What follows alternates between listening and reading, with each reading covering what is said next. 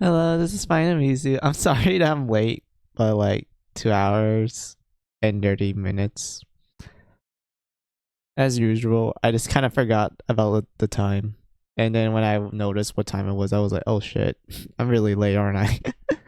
But yeah, so I will just call this like a casual like stream this time because like I still want to grind for like better equipment, but also I want to like progress through the story as well until the merchant sells guns that I want. So like until we get to that point, I am pretty much like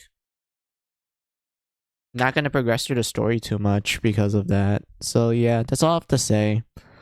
Let's get to the game. All right, let me find. Found it. Here we go.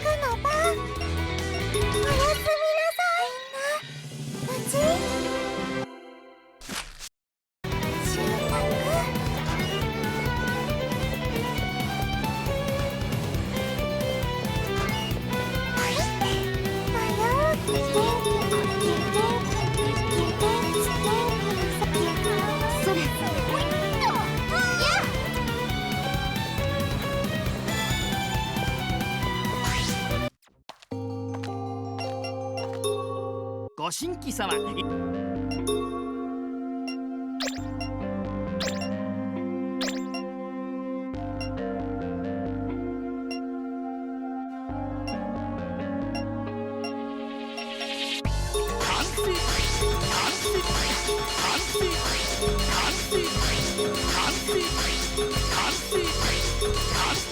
れ以上の強化は無理だな。頼んだぞ勇者よ。ゆっくりするっす。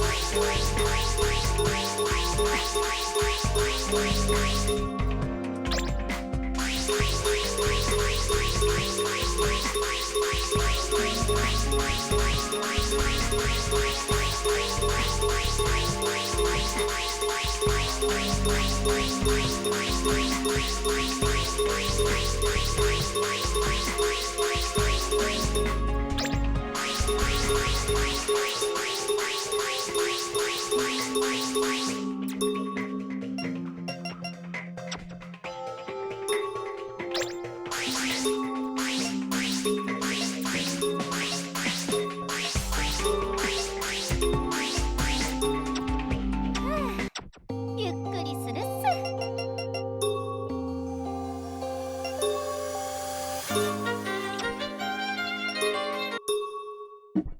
You know what? I should just sell it next time.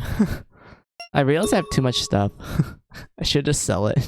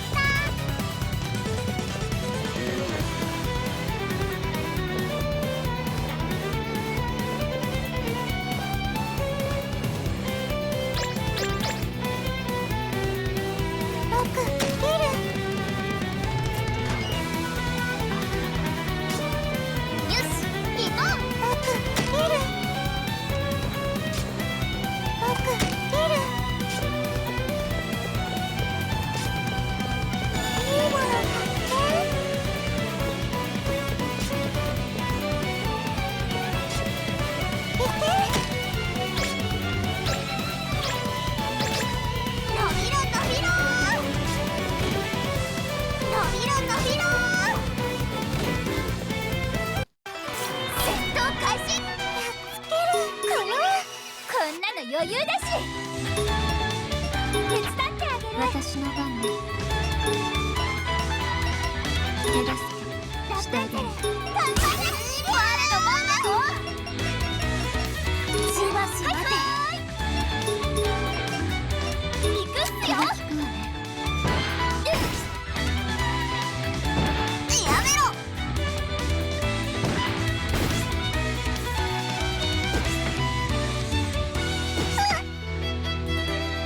地獄へ送ってやろう。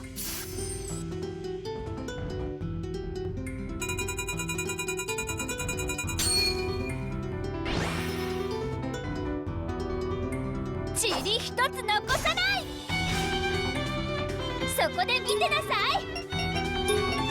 雑魚なら一発よ。行くわ。任せなさい。これならどう？行く。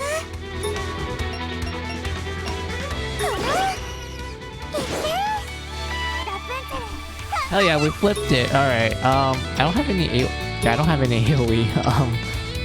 Other than vampire glitch. Oh, never mind. Hamlin's gonna kill them all.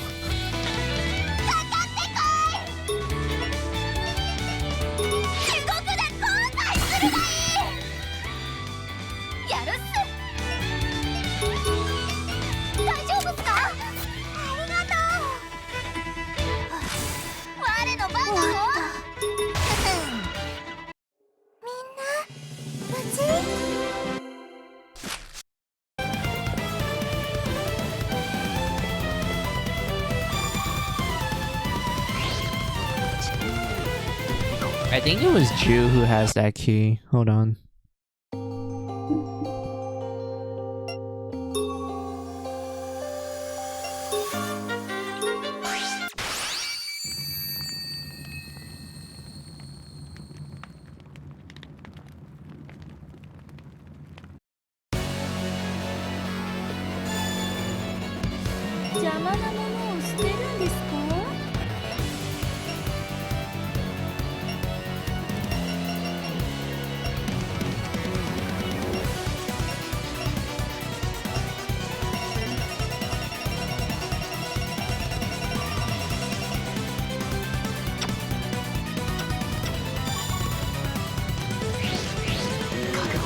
Wait, was it Jack instead? Hold on.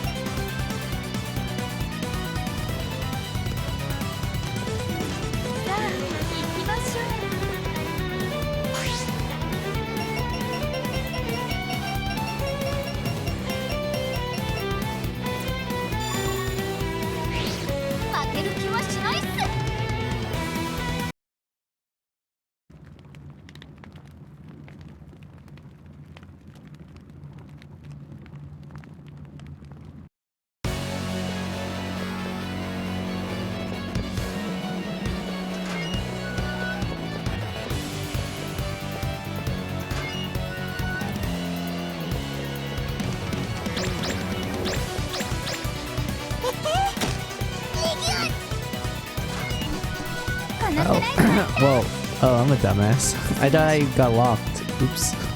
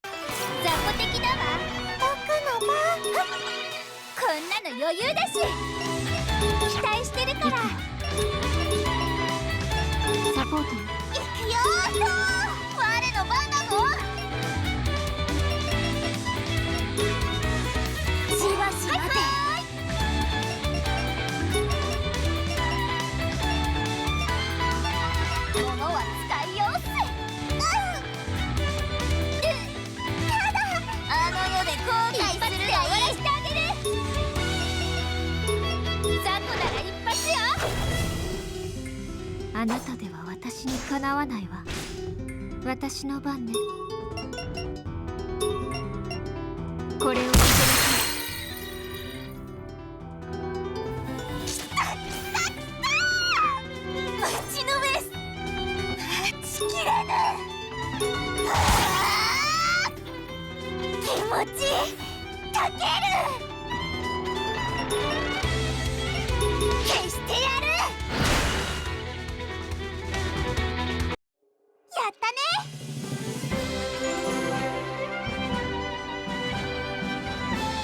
もう誰もかなわないかもね。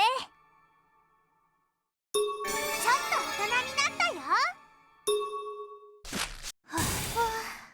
終わった。おはよう。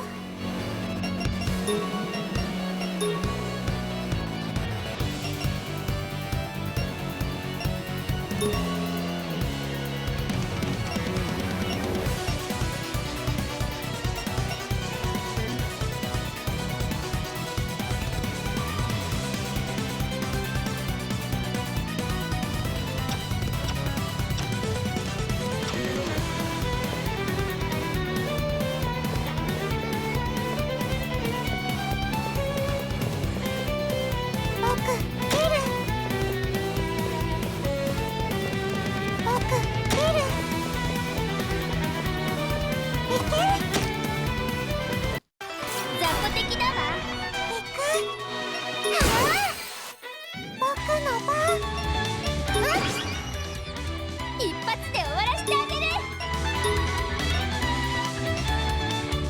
この勝負もらった。任せなさい。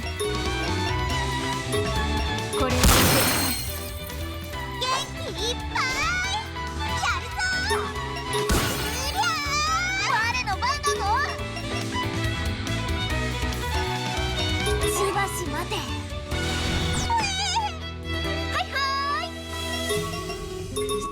悪くない気分ね。ありがとう。Oh no, Carla. Oh well. I think everyone will survive. Hold on.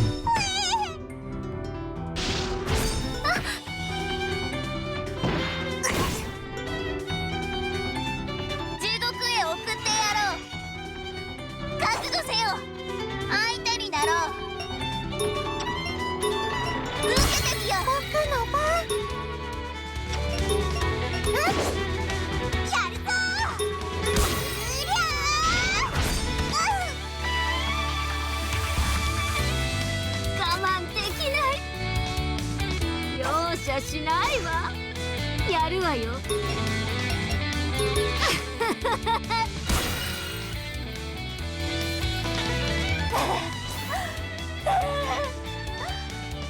燃やす。手加減しないから。灰になれ。みんな無事。我をたたえてもいいぞ。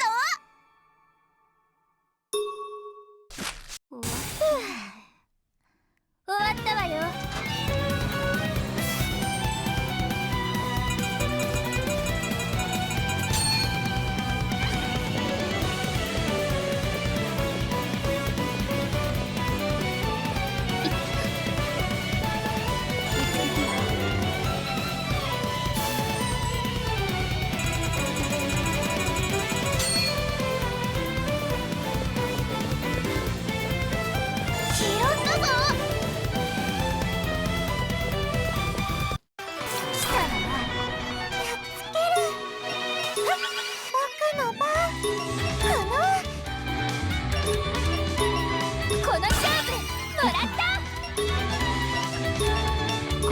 けなさい。行くよ。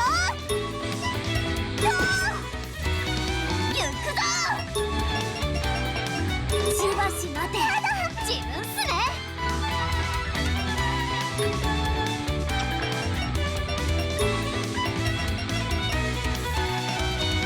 物は使いようっす。あの世で後悔するがいい。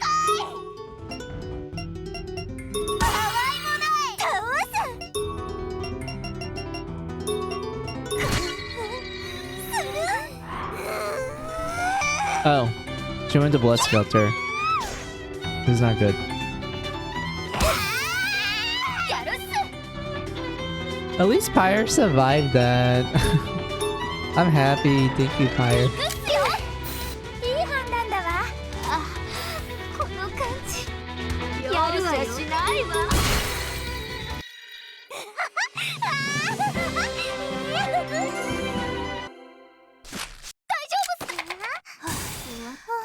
終わった。手に入れたわ。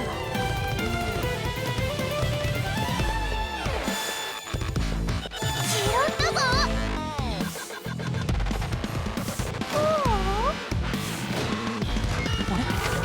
今何か音が。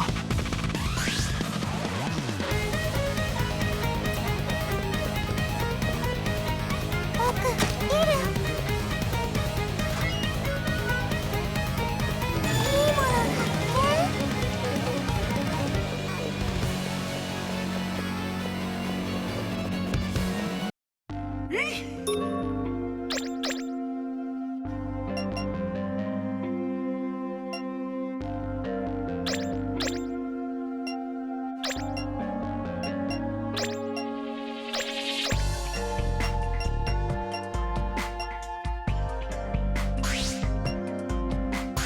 これでいいのかい？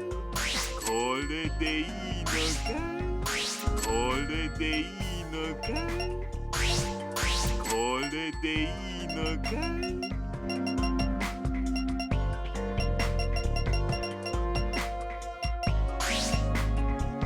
これでいいのかい？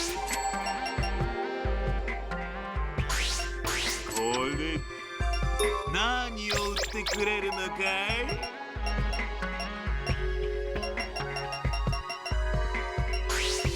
これでこれでこれでではまたごひいきに。Alright. Let's see, we unlocked that for Jack. But what about Jude? How come we didn't unlock it for Jude? Oh, I need this guy actually.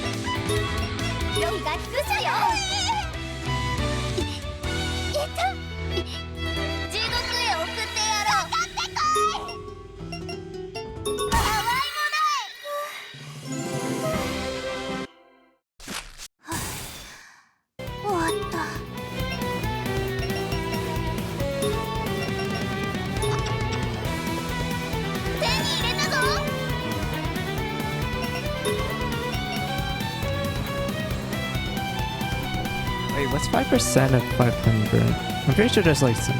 Wait, hold on, let me... Sure. Oh, 25. Okay, that's simple. Oh, I can just give her this much, and then she can... We're just gonna run passion, alright.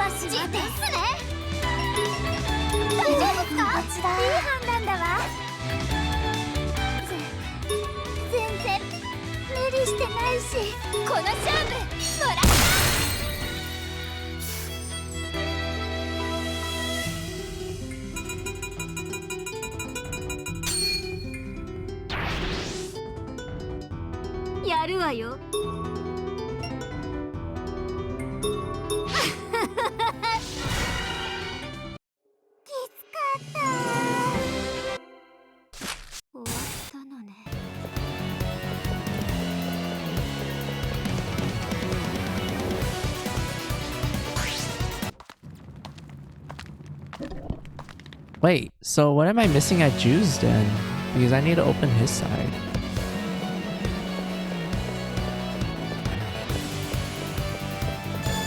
Is this somewhere in Carlo or Jack's? If that's the case, I need to make sure Jack goes to his second floor then.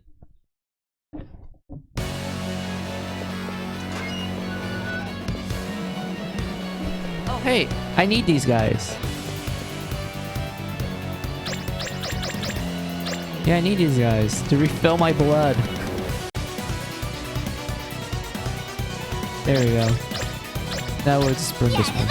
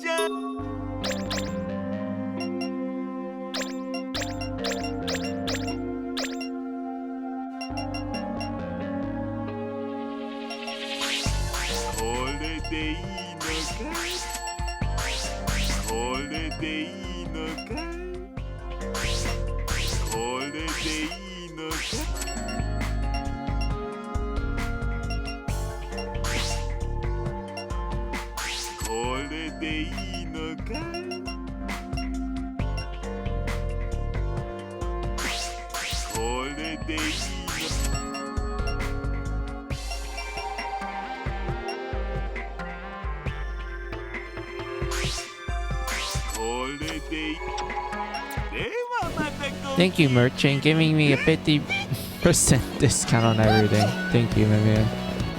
I still want you to give me a destroyer gun, though.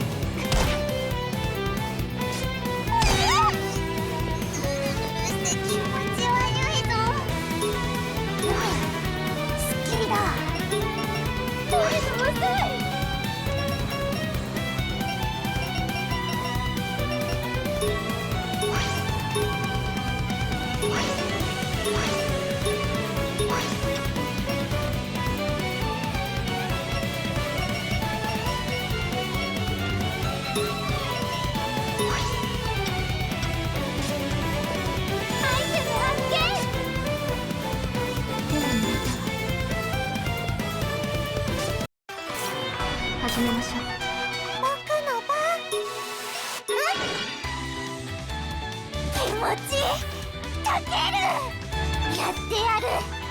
倒す。消してやる。体が燃える。灰になれ。我慢できない。やるわよ。はっ。 There we go. こんなんじゃ満足できないわ。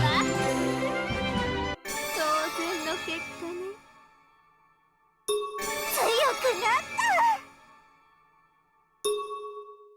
I kind of want to do 終わ some. ったわよ。 Wait, higher. Get hit a little bit more. I need to turn off the tracker somehow. Oh, perfect.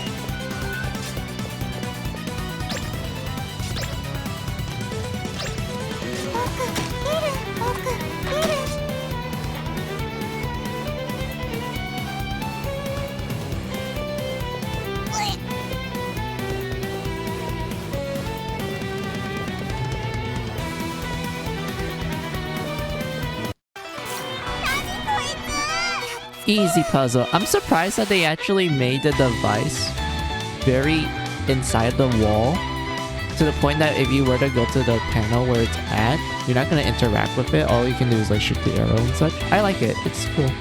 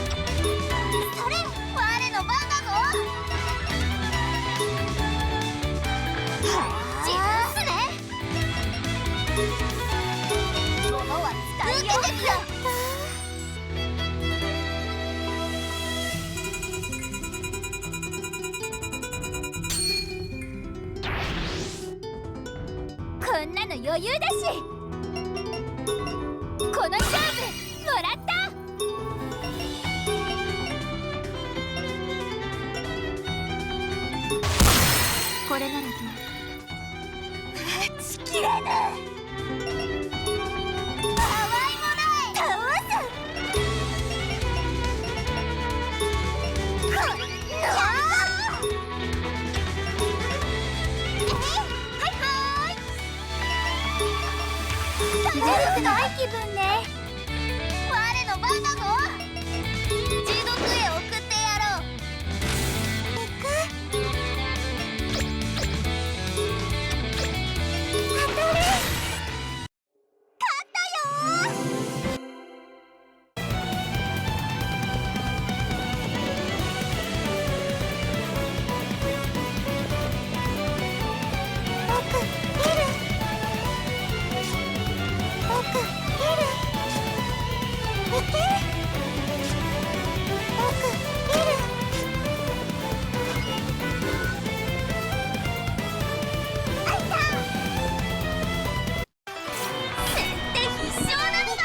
Okay, that makes sense for that puzzle to work. I mean, that's what turning on the traps for this one. That makes sense. Alright. I need to flip that. I need to flip that. I'm gonna die if I don't flip it. 期待してるから任せなさい。サポート。ラプンツェル頑張れ。相手になろう。 Thank you, Rapunzel. Thank you. Let's see. What do we have here? Fire, water, water, and wind. Let's do water for this scenario. 自分っすね。 And then toss an item.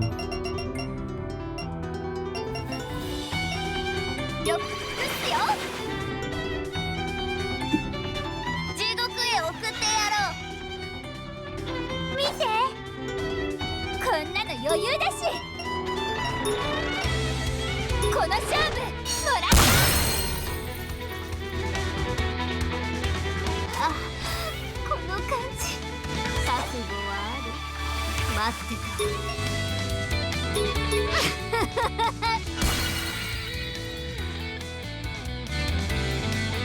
抑えがいかない。血が途切る。かかってこい。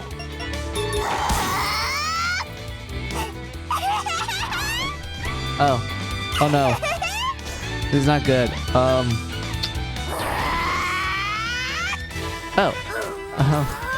Thank you, Sleepy.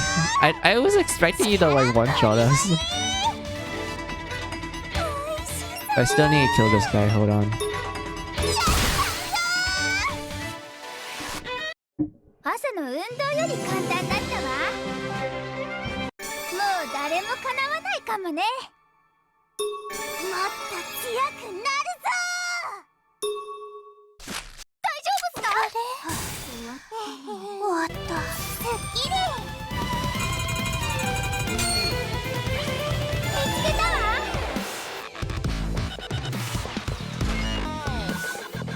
つけたわ。待って。取れる。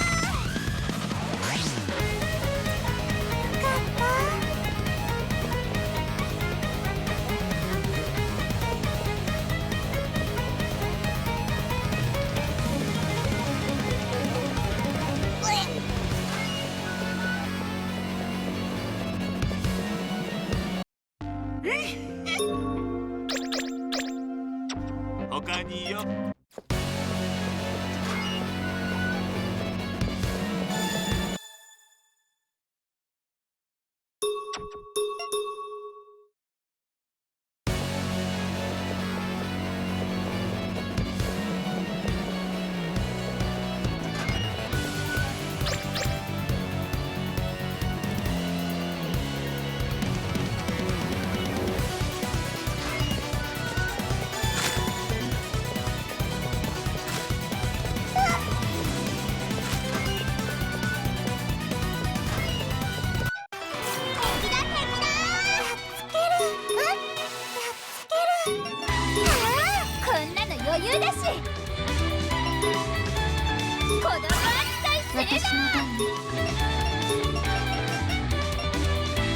これやるぞ。相手になろう。はあ、やるっす。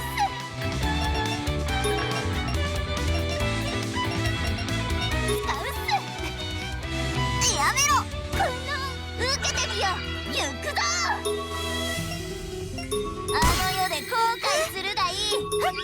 任せなさい。これを受けなさい。行くよ。それ。我を叩いてもいいぞ。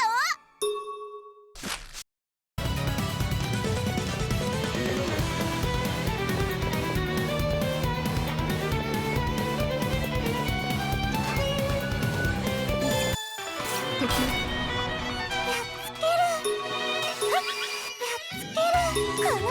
こんなの余裕だし。ザコなら一発よ。任せなさい。これを受けなさい。この我の番なの。地獄へ送ってやろう。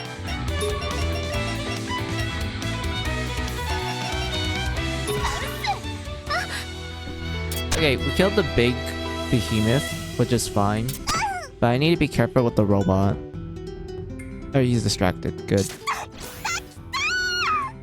シレプセかかってこい。僕の番かな。ラプンツェル頑張れ。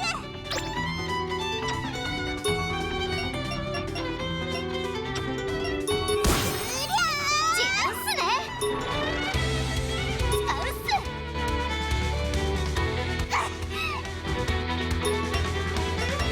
時間が駆け巡る。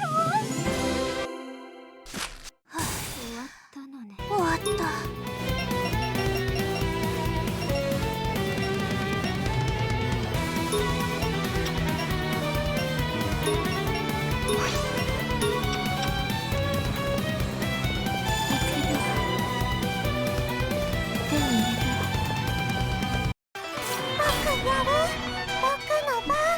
Oh, it's the ducks from the previous dungeon. They're here. I think I probably just killed them quickly because, like, we're pretty much like a ton of levels above them. Yeah, we're doing a lot of damage to them. Yeah, we're doing a lot of damage. Oh my lord.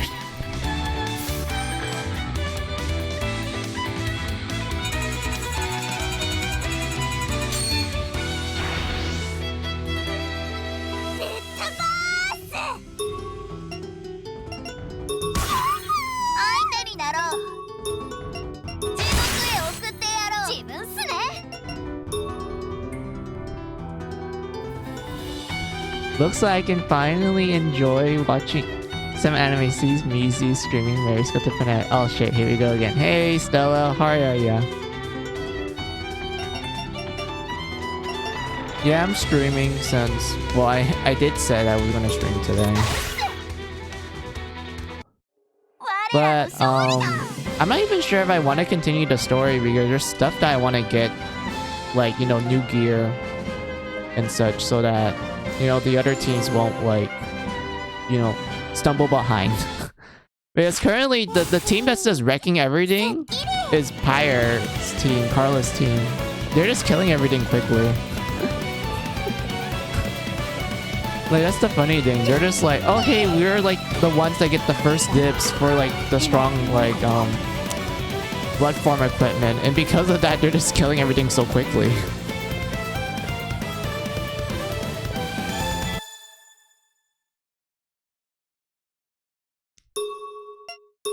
Like, the damage output of this team Stella is insane. Even with like Pyre's like passive ability, I'm like hitting easy like 3000s and 5000s. Like, they hit that hard.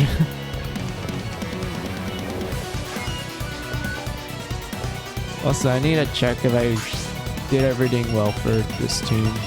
Yeah, it looks like it. Oh, I need that guy. The white dragon, because there's a skill that I can learn from him for the scholar skill list. So it didn't flip. Of course Pyre's team is doing all the work. She fucking carries the whole team. I mean, the damage output of this team is ridiculous. I think it's because of how I built them. Come on, flip. Yes, thank you. Oh my god. I kind of want to charge, but I can't because the big enemies will hit twice. So I can't rely on my charge for now.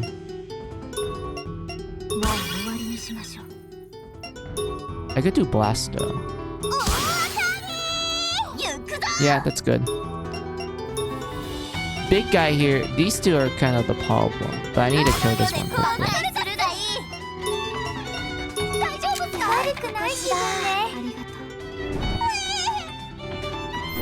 Of course he unflips himself. Of course.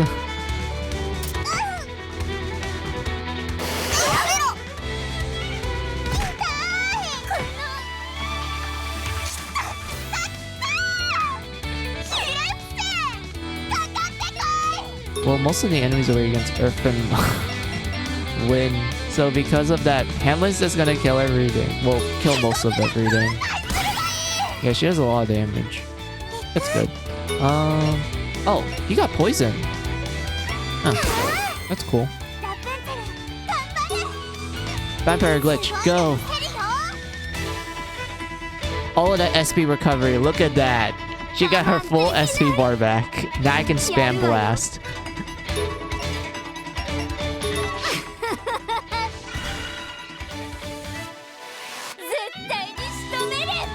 Alright, Pyre. You don't have any Earth. Yeah, you don't have any Earth. God damn it, Pyre. Alright, what does you swipe? That didn't do much. What's this?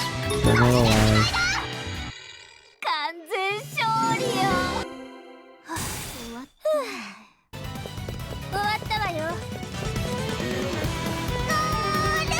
Oh, okay. So, yeah, I definitely need Jack and Ju to go.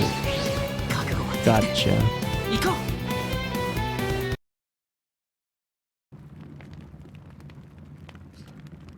Oh yeah, I forgot to answer the how are you part of your question and stuff. Sorry. I'm doing fine. Other than, like, you know, the streaming. My day's been fine. I ate before I streamed, so I don't feel hungry at the moment. I probably want to get, like, water. Because my water bottle's about to run out. You're fine, nice to hear. I ate myself. Ah, I see. I'm not sure how long it's gonna take me to, like, finish finale, to be honest, Stella, because I feel like I'm going at a pretty good rate, so I'll probably be done with it within, like, maybe 3 streams at most, question mark. Who knows? I might finish even faster.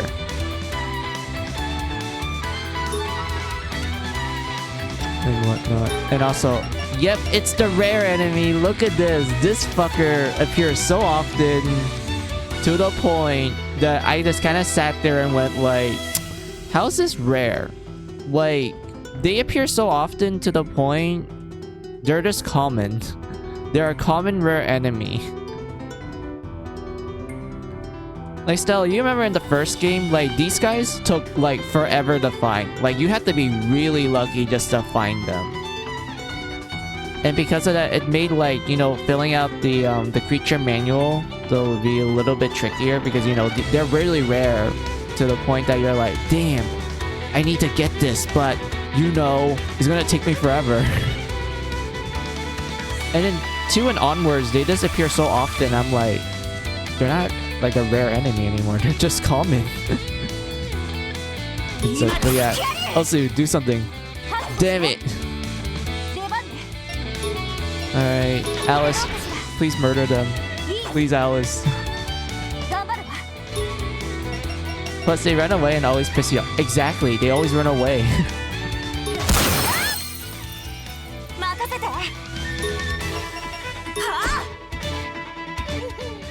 Oh. Okay, too late. I couldn't kill it. Oh well.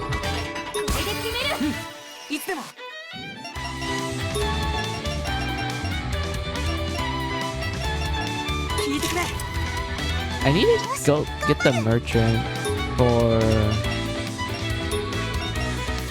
Oh, these guys are gonna stay there, so we'll just use this.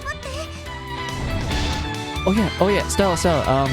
Wait, let me read you about that real quick. See, right there, it ran away. Yep, indeed. 私の番だね。 Also, all right. So Stella, I just remember something. There's like I guess you can call it a glitch or an oversight where if your blood youth uses an item or they take down an enemy question mark. Well, they either take down an enemy or use an item. For some reason, in the game's code, they register it as like, oh, blank character gets like an increase in their agility or luck. Which makes you go like, wait, that's a weird glitch or oversight. Why is that? Well, remember how Finale is built on the Mary Sculptor 2 system? And who usually takes the 6th slot? Osu. And remember that Osu has 2 particular abilities that lets her like get increased agility and luck if she uses an item or hits the enemy's weakness or she kills the enemy. So apparently, because of them, like, I guess they didn't think about coding it off and they just left it there. They just replaced Osu with like the Blood Youth. The effects of like, you know, increased agility, luck from using items or hit weakness and killing an enemy, it's still there. But it will now affect, you know, the first party slot because I don't know what kind of formula they did to register like blood use and whatnot, but it's still there and you can actually take advantage of it by like putting your status effect user or anyone that you know is going to do the most damage, just put them in the first party slot and then just make Jack use an item or something, and then that person is going to get like, you know, boost in their stats because of, you know, the leftover coding from the second game and whatnot. That's what I found out, and I was like, wait, why was this a thing? Like, they didn't like remove this code out, they kept it there. もうちょっと待って。これでどうだ。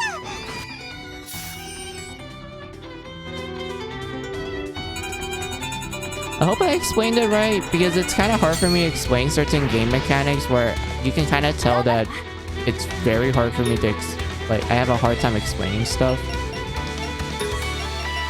Like, there's some stuff that I can explain easily, but there's like other ones where I'm like, I think I explained that right. Correct? Yes, no. そこだ。やってやるぞ。ほら。緊張するな。これでどうだ。 It's still alive. Why are you still alive? I want you to die. みんな下がって。みんな無事かしら。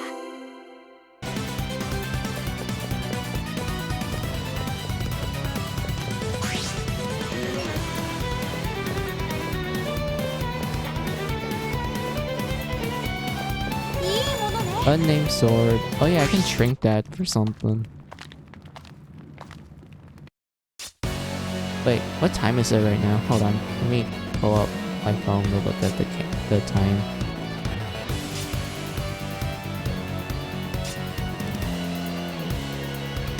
Okay, it's been like an hour since I streamed. Alright, so this is what I'm gonna do. I do know for a fact that the nightmare does not appear yet at all when you enter the final dungeon. I do know there's a story reason why, but I don't want to talk about that yet, Stella. So, I'll just put the game in the menu just in case. I don't know. I mean, I know it's like completely safe for me just to leave it like this, so we'll just do that. And I want to pull up the BRB screen, and I want to go get myself some water.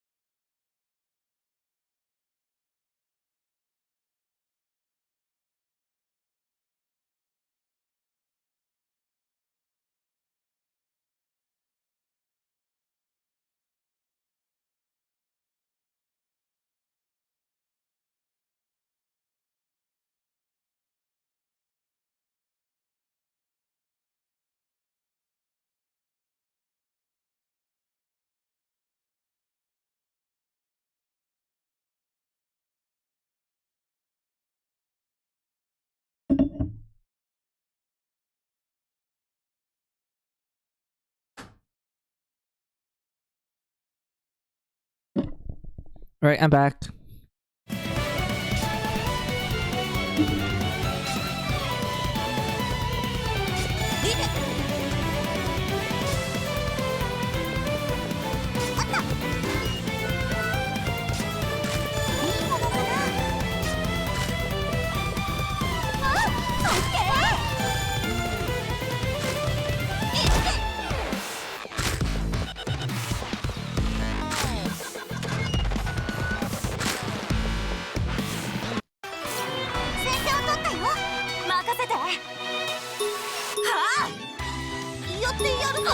きっとうまくいくわ。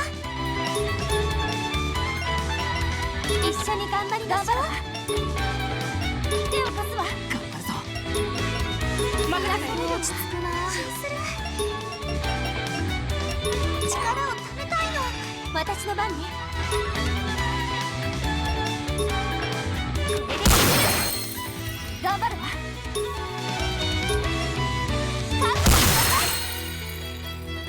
待ちきれない。任せて。覚悟はいいかい。行くぜ。華麗にやるぜ。頑張るぞ。ありがとう、ジャック。つける。いい気分。みんなのおかげだね。疲れた。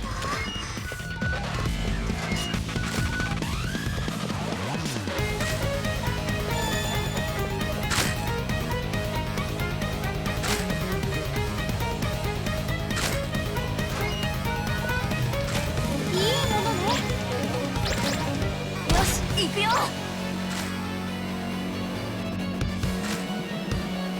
動かす。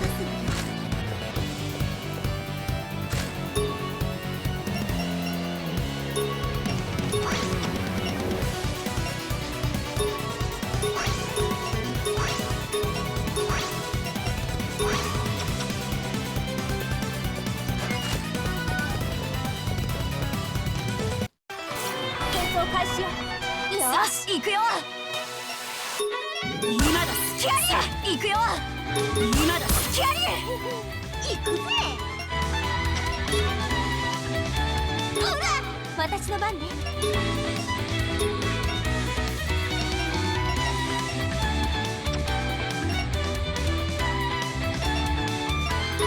みんな下がって。これくらい許さないわ。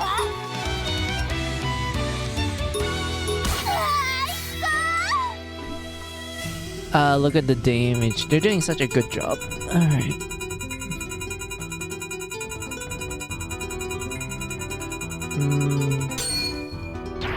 I guess that works. 僕の番だね。I don't think Mermaid needs that though.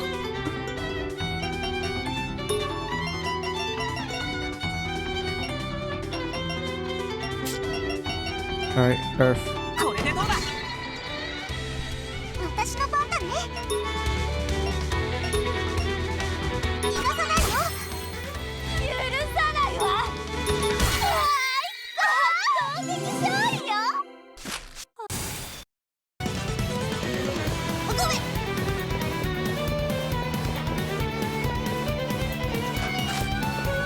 うわー。よし、行くよ。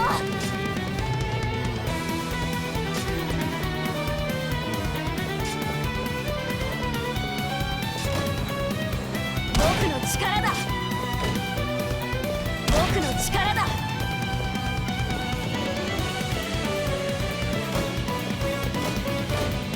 し、行くよ。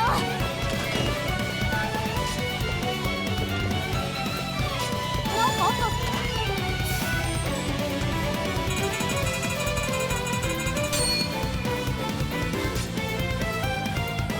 先手を取ったよ。行くぜ。任せて。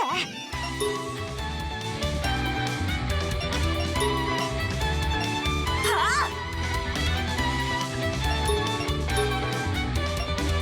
一緒に頑張りましょう。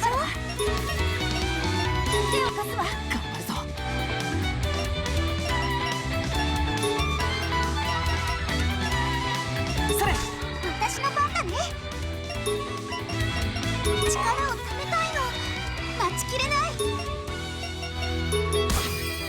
待ちくたびれた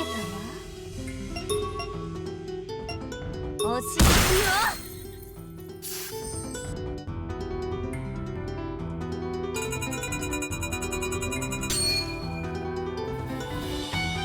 許さないわ。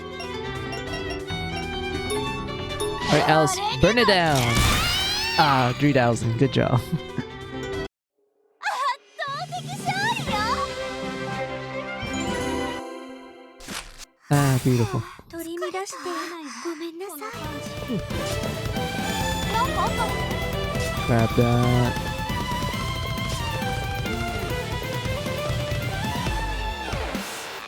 よし、行くよ。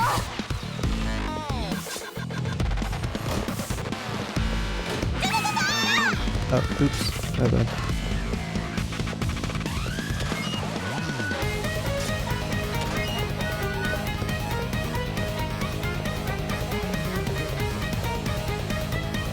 Down here, go down here.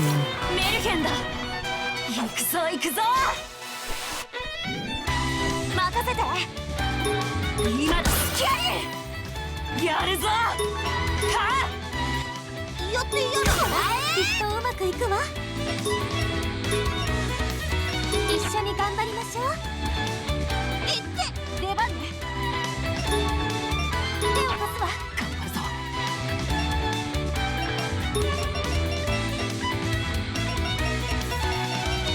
聞いてくれ。よし、頑張る。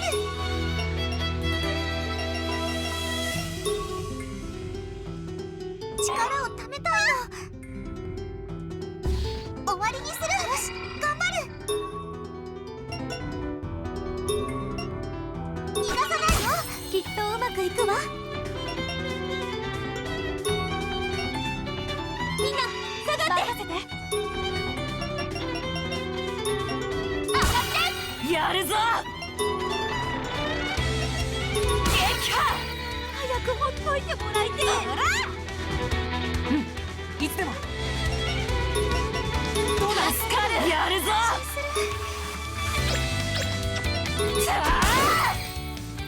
待ちきれない。これでどう？やっと疲れた。落ち着いた。なんかあったの？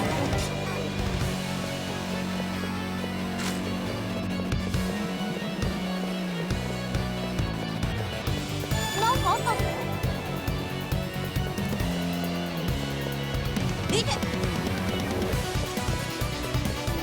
たね。戦闘を始めるぞ。任せて。今だスキャリ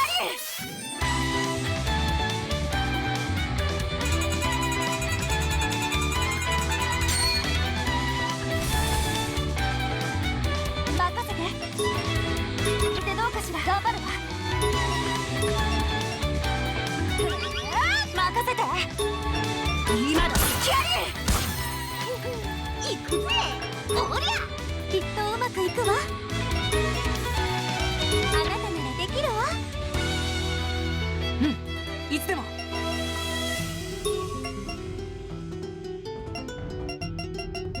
聞いてくれ。力をためたいの。これくらい。うわっ。逃がさないよ。私の番ね。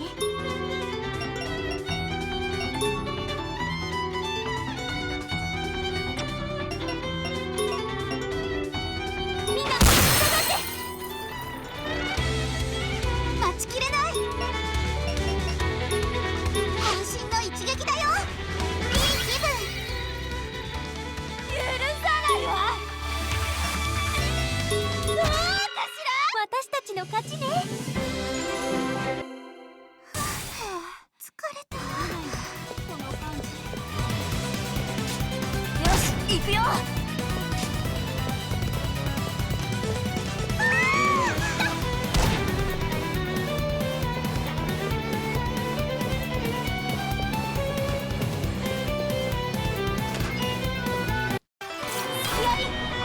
任せて。さあ行くぞ。きっとうまくいくわ。あなたならできるわ。手を貸すわ。頑張るぞ。どうだ。ジャック頑張る。もうちょっと待って。よし頑張る。終わりにする。私の番ね。みんな頑張って頑張るわ。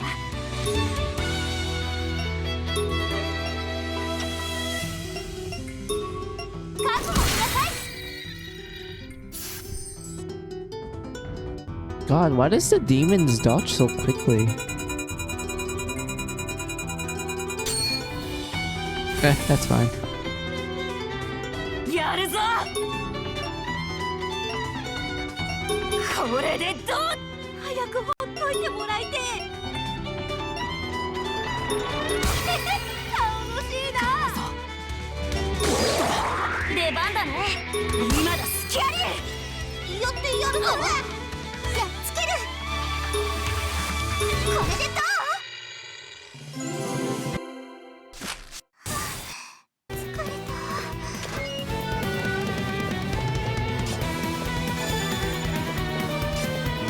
動かしてみよう。動かすね。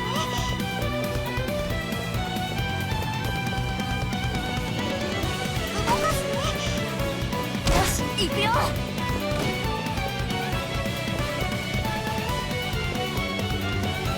僕の力だ。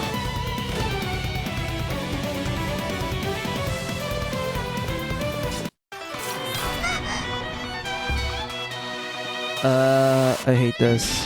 Why did we get ambushed?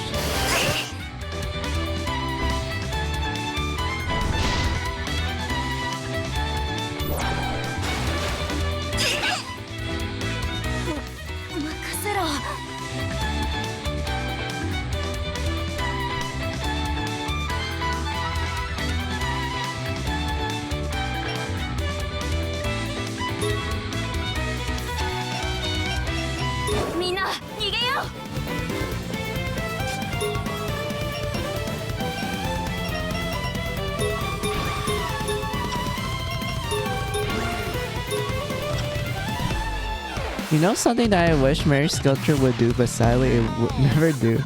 Does, and I know why it would make things maybe too broken. That is, when Jack levels up, he should get some goods like Jack can raise the party's attack or bring them back from the dead, or can protect all the girls from a magic attack like Trails or the Tales of series or even Persona.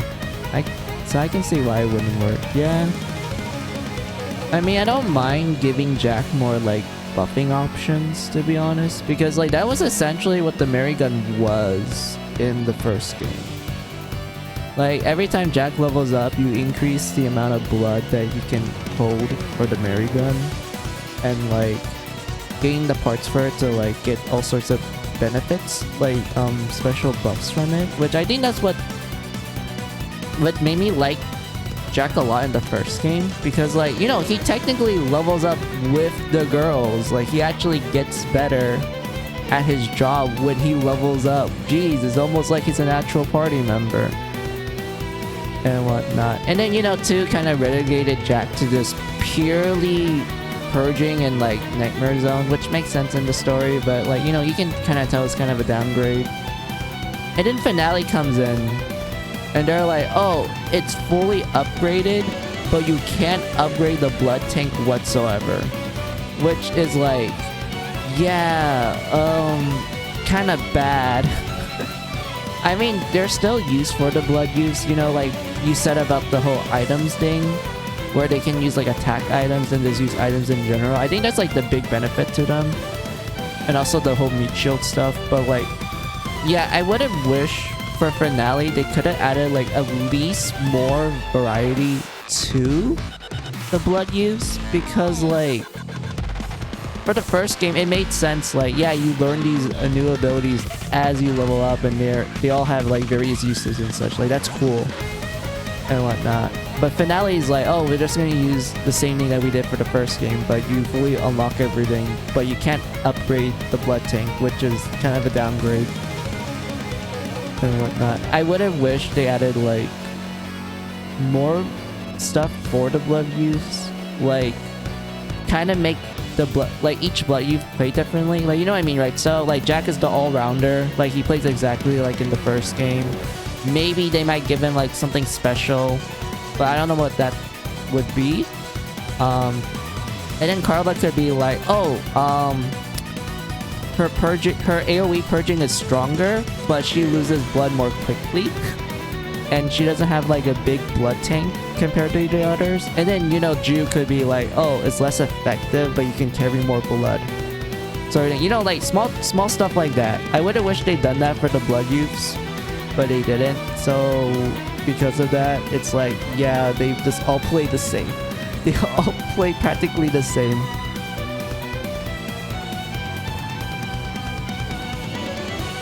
And whatnot. Like, I would have wished they'd done that. And let's see, what else do you wrote down, Stella? Let's see. But now it's not how to be used to be. But you hardly even use it. That is true. That is very true. I did not meant to press that at all.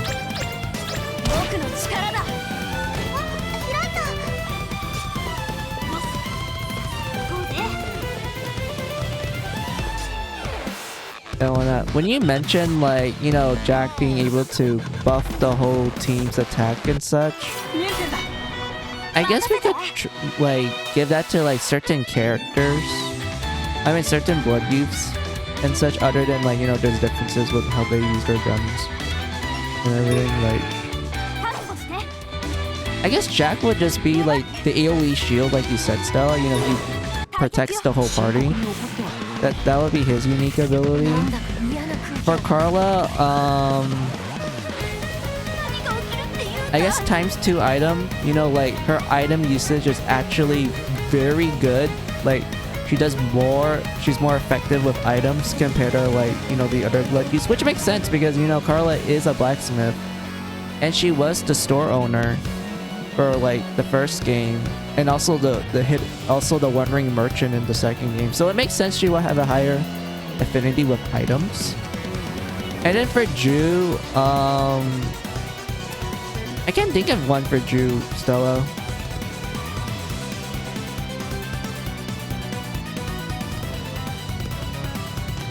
What would Ju be? Will it be like AoE buffs? I mean, that would kind of fit him. But at the same time, I'm not sure. Be more of an ass? What kind of special ability is that, Stella? Like, does that make everyone angry and they do more damage or something? Like, it's essentially like you give them the Berserk status effect, they do more damage. Pretty much. Oh my god, that reminds me of the first Neptunia game then. Stella, if you're familiar with the first game back on the PS3, there was a buff in the game called Berserk. And you're thinking like, oh, it's just like, you know, what you usually expect. You know, they get a big boost in their attack, but you can't control them and shit. That's not what Berserk does in the first Neptunia game. What Berserk does is that while it increases your attack, you can still control the character. It's just that there's a chance, here's the keyword here, there's a small chance that all your attacks would just be normal attacks. So like if you were to try to end your combo with like a special move, there's a small chance that the Berserk status effect would just turn that into like a normal attack instead of like, you know, oh, you did your Neptune Breaker. Instead, it's like, oh, you just punched them instead. Like, it just replaced your strong like special move with just a normal attack, which is like the only downside to the Berserk status effect. Other than that, you'll be using that status effect often because it literally snaps like some boss battles in half, especially if you manage to like use certain moves with the buff. Like Neptune Breaker, like I said, Stella, like if you manage to have the Berserk status effect and you end your combo with Neptune Breaker, Neptune just kills everything. She can even one-shot bosses on the hardest difficulty and such. That's how powerful the Berserk status effect is.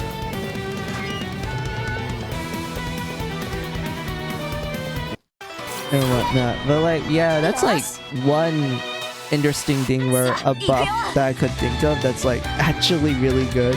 And while there was drawbacks to it, it still doesn't like mitigate the fact that it's really powerful.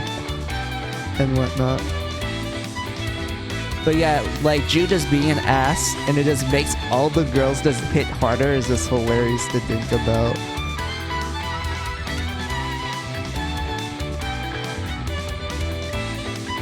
And when that, man, the more we talk about this Stella, the more I'm like, man, I really wish I could like make like a hack for finale where we can just like put all sorts of like fan ideas and such that me and you are thinking of.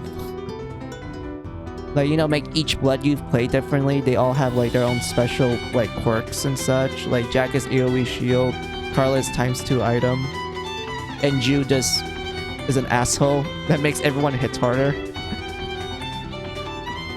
And whatnot. Like, man, we're thinking of some good ideas.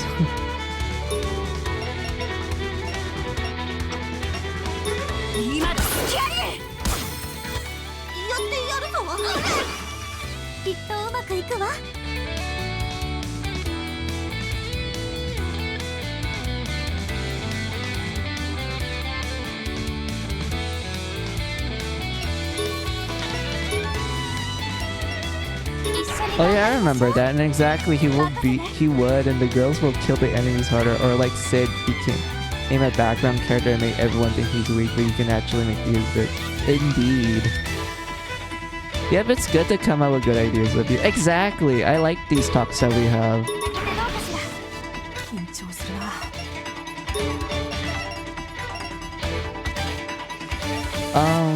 Wait. Yeah, there's a bunch of wind enemies. Let's use this.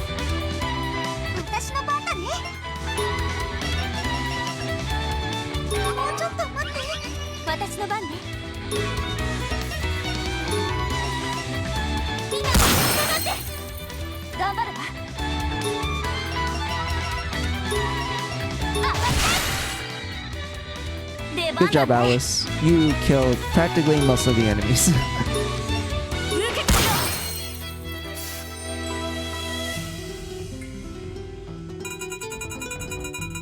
Defense up or recovery? I think recovery would be the best option.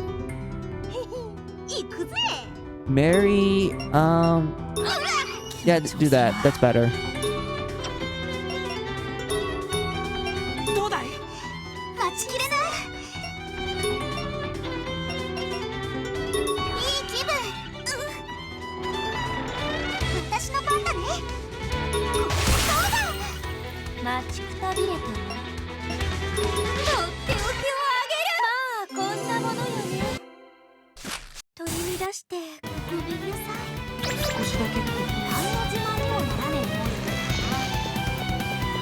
Oh wait, I just realized, because of finale being on PC, we could technically like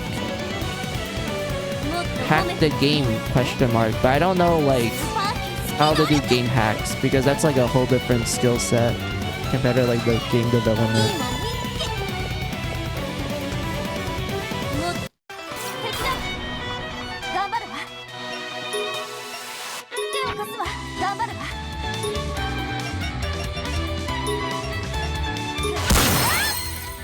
Good job, Alice.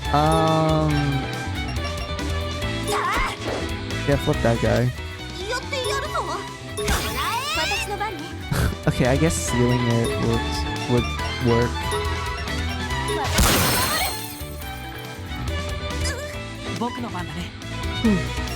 Sorry for the yawn. This one. Gotcha. Mermaid, go.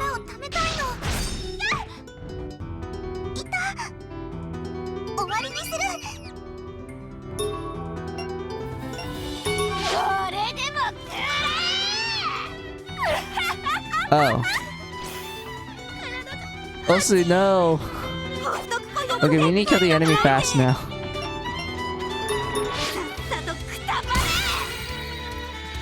Of course that one's alive, of course. Why the hell not?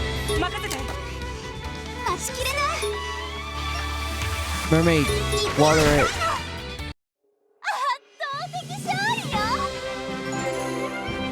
Ooh, everyone's gonna level up, damn.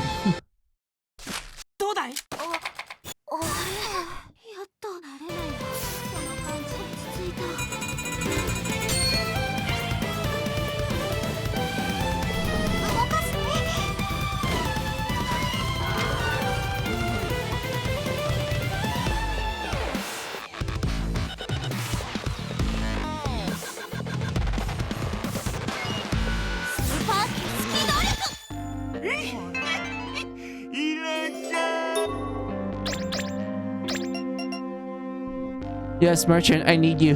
I need to buy shit. Hold on. Here's my money. Alright. Thank you, my man. いいものかな。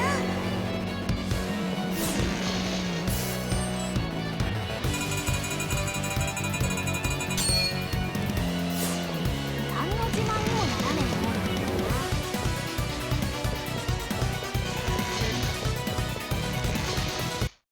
みんな気をつけて。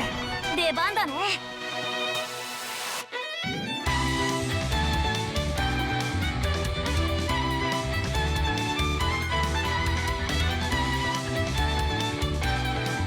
Let's see. I know in this game...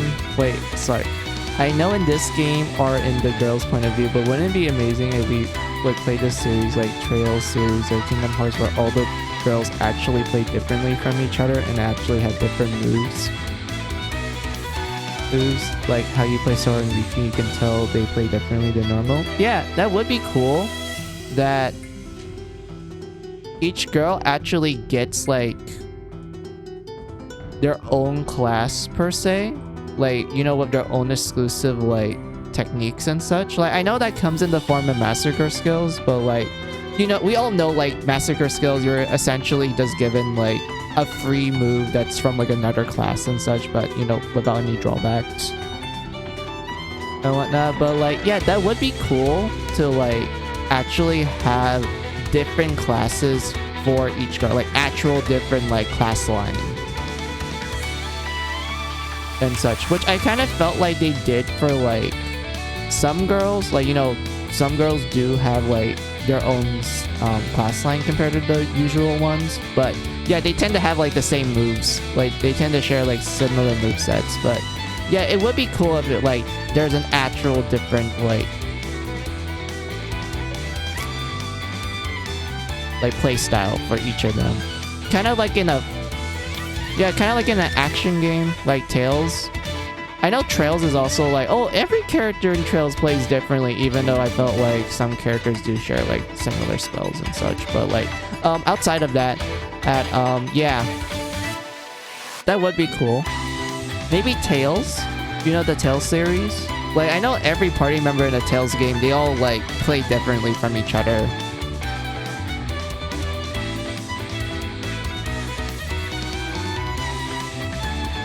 And such. Like, we all know, like, when you play a Tales game, every character plays differently.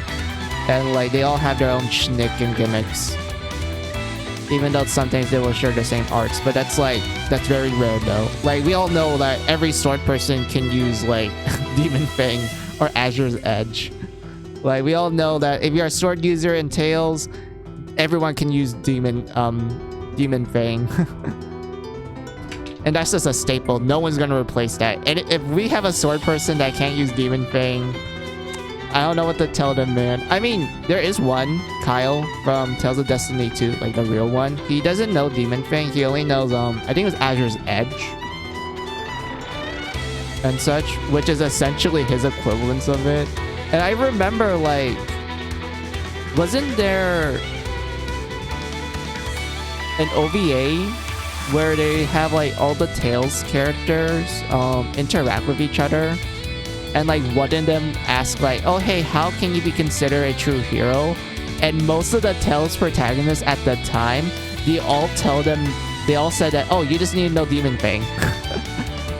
In order to be a true hero in the Tales games, you just need to know Demon Fang. And Kyle was like really pissed off about that, because he's like, wait, I'm the only one that doesn't know it. I'm the only one that does not know Demon Fang. So does that mean I'm not a true hero?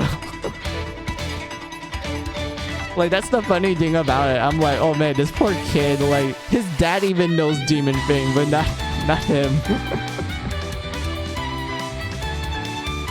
That they do, and I should know how, wait, exactly. It would be so good. Oh, I can't share the same class as you. You can use your own. That they do. I know. I play a lot of them. Exactly. You know how, like, the Tales games play. Demon Fang is like the Hamikami, too good to replace. He's like, how dare you tell me to learn Demon Fang? Exactly. He's like, I don't even know how. The game won't let me.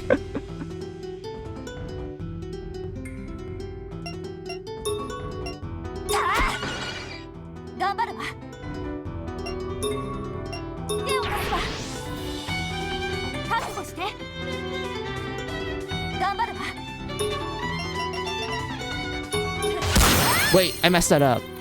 Oh god, I didn't mean to do that. Fuck. Yeah, this did not came out well.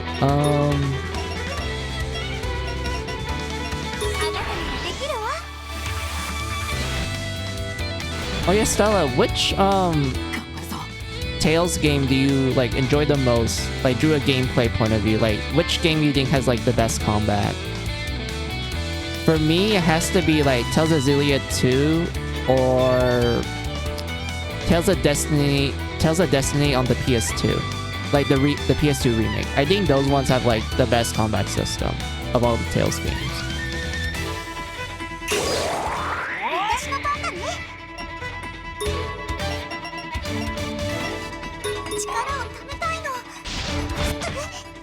Wait, Mermaid, no! I need you to chant! Thank you, Mermaid. Wait, those miss? Alright, it looks like I need to pump up your agility more.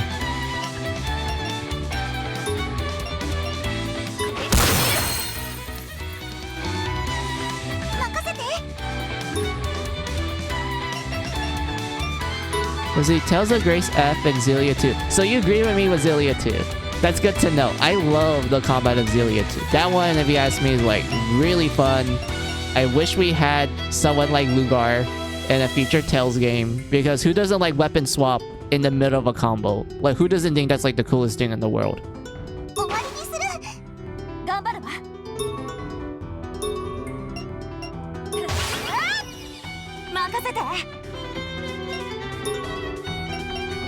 Same with Ellie, exactly.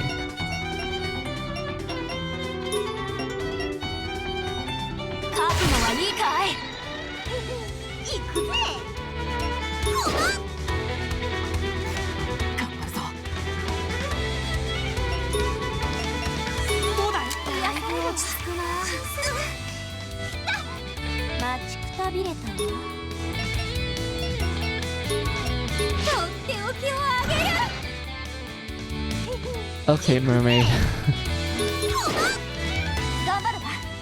Thank you for flipping that one.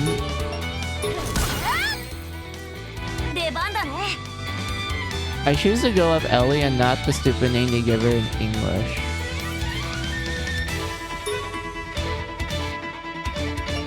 Wait, what was her name in English?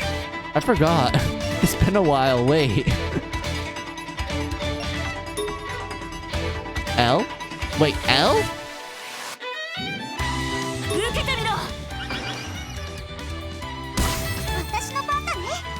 Is that really what they wrote? Like, they just put the letter L and just call it a day? Like L from Death Note? Oh my god.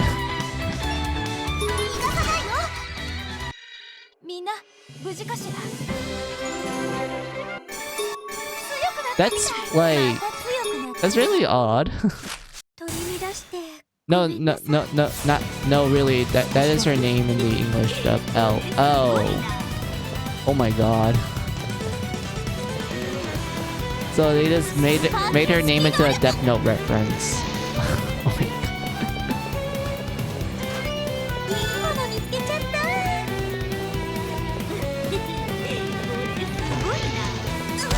Oh. I got hit by the fork. Oh well. Who cares? It's just a fork.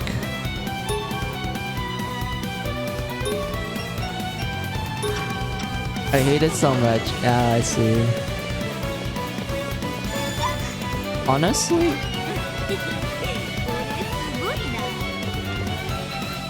Yeah.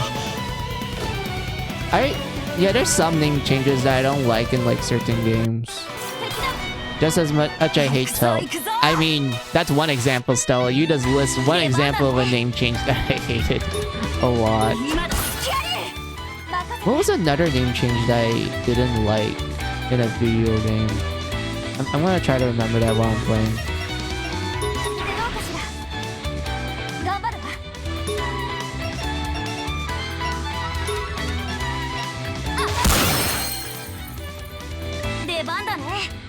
Good job, Alice.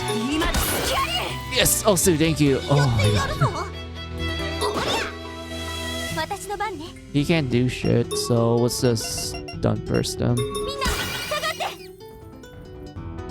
Two stunt. Oh, いつでも Charlotte. Onesama. So good. Like, look at this. Stunt burst. Practically everyone got stunned. Except for that guy who's immune to it. But who cares? We can, like, kill him with through other means. これでどうだ 任せて Yeah, I'm gonna try to remember one. ちょっと待って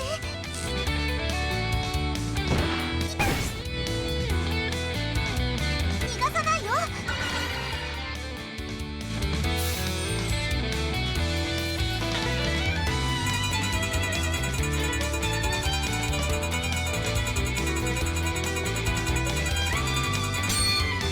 Yes, I needed that. You know the victory screen? Sorry, victory screen. She even says it in in it. Hell yeah! Like no, I want to punch a wall. It's hell yeah. Oh, like hell yeah, but hell yeah. All right, I get it. I get the joke now. 渾身の一撃だよ But hell yeah, like. No, that doesn't even sound right. I'm like thinking about it. I'm like, wait, that doesn't even sound right. What the L? Like L, yeah, that's like that makes more sense to me. But L, yeah, no. これでも圧倒的勝利よ疲れた深刻に怒ってはいる Oh my god, you mentioning like voice, I'm sorry, victory screens, just made me remember some of the more funnier ones in Tales. I think the one that I remember the most was Zelia, because like let's be real, Stella, like I honestly think Zelia has like some of the more funnier ones other than Grace, even though some of the more funnier ones in Grace was like near the late game, so that kind of took a while to get there. But Zelia, like both Zelia 1 and 2, there's so many like funny ones from the get-go. もっと褒めてもいいんだね気をつけよ出番だね Like, remember the one with Alvin and... Fuck, what was that guy's name again? Was it Gaius? Gaius,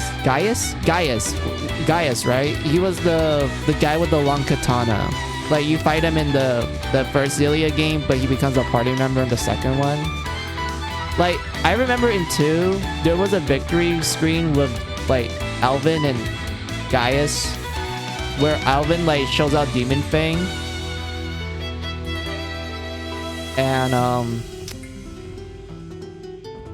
Gaius tries it, but it's like much bigger than Alvin's Demon Fang.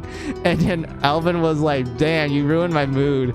And then, you know, Gaius is like, it's not about the technique, it's how you use it. And then, you know, it kind of makes it sound like they're comparing, you know, PP jokes. And Alvin's like, can we not talk about this anymore?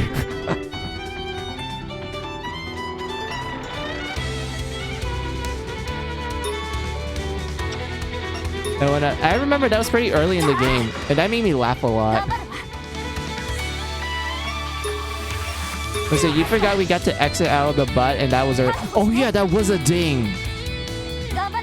I forgot about that! Oh my god.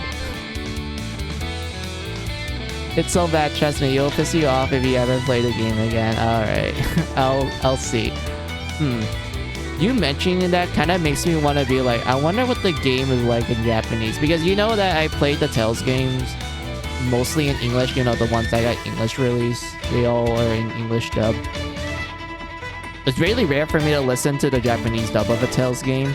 The only time I would play the Japanese dub of a Tales game was Tales of Symphonia. It's not because I think that the English voice actors are bad.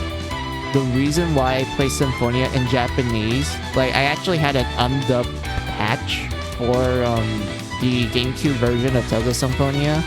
The reason why I did that was because I wanted to listen to the opening. I wanted to listen to the beautiful opening of Tales of Symphonia and how they use an instrumental version of that opening for a certain boss battle that I'm 100% sure you are familiar with, Stella. And it makes you go like, oh my god, this is beautiful. This instrumental version is gorgeous. Like, I think you know what I'm talking about. But like, yeah, that was like the only time I actually played a Tales game in like Japanese dub.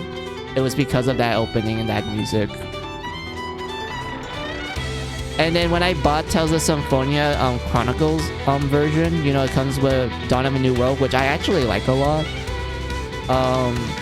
For the PS3, even though like I learned that, oh, this is based on the PS2 version, which had a different opening and like, you know, different music for that scene, which honestly I thought that the PS2 version was pretty cool and whatnot. I just like the GameCube one. That one made me fucking emotional.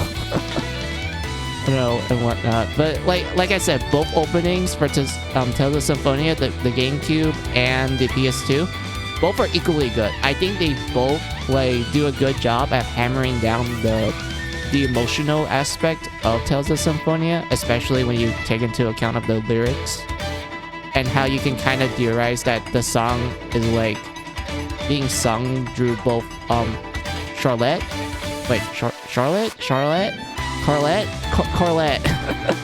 and Lloyd's point of view, which made me like ship them really hard, even though I don't really like Charlotte a lot. But shipping her with Lloyd, yeah, I definitely ship them, even though she's not like my favorite character or girl. My favorite girl in Symphonia is Rain, the teacher. I actually like her a lot.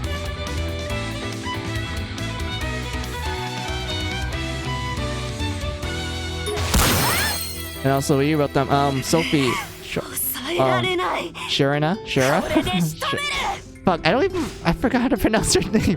Alright, Shirina, we got to exit from the butt, but it's the only way. Oh my god, yeah, I remember that now. I love Tales of Grace's F skits. They're so funny, mainly with Sophie. Yeah, Sophie is funny. I do agree with that. She is quite funny.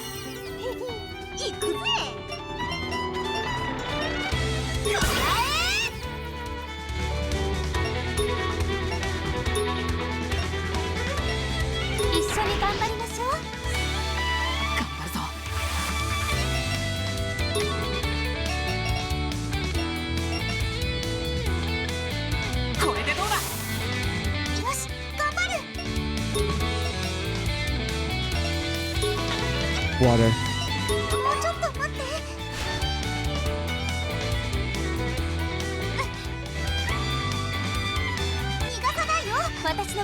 Oh, good job, Mermaid. You dodged that. You dodged that like I'm sorry, you dodged that like a pro.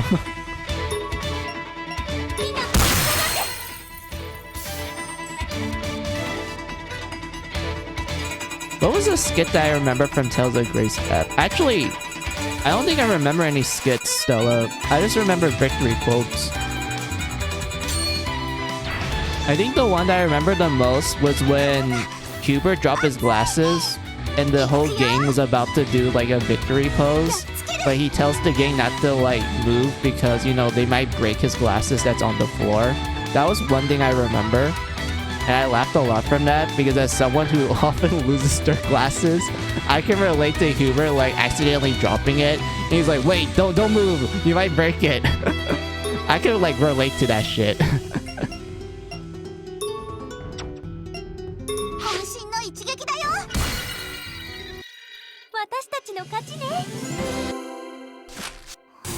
And whatnot. What was another thing I remember from Tales of Grace that made me laugh a lot?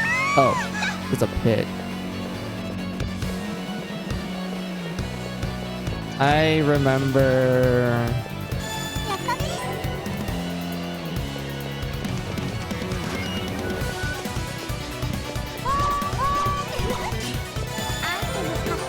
Oh, I got a key. Alright, I need this.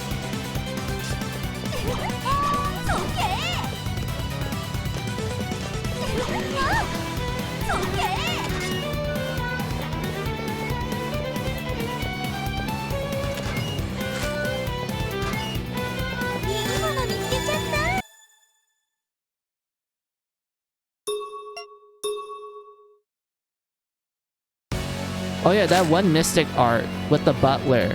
I remember that one. That made me laugh. because of how like dramatic it was. And then, you know, the person, I guess the Mystic Art, gets their head smacked both ways. Oh, they look like little buds, just like Sharon now. Oh yeah, I remember that.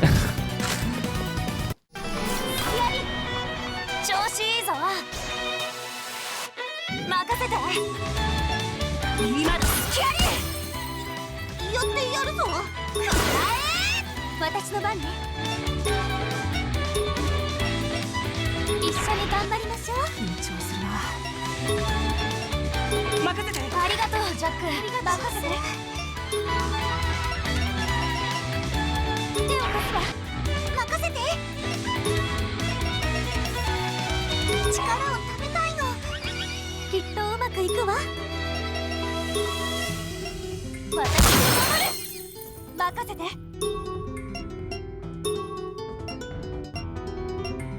勝ってください。任せて。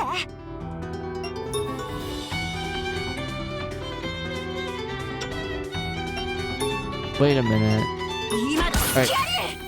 That didn't flip. Okay. Okay then, game. I remember a lot of Tales of Grace F.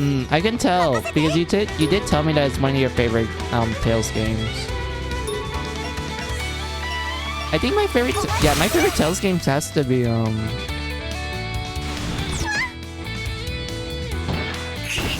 Zelia and Tales of Rebirth, the Japanese exclusive one. Those are my favorite ones.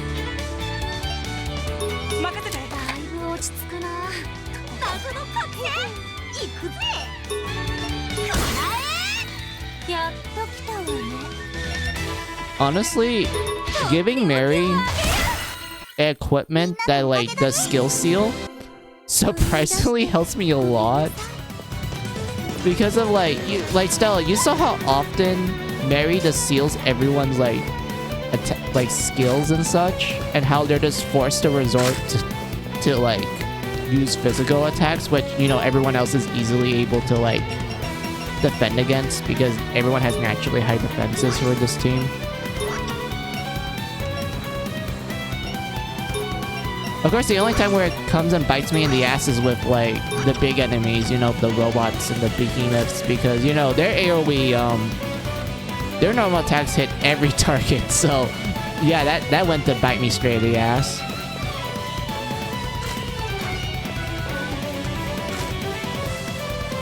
Wait a minute. How am I supposed to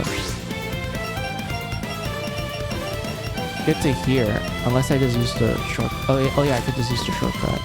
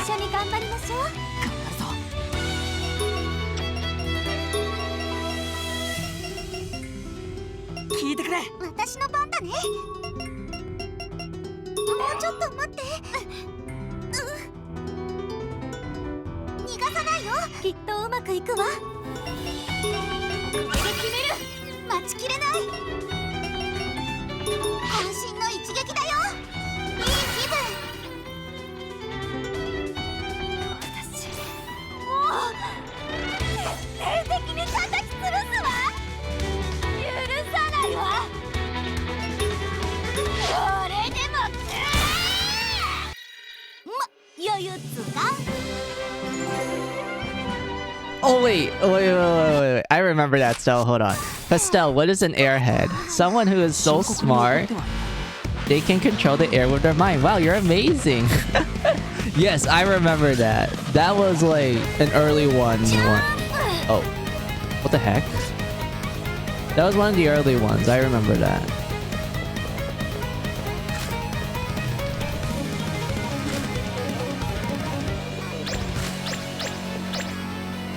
行くよ。動かすね。やった。来たね。任せて。はあ。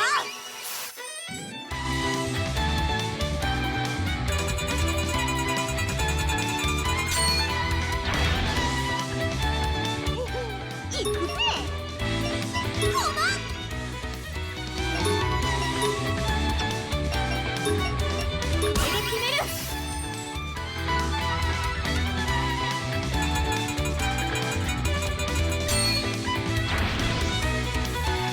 僕の番だね。頑張る。これでどうかしら。私の番だね。もうちょっと待って。いた。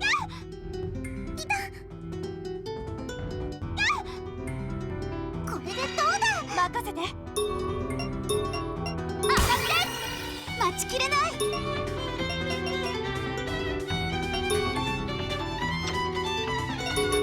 分。余裕ですか。レベルアップ。疲れた。僕の力だ。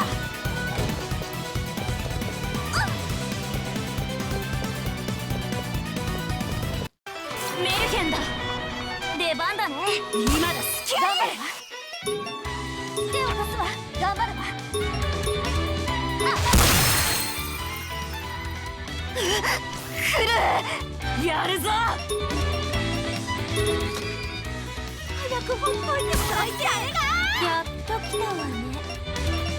とっておきをあげる。もう終わりかよ。取り乱してごめんなさい。深刻に怒ってはいたね。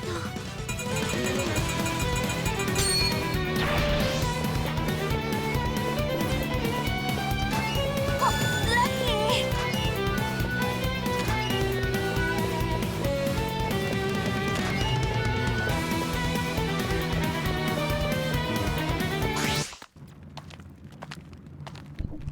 Yay, we got to the dirt floor. That was pretty quick. Holy. そうだね。I wonder, would the merchant reset his wares once we get to the dirt floor? I hope so. I need the guns. I need guns. Lots of guns. That means I need to get into a battle and like end the battle a certain way. Excuse me. Oh, oops. Sorry about that. Sorry, Alice. 開いた。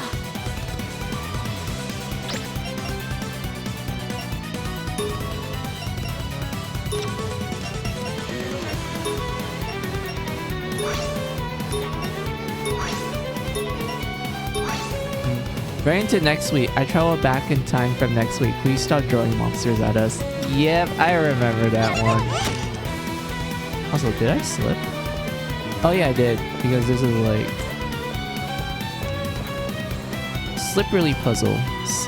Yeah, slippy puzzle. And that opened up.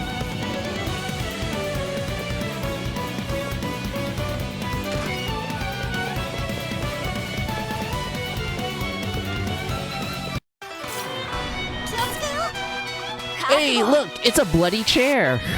出番だね。 Heaven sheet. So we all know that it's a typo. It's supposed to be heaven seat, but it's now heaven sheet. I can imagine all sorts of like jokes you can make with this. Oh boy. Oh yeah, yeah. Heaven sheet, heaven seat. Nah, man, it's heaven sheet. Just replace the E, the two E's with an I, and then it makes it more funny. 今だ。スキャリー。出番ね。これでどうかしら。任せて。任せて。さあ。やってやるぞ。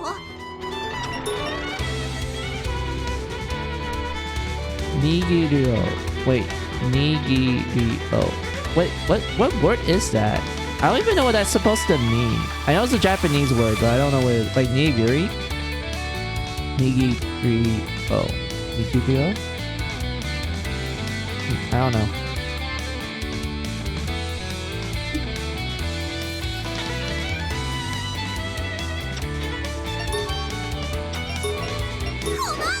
私の番ね。これで決める。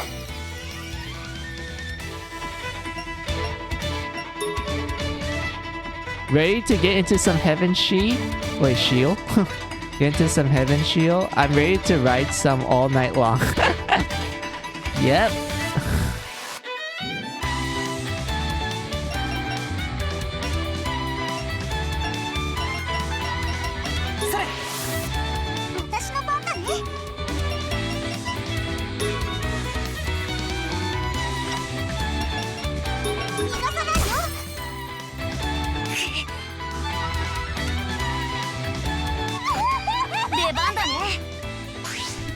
Alice, what do you do?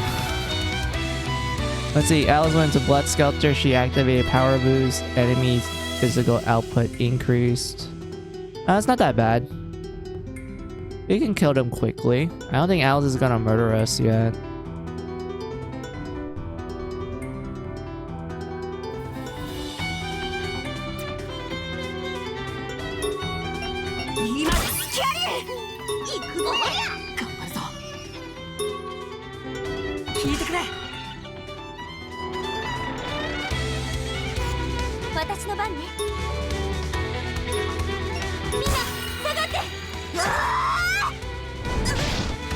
Oh, we have 2 Blood Sculptor people.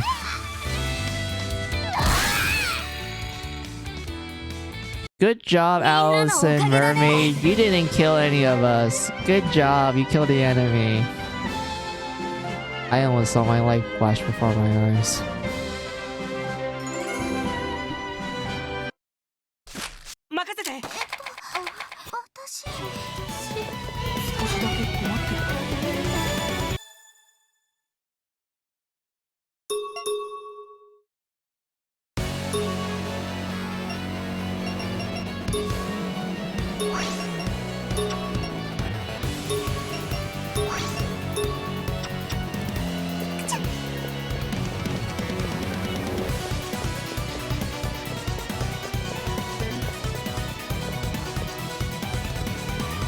Do you see yourself riding on some heaven shield? Not really. I'm not really into that.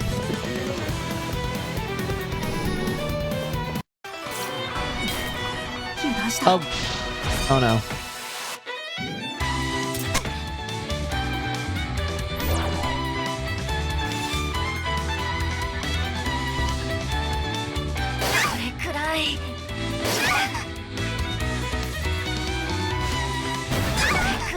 Oh no.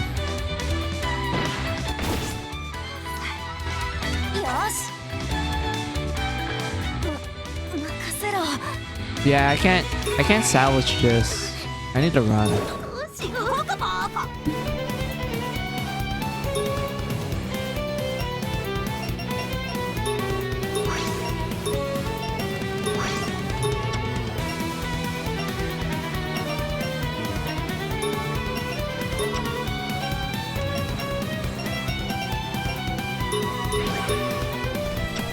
What am I into?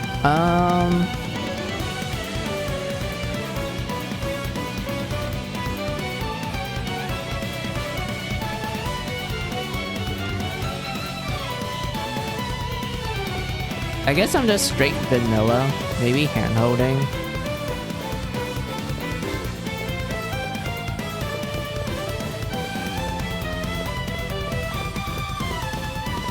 I mean, I do have like other tastes, like S&M stuff, but I'm not a hard S or a hard M. I'm just like a little bit of an S and that's it.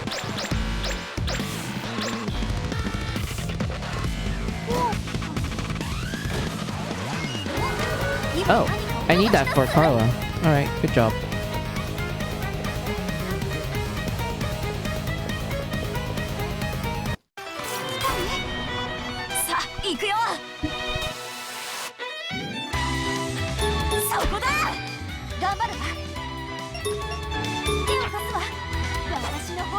せてあげる。任せて。今だスキャリー。行くぜ。私の番ね。私が守る。頑張るぞ。ありがとうジャック。頑張る。逃がさないよ。出番ね。こっちこっち。任せて。そこだ。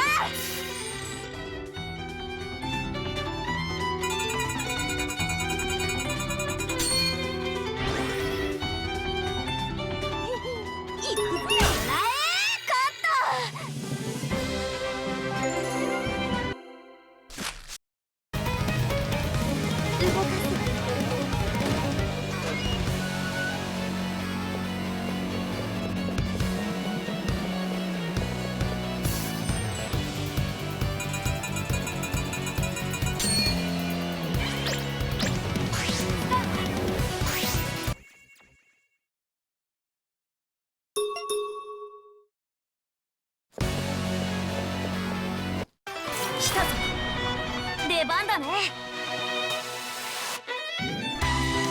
What? Hand holding, buddy? I'm sorry, but you need to be taken in by Little Mermaid also police force. You can't get any girl pregnant. Look, hand holding is awesome, okay?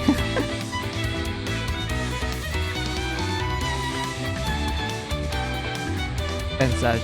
So you're in the middle of an SMM, I see. Yeah, I'm like kind of in the middle, but I'm mostly towards the S side, not completely. Because I can't be a good M, like at all. Like Stella, I cannot be a good M. Because when pain happens, it's just pain. I don't feel any pleasure from it. I'm more of the person that's an S, but not a super hard one. I'm like a light one. But so look, we all know hand holding is the best type of loot, okay?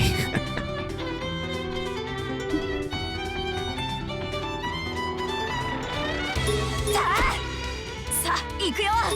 今だスキャリー。行くぞ。私の番ね。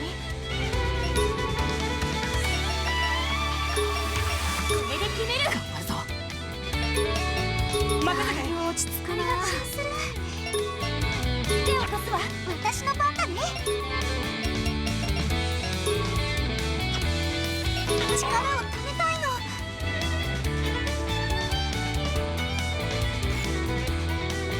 逃がさないよ。頑張るわ。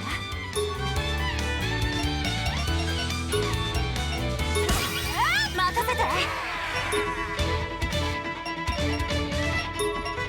覚悟はいいかい。行くぜ。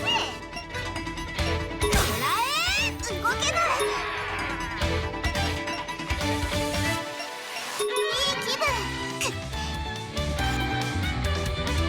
待ちくたびれたわ。お仕置きよ。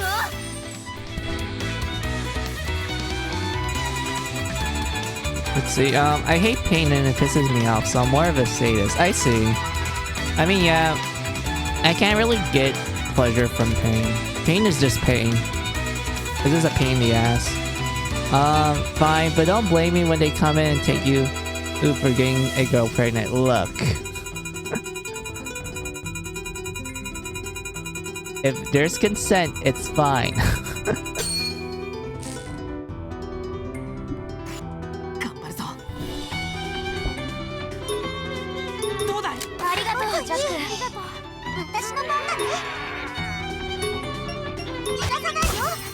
許さないわ。余裕つだ。嬉しいな。さらに強くなったわ。また強くなったわ。レベルアップしたんだけどな。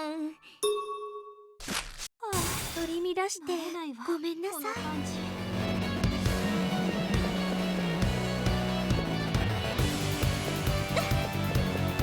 ごめん。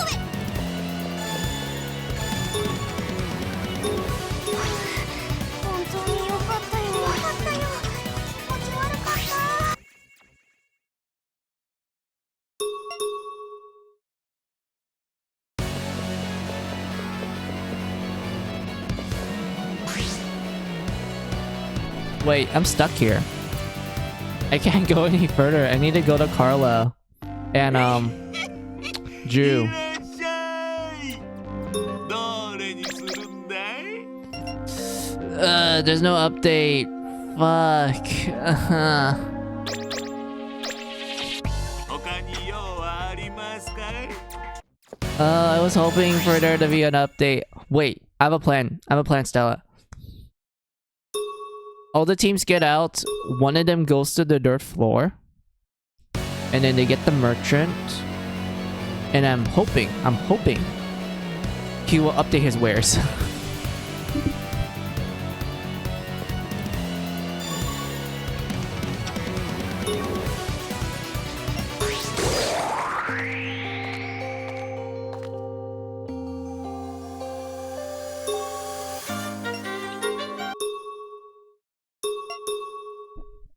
Of course, plus I love girls getting tied up and gagged way harder and feels amazing.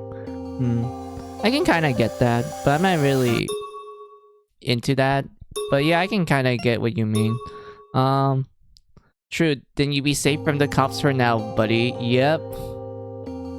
I still remember Osu got made pregnant by holding hands. Yes, back in the second game. Oh my god. It was like the...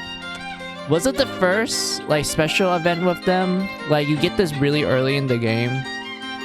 And, like, they were just holding hands and they were on the bed and such. Like, yeah, I remember that wholesome scene. They were just laying in bed, holding hands.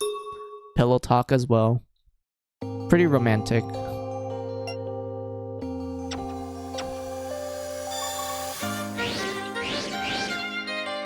Yeah, so we had to go to Jew. Alright, good to know.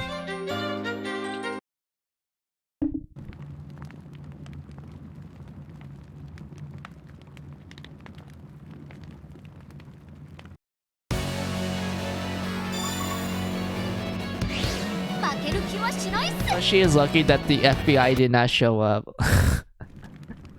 I'm sure the FBI will turn a blind eye. Because it's Osu, the prince. But yeah, that opened that down there. Oh wait, that opened for Jew, not for Carla, my bad.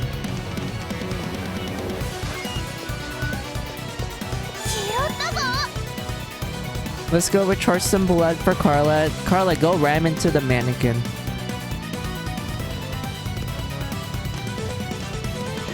Remember, Osu is 18 and Little Mermaid is 15, even though it's...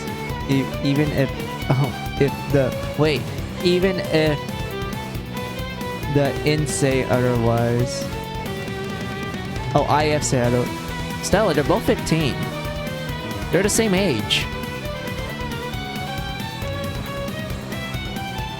Osu's not older than Mermaid. They're the same age. They're both 15.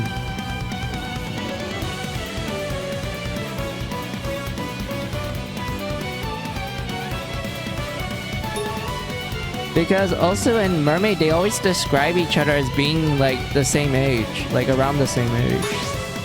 And since Mermaid is confirmed to be 15 because, you know, she's 5 years younger than Red. And Red's 20. Osu is also 15. Even their body type says otherwise. Look, some people grow bigger compared to others. I know that feeling. Because I literally, like, when I was 15, I was literally like... How tall was I when I was 15 years old? I think I was like 5'6" when I was 15. Or was it 5'7"? It was one of those two heights. My friends, who were like the same age as me, Stella and everything, they were like 6'1". And whatnot. And they look really old for their age. And so, like, they look like they're fresh to college. Like, they just got out of high school. And they're, like, their freshman year in college. Me, at, like, 5'7"-ish. They say that I look like I'm, like, I'm in 8th grade. Like, I haven't graduated middle school yet.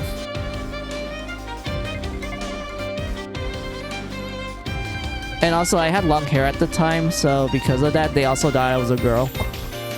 And it didn't help the fact that, like, at the time, my I have a well-toned bottom. Like I did actually like work out to the point where my lower body was very well-toned, and because of my long hair, they thought I was a female.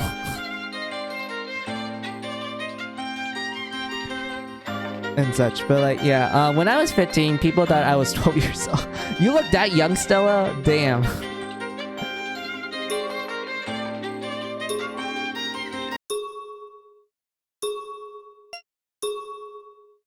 Oh my god, Stella, you reminded me of like a funny story revolving me and my mom.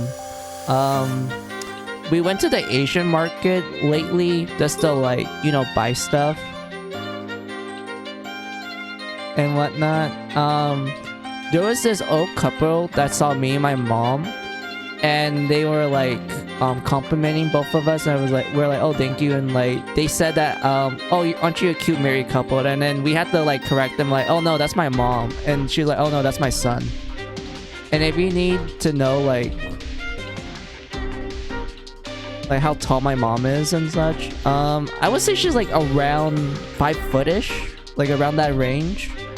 And the best way I would describe her looks is that she looks like she's in her late 20s, but my mom is like in her 50s.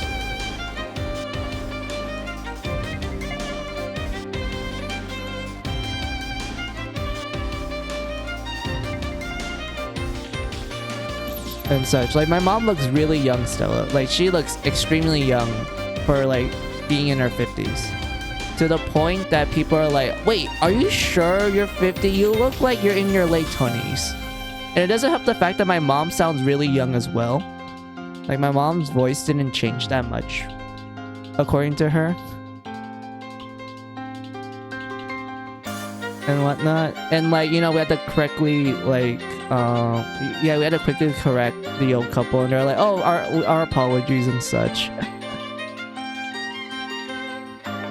Let's see, when I was 15, what, 12? You girl, I can't see that. Look, Stella, like back then, people thought long hair equals girl, and it didn't help the fact that my lower half was well toned. So because of that, I was just mistaken as a female. Even though I act extremely guyish, so I guess you can say like, if I was a girl, I'll just be like a tomboy. But yeah, yeah, when I moved on from high school, they thought I was 15 when now... Well, even now, people still think I'm 15. Dang, you look that young, Stella. Shit. Well, that sounds weird as fuck, and I believe you. It's true. I think it's the Asian genes, like, Stella. Like, if you happen to be, like, from Asia, it doesn't matter where you're from, like, India, like, the eastern part of Russia, or, like, China, or Taiwanese, Vietnamese, Japanese, Korean, whatever, like... We all know, like, Asian people, we look young for our age. Like, we barely age at all. Like, we peak at, like, a certain point, and we just stay there forever until, like, we're in our 60s or 70s. That's when we actually, like, you know, turn old. And whatnot. And, like, I know most people are like, oh, isn't that, like, a stereotype or, like, being racist? I'm like, have you been to Asia? Have you been to Vietnam? I went to Vietnam. I saw a lot of young people that look like they're in their, like, 20s. And I saw a bunch of, like, old people that look like they're in their 30s.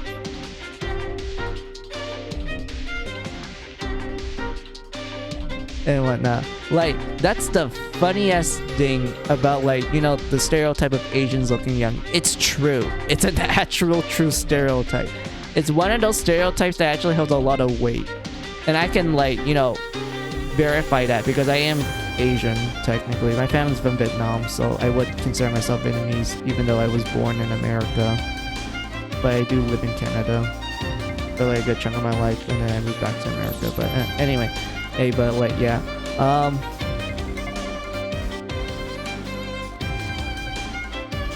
but like yeah, like Asians looking young, that's completely true.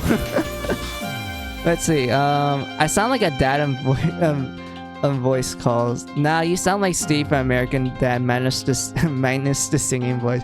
Do I actually sound like him? I don't think I do, because he's a lot more... Wait, if I sound like Steve, From American Dad. That means you can easily mistake me for being like a teenager.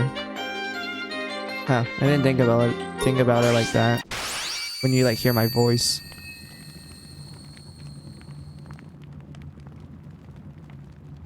In some cases you do. Oh, I see.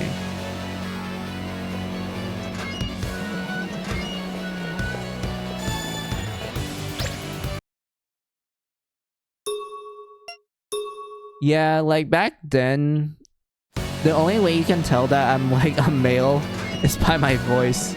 Because a lot of people, okay, still, like a lot of people back when I was like in high school, they would like flirt with me because they didn't know that I was a guy. They just thought I was a girl. So I got a lot of people flirting with me only for me to like, you know, talk to them and they're like, oh, you're a guy. I'm like, yeah, I'm not interested in guys, sorry. Well, I wasn't interested in guys at the time. And such. Like, I am bisexual. I do like both guys and girls and whatever the fuck gender you want to be and whatnot. But during high school, I wasn't like into guys in a sense. Like, I thought some guys were cute, but I wasn't like into them sort of scenario. It was only near senior year is when I'm like, oh yeah, I am bi. I just realized that I do like both guys and females and whatnot. And then I just kind of kept it to myself because I was like, well, there's no point in like telling people that I'm bi, so oh well. And you can kind of tell by like my preferences based on like anime characters that I like talk about and like really enjoy. Let's see, oop, yeah, indeed. Like there was a lot of guys that would flirt with me. Only for me to like, you know, tell them that, oh, I'm not a girl. Would that make me like a real life trap? And I mean it like an anime trap, not like, you know, what most people mistake what trap means.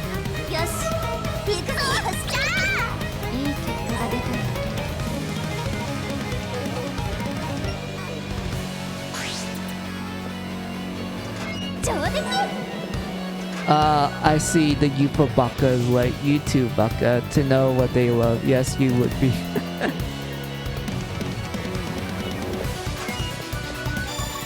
And what? Yep. I was a real life trap.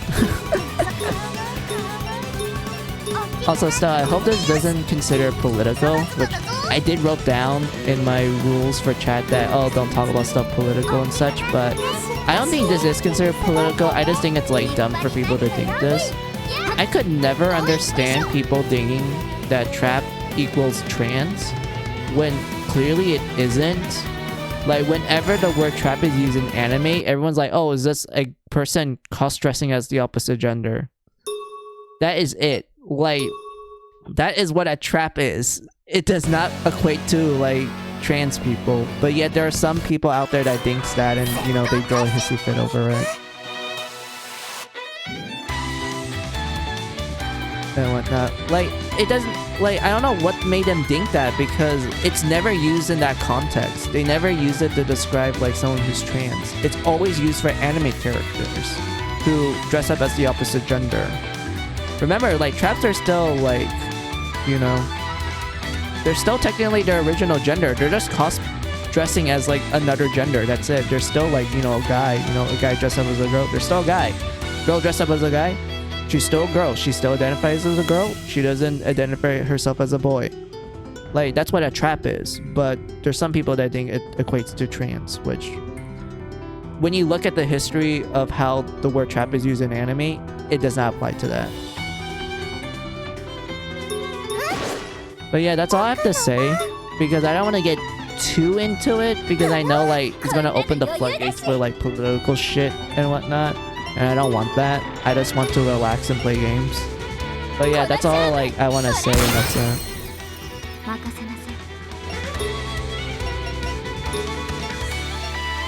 Nah, they're just so stupid. I can agree to an extent. Like, if someone tells you that no is not used in that context, and you have a lot of evidence to prove that, but they just decide like, oh, I don't trust your evidence, or like, oh, this evidence is truthful, but I'm not gonna believe it and like believe in my own schnick. Well, I have nothing to say to those people. That tells me that they lack any form of critical thinking and reasoning, and they did not pass their public speaking class or debate class. しばし待て。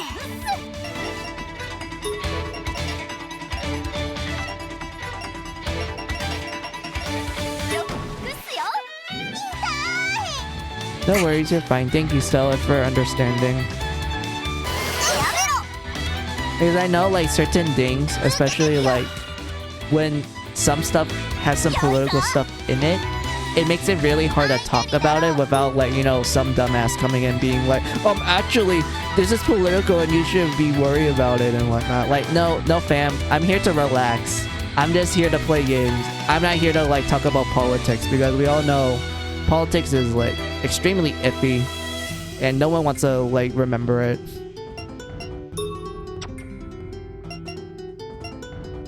しばし待て。やっつける。はあ、やるぞ。やるっす。よっくすよ。 Oh, 地獄へ送ってや hey, る。 we killed them all. That's great. Huh. Do I have any funny school stories? Now that we're talking about like how I was essentially mistaken for a girl back in high school. Oh yeah, I remember. Okay, this also like relates to like me being mistaken for female. So back when I met my friends' like parents, like, you know, when I go to their places and like, you know, hang out and whatnot during high school and such, every time that I encounter my friends' parents, they would immediately think I'm a girl and they will be like, oh, my son, you finally got yourself a girlfriend. And I had to like, you know, quickly correct them like, oh, I'm a guy and no, we're not going out.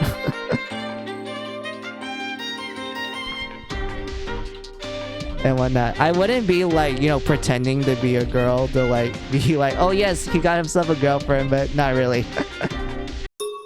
I wouldn't do that. I mean, I would do it for like a prank or two, but I wouldn't actually do it for realsies.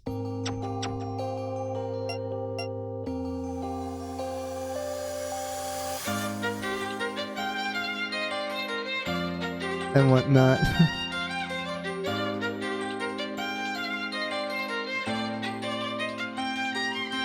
I remember I had one a-hole friend who looks really old and that he was a really weird hairy girl.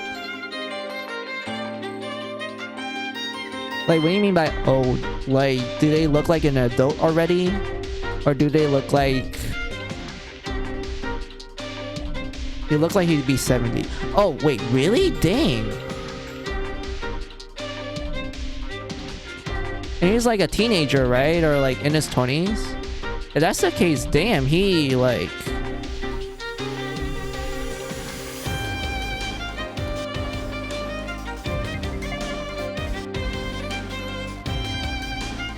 Yeah, pretty much. Oh my god.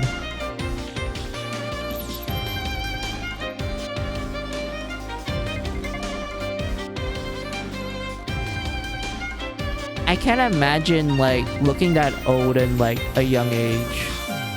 I can't imagine that, Stella, because like I'm so used to being surrounded by like older people that look really young, to the point that I can't imagine like someone in their 20s looking like they're like elderly. I can't imagine that. That's like very alien to me.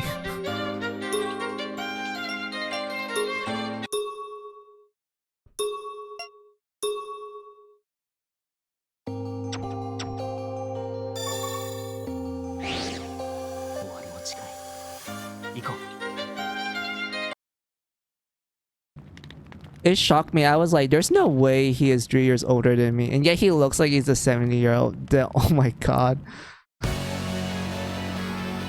That sounds rough.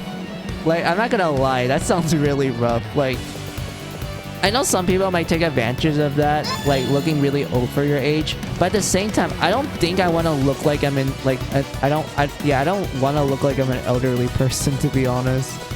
I mean, senior discount, yeah, but like outside of that, yeah, I don't want to look like an old man.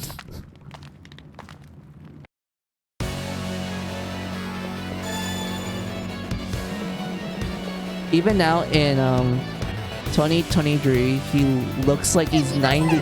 Oh my lord. Oh, I feel bad for him now. I mean, I know you wrote down he's an a-hole, but still, like, damn. Oh my god.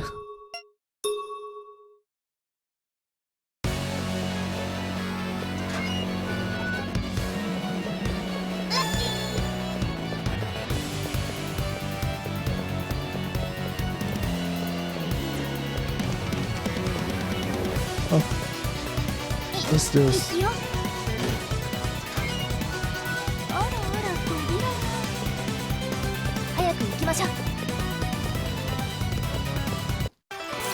I don't feel bad for him, and yeah, he even acts like it. Oh my god.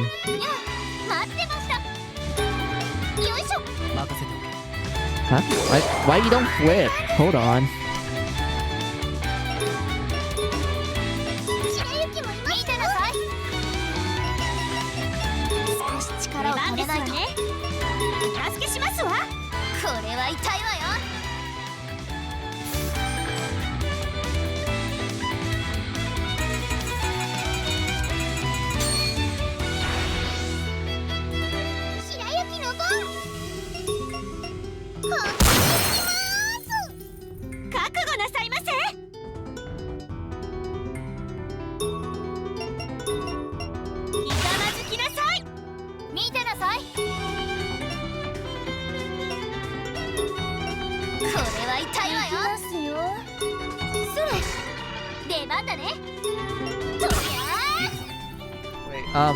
He even said to kids, back in my day, we didn't have those things you damn kids have. Oh my lord. He really is an old geezer now.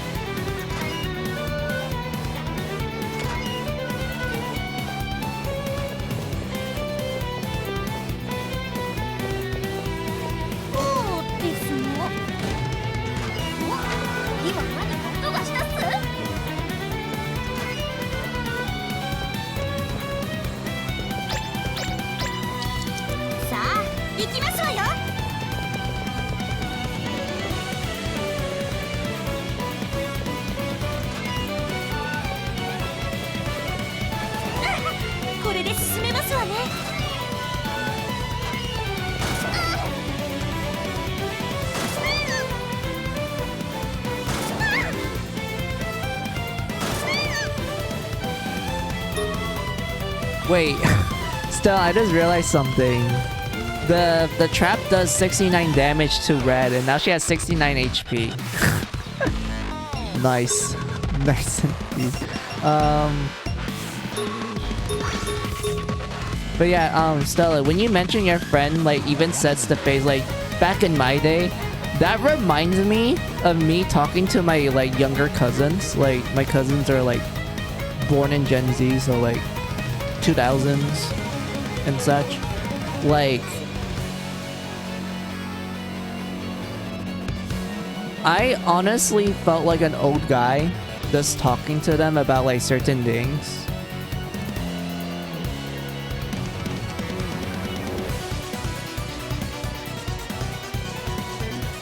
And such, like, they're like, sometimes they ask me like, oh, how what system is that? And I have to explain to them like, oh, this came out in like 2005, like right before you were born and such. And they're like, oh, so I'm like younger than this? I'm like, yeah. And you're making me feel old by explaining it to you.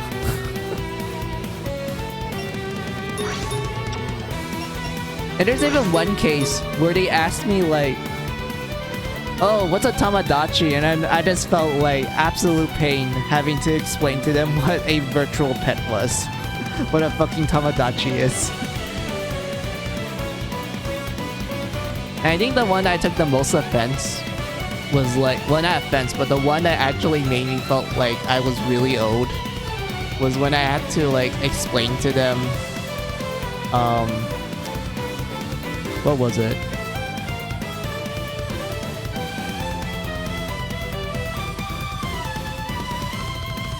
Oh yeah, I had to like explain to them what MP3 player was. Because, you know, they have their phones and tablets that lets them play music already. They didn't have like, you know, a device of like an iPod and such. So like when they saw me like pull out my MP3 player during like a family trip because I had to like take them somewhere and such, they're like, oh, what is that? And I'm like, oh, it's an MP3 player, you play music from it. And they're like, don't you have a smartphone though? Can you just do that? I'm like, look, back then smartphones didn't have that option. We had to use MP3 players, okay? Like, I grew up with my MP3 player. Like, that's been with me for like my entire middle school and high school like life. I never like abandoned it even when I got a smartphone and everything. They're like, yeah. I never heard of those VR pets. You never played Tamagotchi or heard of it? Stella, why you do this to me? Why you make me feel old now? You make me feel like I'm talking to my cousin.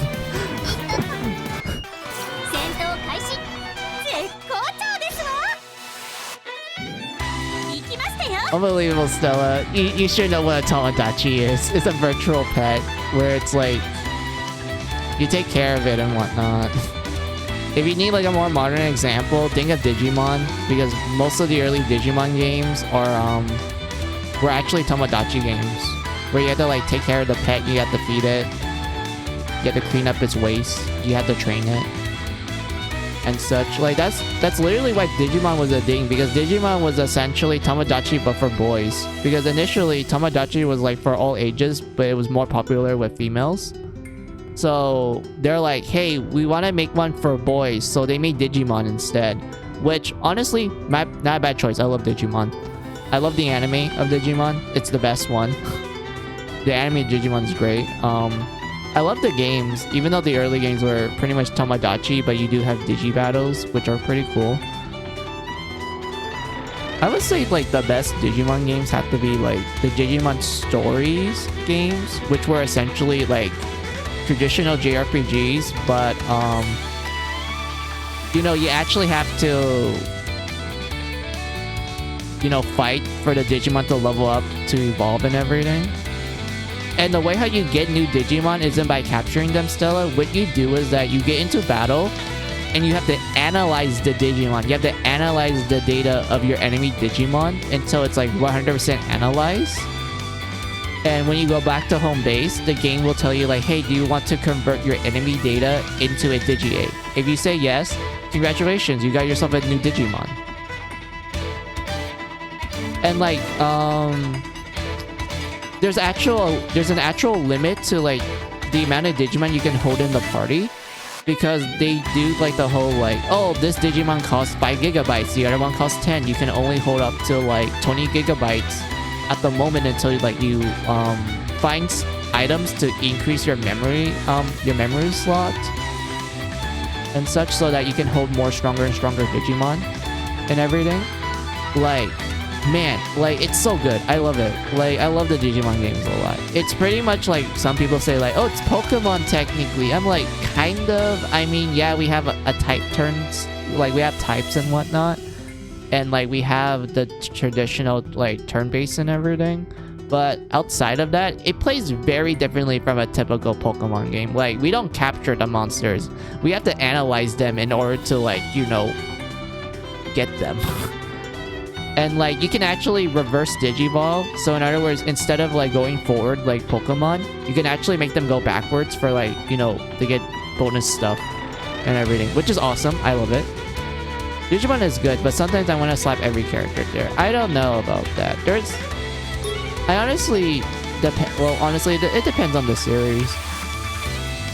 For the most part, I would say none of the characters are quite slappable, except for like some of the villains, and like one particular character that I didn't like in Digimon Saviors.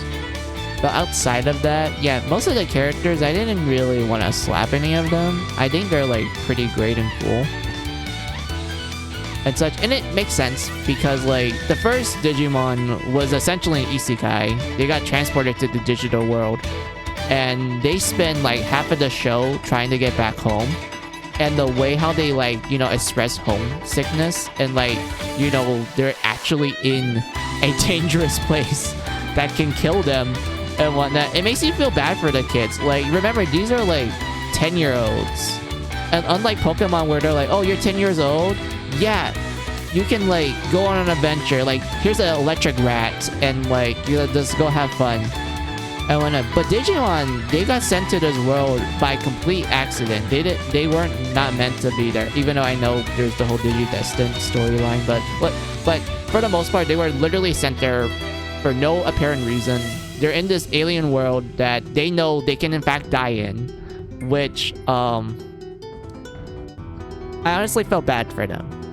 And it helps that they actually act like their age. Like, imagine being a kid being stuck in like a place that you have no knowledge of, and it's like a weird bizarre place where there's a bunch of digital monsters, and while there are some like modern like technology there, like trains and like vending machines, hell, there's even like a phone booth there. They don't work exactly like how you expect them to work. It's just like leftover data, and it just makes you go like, I feel bad. I will probably cry if I was in their scenario. Like, I wouldn't know what to do.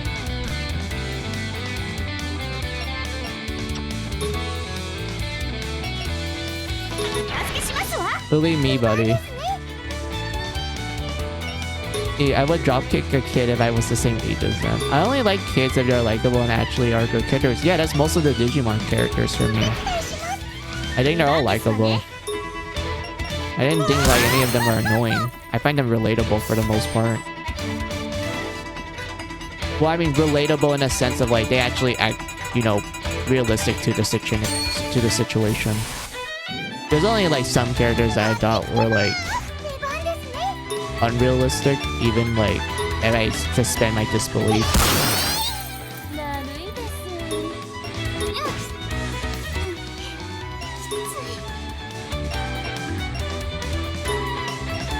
Wait a minute, hold on.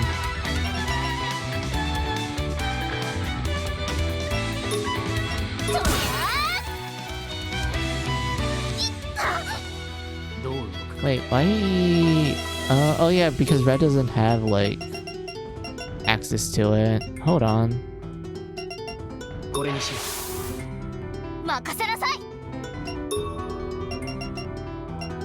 Also, I think the reason why I like the characters more was because I'm more used to their Japanese personality, which, well, no surprise that their English counterpart is quite different compared to the Japanese. Let's be real.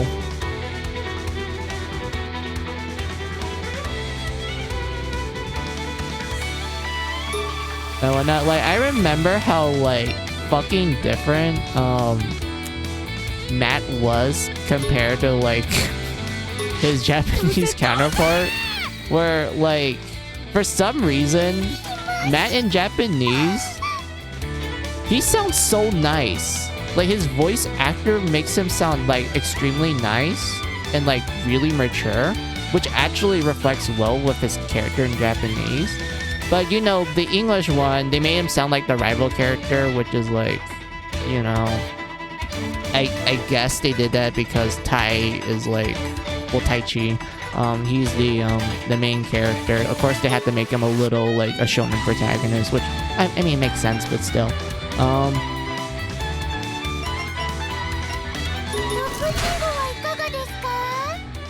and whatnot. And like a majority of the time, like Matt, like he spits sense. Like he makes sense. He cares about his brother. He does care about the other kids. It's just that they can be kind of uncooperated at times.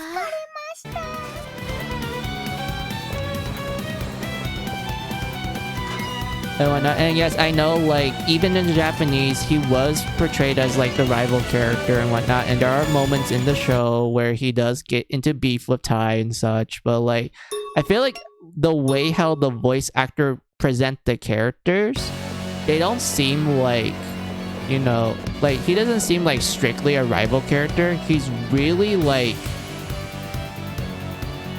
what do you call it? He's really polite. He's really kind.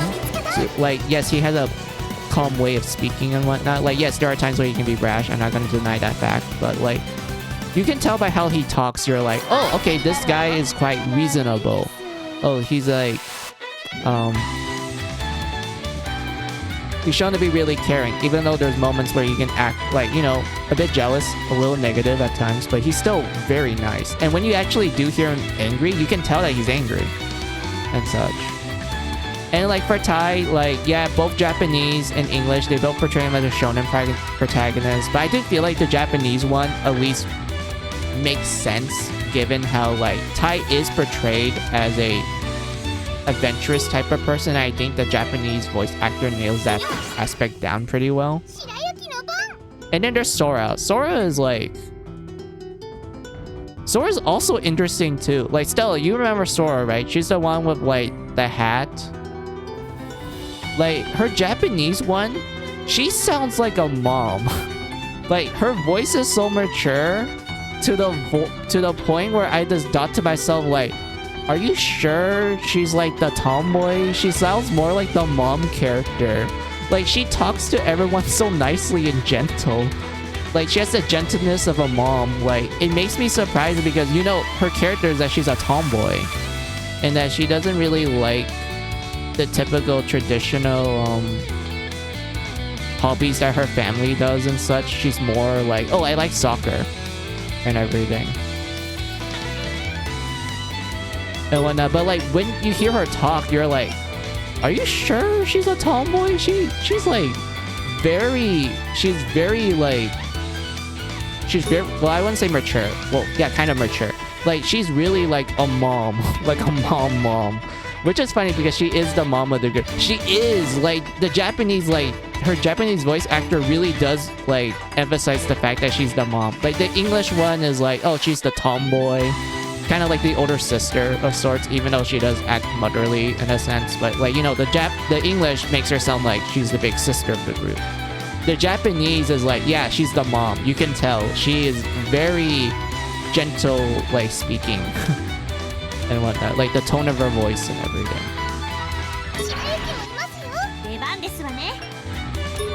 And then we have Joe. Oh my god. Joe cracks me up.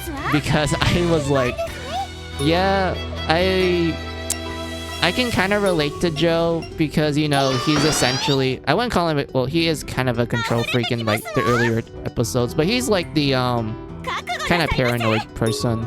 He's like, you know, bit of a worrywart. I mean, it makes sense. He is the oldest of the group, so he has, like, a sense of responsibility where he's like, oh, I need to take care of everyone. I need to make sure everyone's okay. I need to, like, be tip-top shape ready. And he has, like, a bunch of emergency kits and whatnot. Like, that makes sense. Like, his Japanese voice actor does nail down his awkward, like, aspects of his personality, which I think it's cool. And when Joe does, like, what do you call it?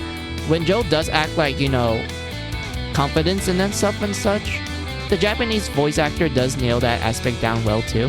I do like his English one because I feel like his English does convey the same feeling as the Japanese one. So it's like one of those cases where I'm like, yeah, the English does actually convey the same thing as the Japanese. So that's like 1+ for me.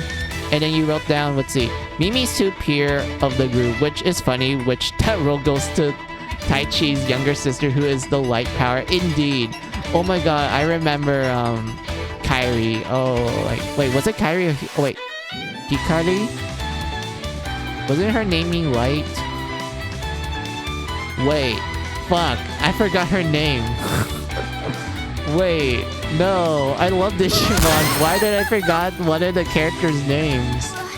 Fuck. Oh my god. But yeah, the topic of Mimi. Mimi is so... Mimi's so funny. I just find her funny. Like you said, yeah, she is pretty pure. Even though she has some sass in her, like Stella, we can all admit that Mimi can be quite sassy at times, especially when it comes to like certain like Digimons that they face in the show. Like Mimi can be quite sassy.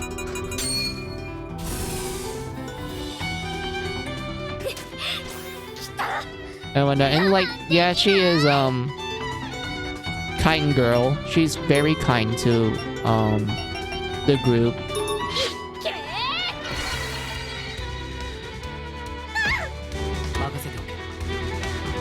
I do like her chemistry with Izzy, the laptop nerd, which honestly, the fact that Izzy is always on his laptop reminds me like, oh yeah, I'm kind of like Izzy because I'm always on my like Game Boy when I go out. Like I'm always on my electronics, so yeah, I can relate to Izzy on that aspect.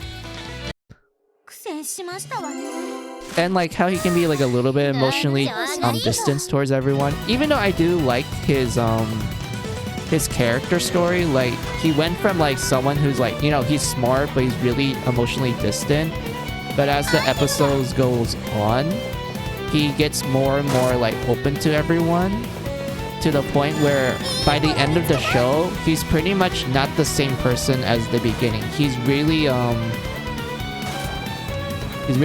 like, would you call Izzy energetic?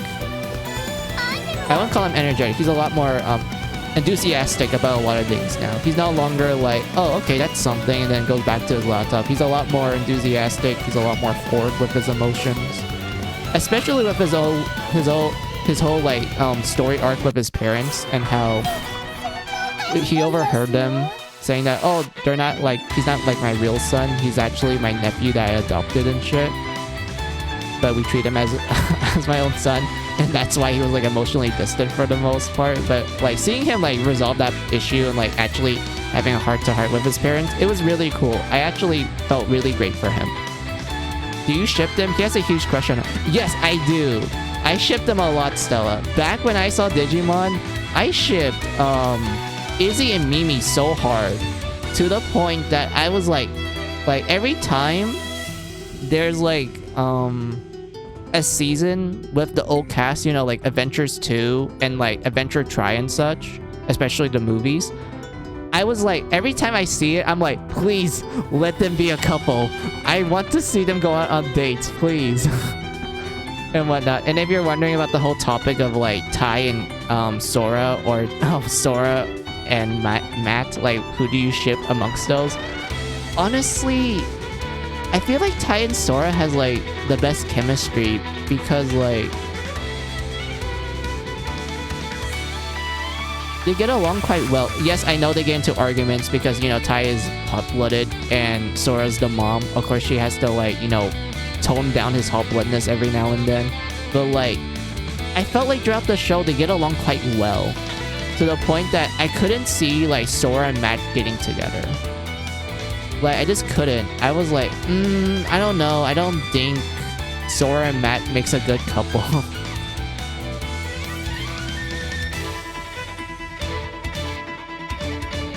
And whatnot. Like, I'm talking about like the Japanese. I know the English dub, they shipped it really hard and whatnot. I watched it in English, but I did watch the Japanese version, and like even the Japanese version, I kind of felt like, Sora and Tai kind of make a good couple, not Sora and Matt. And when I was one of the people who shipped Izzy and Mimi. A lot of Tai, Chi, and Mimi. Wait, you ship Tai and Mimi? I never really thought of that. I never thought of shipping her with Tai. In Japanese, I heard Sora was really into Matt. Was she? I didn't think so. Because like, I compared the two, and I felt like Sora just gets along with him, same way she gets along with Tai. I wouldn't say like she was into him. sort of scenario. Like that's just me going through like a personal observation. I could be wrong, and like the Japanese people actually confirmed that, oh, she's actually into him by like the mannerism in the Ocho and such. Like I could be wrong, but like from what I saw, both the English and Japanese, I thought like Sora just like saw Matt in a positive way. I didn't really see it as her like being into him.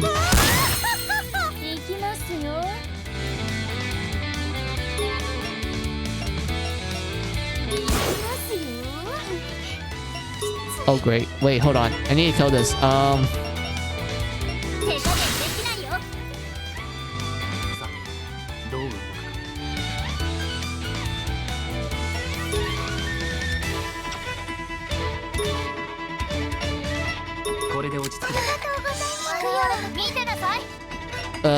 I need to kill this guy. Hold on.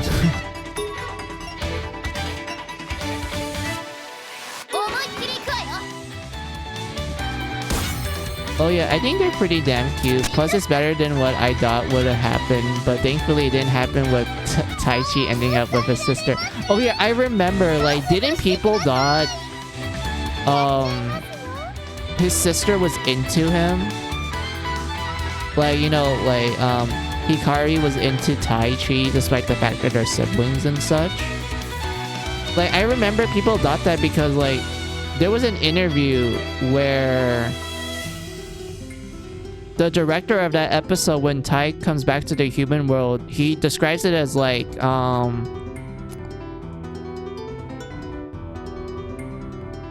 husband coming back with like a mistress and such, which, I mean, it was kind of questionable why he worded it like that, but I kind of get what he meant by like, oh, your brother went missing for like, I think like, wait, the human world was like different time compared to the Digi world. So like, yeah, your brother went missing for a bit, and he comes back with like a weird alien thing that he gets along quite well.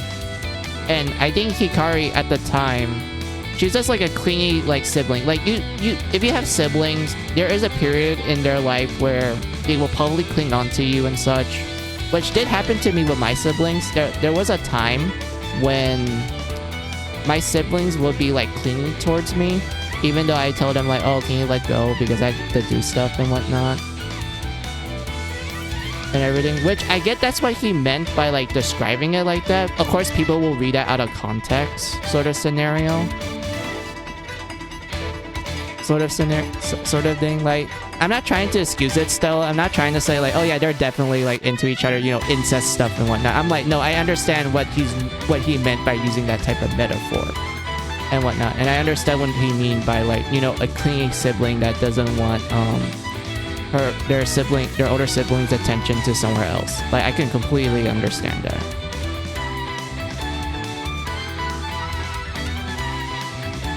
Yeah, I remember that well. Sorry, what? Lamau, that's funny as fuck. It is.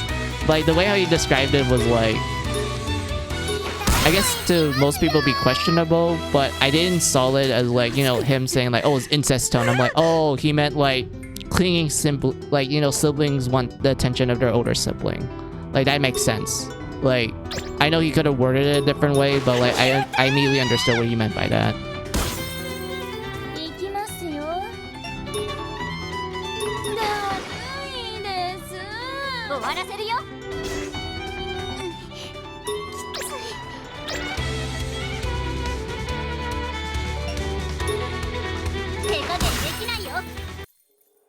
Oh yeah, Taichi loves his sister a lot, but hot damn, given Anime's history, I'm surprised they didn't get together. I mean, he's just an overprotective brother, let's be real. I never thought like, oh yes, incest tones and whatnot. I'm like, nah, he's just being like he's just being like kind of an overprotected older brother. Because remember, like, there was a time when he left Hikari by herself, and she ended up going to the hospital to the point that she could have died because of his, like, you know, lack of attention towards her. Like, he didn't like take care of her and such. He, like, you know, got distracted and did something else. Like, he went out to play and whatnot. And I know, like, he's technically like a really young kid when that happens, but like, bruh, if I was like Wait, see, I think he was like 5 when that happened, right? Like he was like 8 or 5 when that incident happened, when Hikari ended up getting to like critical condition and she had to go to the hospital and whatnot. Like if I was like around his age and I was told like, hey, because of you like getting distracted and not take care of your sibling, they almost like lost their life and shit, I'd be kind of traumatized. I'd be like very overprotected at that point. And like, you know, look after them a lot more.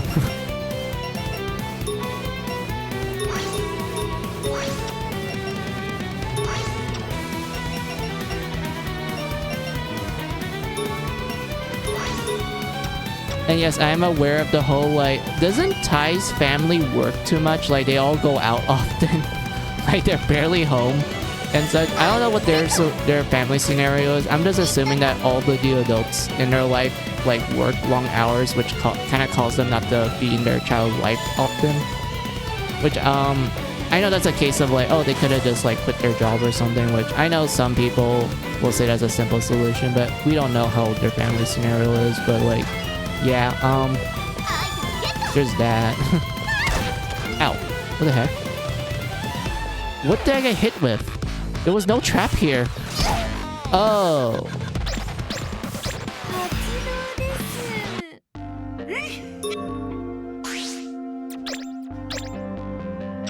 It was the arrow. But yeah, it's still, like you said about, like, the whole, ending up together sibling incest thing. I'm glad they didn't do that. Like, I think that would just ruin like certain aspects of Digimon if that were to be the case.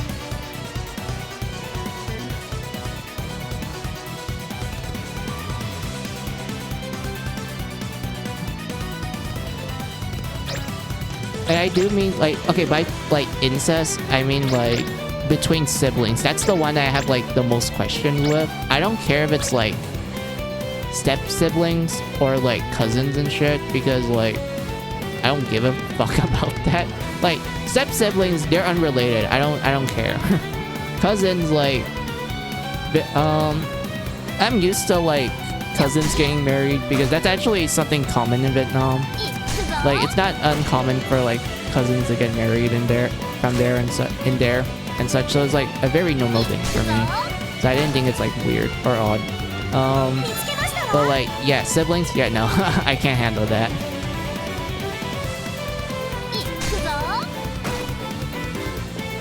Plus, his younger sister loved him a lot. She looks up to him as her hero. I never thought they were or would be lovers.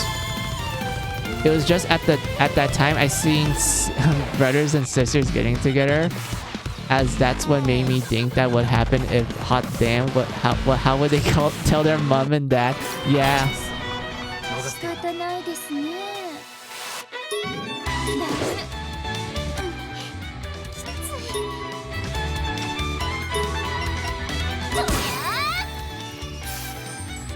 Yeah, how would they tell their mom and dad? Because they're young. Like, they're not adults, they're young, so that would be awkward. But at the same time, the parents might just chop it up as them playing make-believe or playing pretend family. But still, it's like, yeah, that's kind of questionable. Of course, Drew passes out.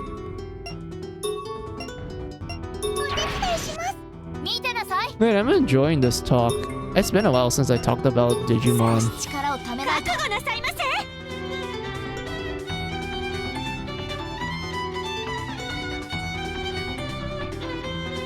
Oh wait, I forgot about Takeru. Oh my god, I forgot TK. Oh my god, TK is such a sweetheart. I love how I love his relationship with with Patamon. They're so cute together, and like the whole fact that he's like actually young. He's like the same age as like Hikari and such. And granted, you know, Hikari's sick, so she wasn't there for like the first half of the adventure and came later on. But the fact that TK, he is really young. Like you can tell by how he talks and like saw stuff. He has a very naive and like very young point of view of life. So as a result, when he gets exposed to like the more, I would say, darker aspects of the story, he reasonably doesn't understand it fully and is quite upset with it, which to me, I'm like, yeah, that makes sense. Like, that makes sense for this, like, I don't know, 5-8-year-old kid not being able to comprehend all this dark stuff. And when he's able to, he's like completely horrified by it. Like, yeah, that's like completely understandable.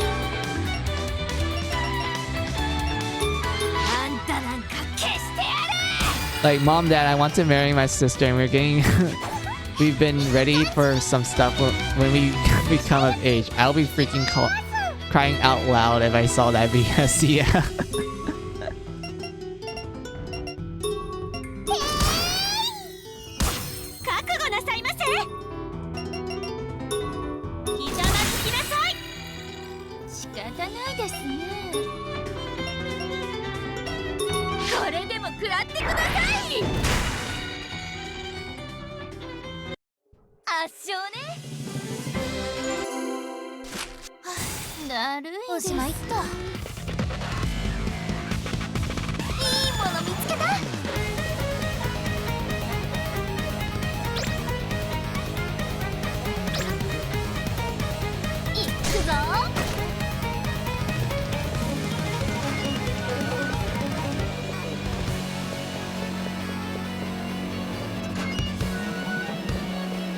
Oh yeah, like Stella, I also like remember shipping TK and like Hikari a lot. Like, I know the reason why I did that was because like, oh, they're around the same age and like their brothers get along, so like of course it makes sense for me to ship the younger siblings together. And it doesn't help the fact that like when you get to like Adventure 2, like they did so much like shipping with the two. I know there's like Davis and like Hikari and such, but like honestly, I never shipped Davis and Hikari. Like, Davis was like kind of a nothing like character, to be honest, when it comes to their relationship, of course, and everything. But like TK and Hikari, hell yeah, I shipped them. I remember shipping them hard in Adventure 2. And then when Tri came and I'm like, oh my god, are they gonna make them confirmed?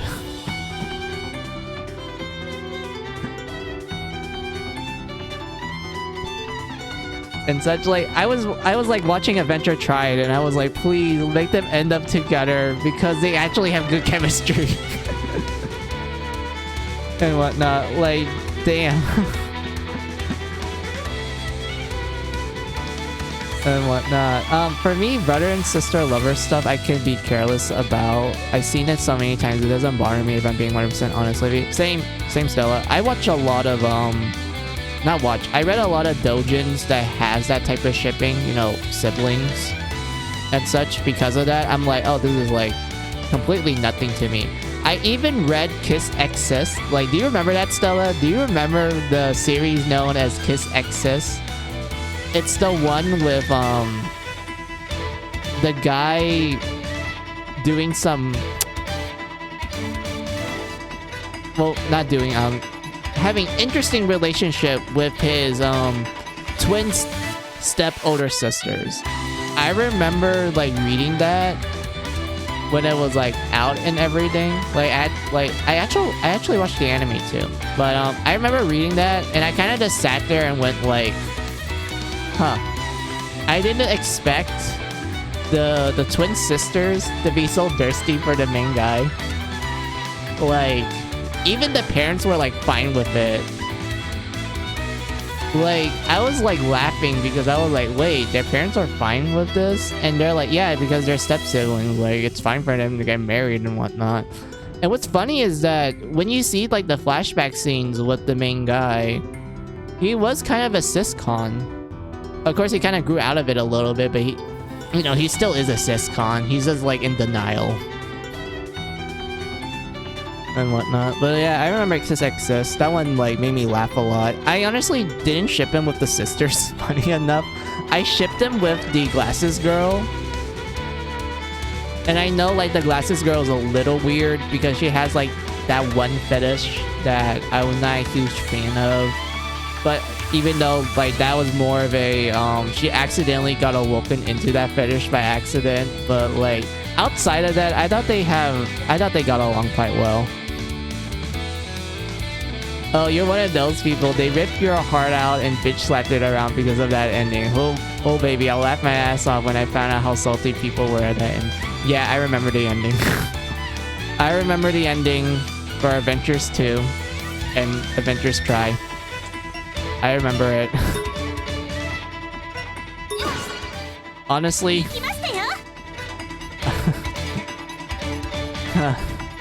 Avengers 2 ending. Okay, despite like most people hating on it and whatnot, I actually unironically liked it. And it was not because of the whole like, oh, my ship isn't confirmed, oh no. I actually liked it because I thought it was like an interesting way to end. Like an interesting way to end. Because like I know some people are like, but it's like a big time skip to like when they're adults and like they already have kids and like, you know, humans and Digimon live together and shit. And like, how is this like a good thing? I honestly thought it was cool because like, you know, some characters got together and like, you know, they got into their respectable careers that they actually talk about wanting to be in during the first show and the second show.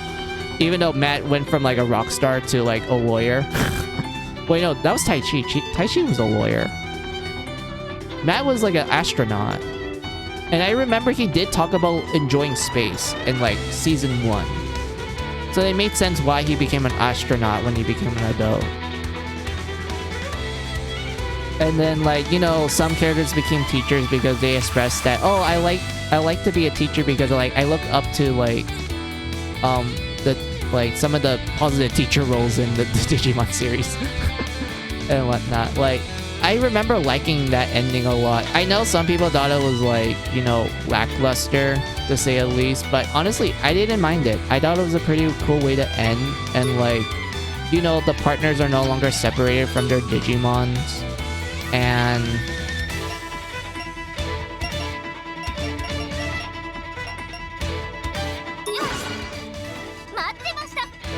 humans and Digimon found a way to get along and everything. Even though there was like some questions I have, one of them being like, does the digital world like still exist? Like, do they connect to each other?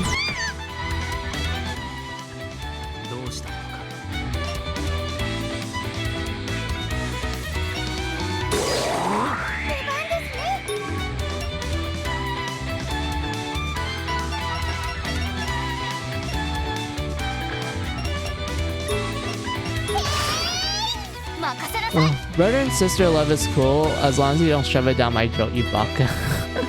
Alright, I see. So you're just fine with it as long as it's not like super padding.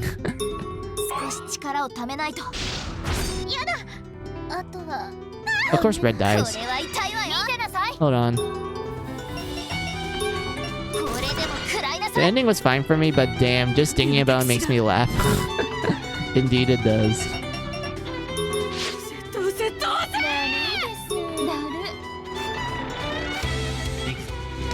Yeah, let's revive Red Riding Hood. Hold on.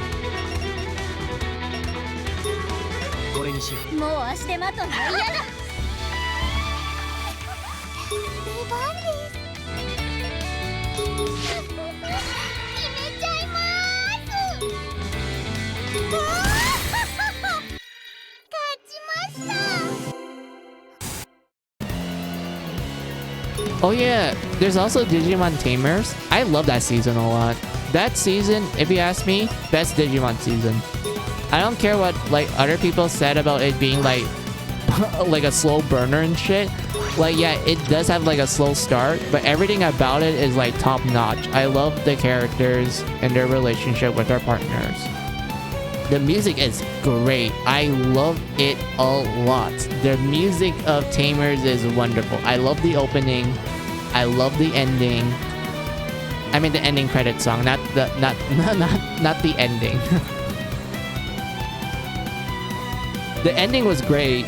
Like that ending actually made me cry, Stella. When I first saw it when I was young, I was like crying my balls out because I know like they did that with the first Digimon. Like, you know, the Digimon, like the what do you call it? The humans get separated with their partners. Like, they did that back in the first season. Like, I was fine with like that. I cried a little for that one. But Tamers made me bawl my eyes out because of the way how the music played, the way how they handled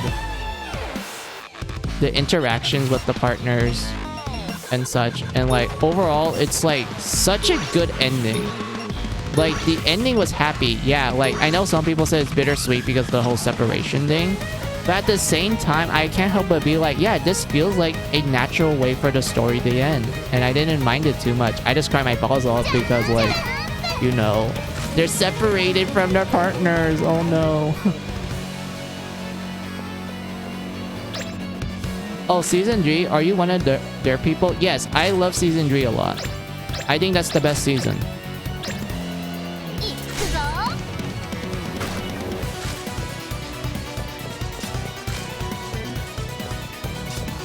It does help that the director for that season, he created a bunch of experimental anime like Serial Experiments Land. I thought that series was cool because it was so surreal.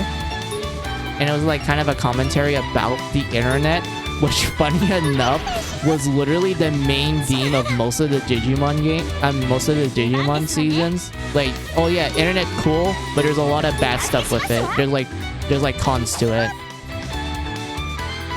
And that guy seems like a natural fit for it, and I loved it.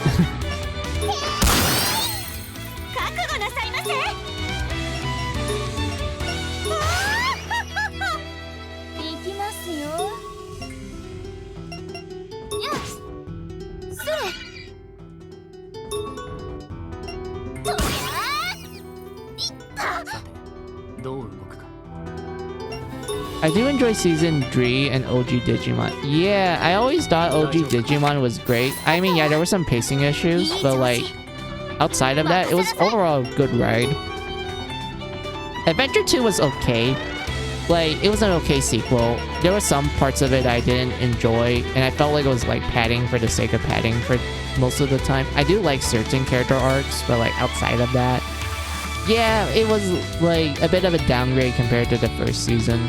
Season 3 Tamers, great. I loved it a lot. I like how it's like darker than usual. I know Digimon is known for some dark undertones, but Season 3 takes the cake still. Like, remember in Season 3, they explained that Digimon died for reals. There's no Town of Beginnings because that was something exclusive to the world of Adventures 1 and 2.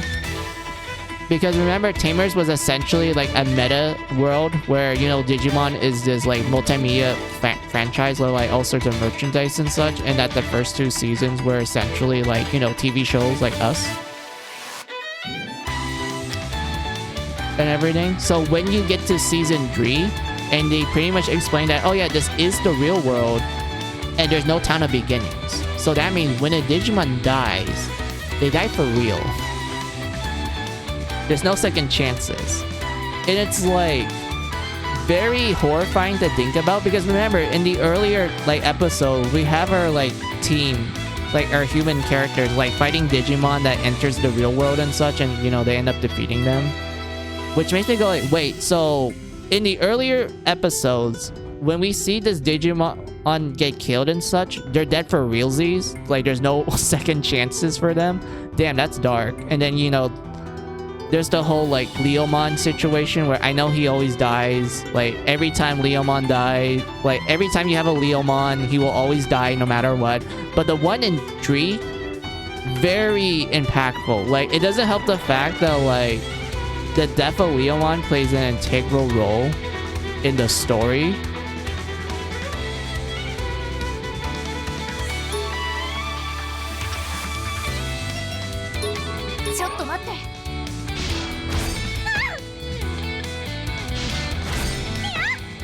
Oh, Cinderella, you survived. Good.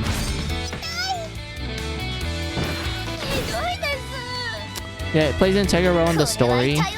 It greatly affects one of the characters to the point that it leads to like very like reasonable responses. Like her trying to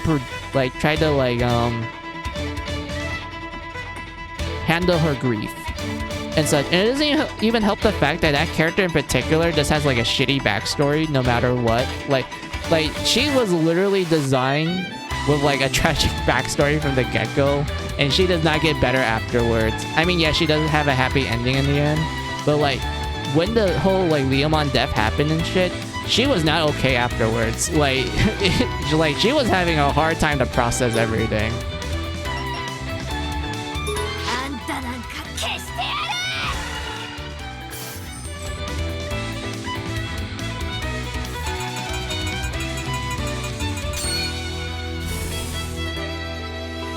出番ですね。当たってください。危うかったですね。 Let's say minus the remake. Oh yeah, the remake. I actually didn't saw that one, Stella.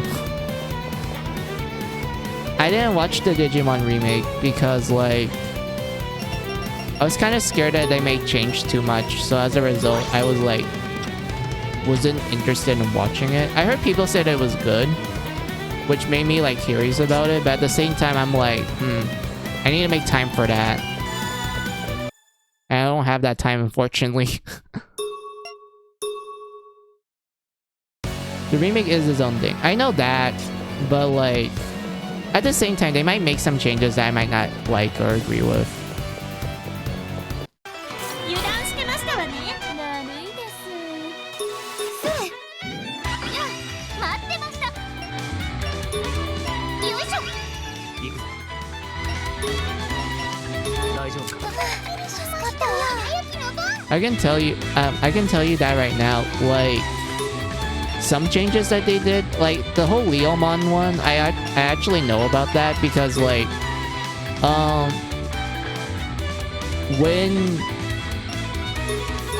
I actually know about that because I remember like being on YouTube at a time, and then they were all like memeing about like, look, Leomon is no longer dead. I'm like, huh? Wait, when did that happen? I'm so used to him dying all the time. Wait, what? ちょっと待って。覚悟なさいませ。サポートいたしますわ。 I've seen it a lot of it. これは痛いわよ。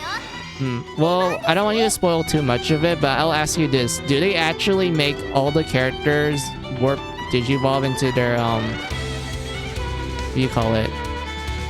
Their Mega Evolution or their Ultimate Evolution if you're going with the Japanese version? Yes? Okay, good. Because I was actually a little, like, weirded out by the fact that in the original series, only Tai and Matt warped Digivolve into their Mega Evolution. Everyone else kept their Ultimate. Which made me go like, wait, what? That doesn't make sense. Excuse me? I want to see what everyone else's Mega Evolution is.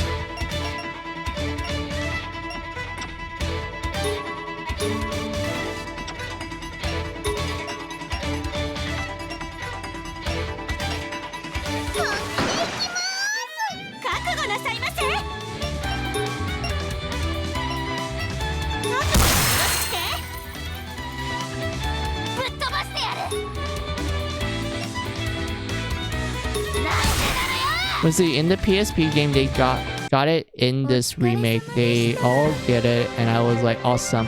Oh yeah, I remember they did do that for the PSP game. おしまいっと。 It's been a while since I played that.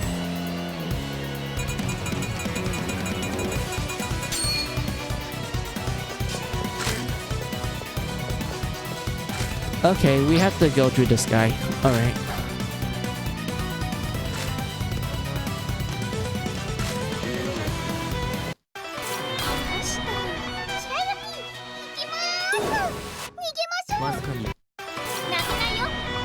They're much better. I didn't like that one because they were so spread out. ちょっと待って。覚悟なさいませ。お助けしますわ。これは痛いわよ。来ましたわ。出番ですわね。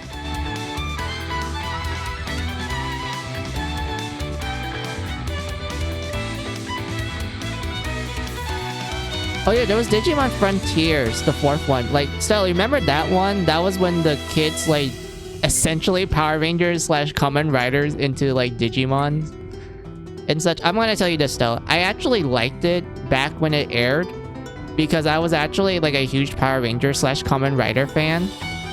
So because of that, the idea of, like, the kids essentially doing Power Rangers transformations into Digimon, like, appealed to me a lot.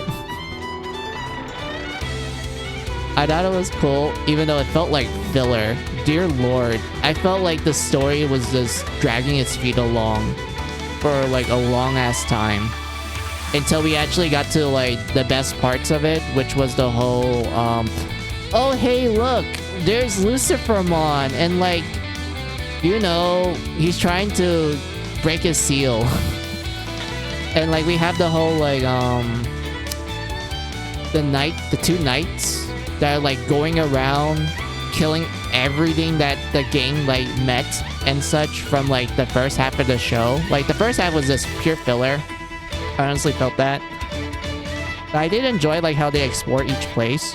And then you get to the second half of the show where we have these 2 Nightmons that are like extremely powerful to the point that even when the gang have like their strongest form at the time, they still got their ass whooped, and like some of the locations that they went to just immediately gets deleted right in front of them. Like their source code just got straight up ripped off, and like that place does no longer exist. It's just nothing, pure nothing. And I thought that was awesome. I thought that was like really cool.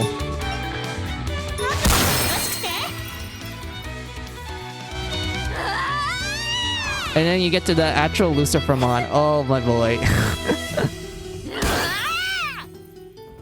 I unironically like Lucifermon because of how fucking hilarious like his forms are.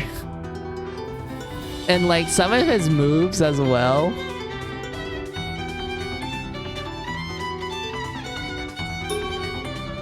Like I liked a lot.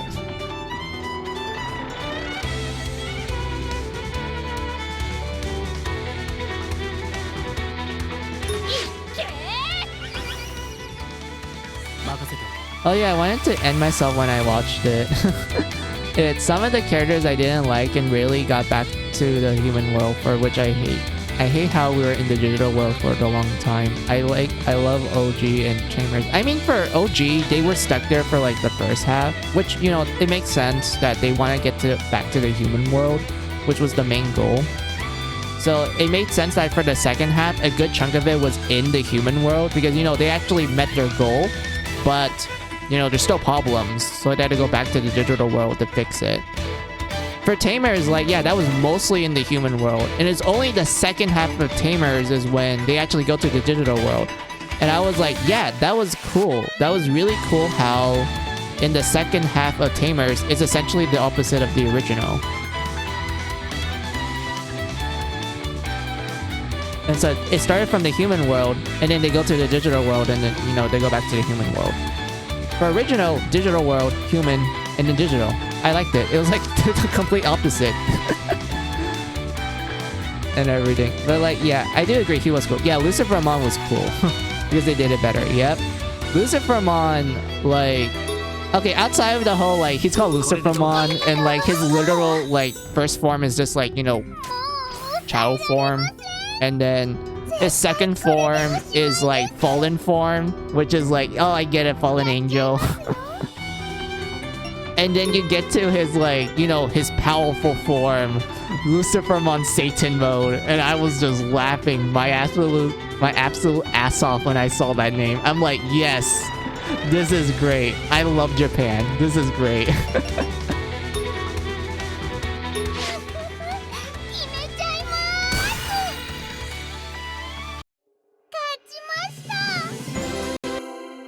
And I also do like Susanomon, you know, when all the characters merge together to make a Power Ranger, Megazord, and such. I thought that was cool. Even though, like, Frontier did suffer from the case where, you know, all the main characters get, like, I mean, the main character and his rival gets like, you know, the stronger forms, while everyone else is left as chums. They barely evolved and whatnot, which made me sad because if Frontier ever gets a remix, Stella, I do wish they would have like, you know, make the other characters more relevant.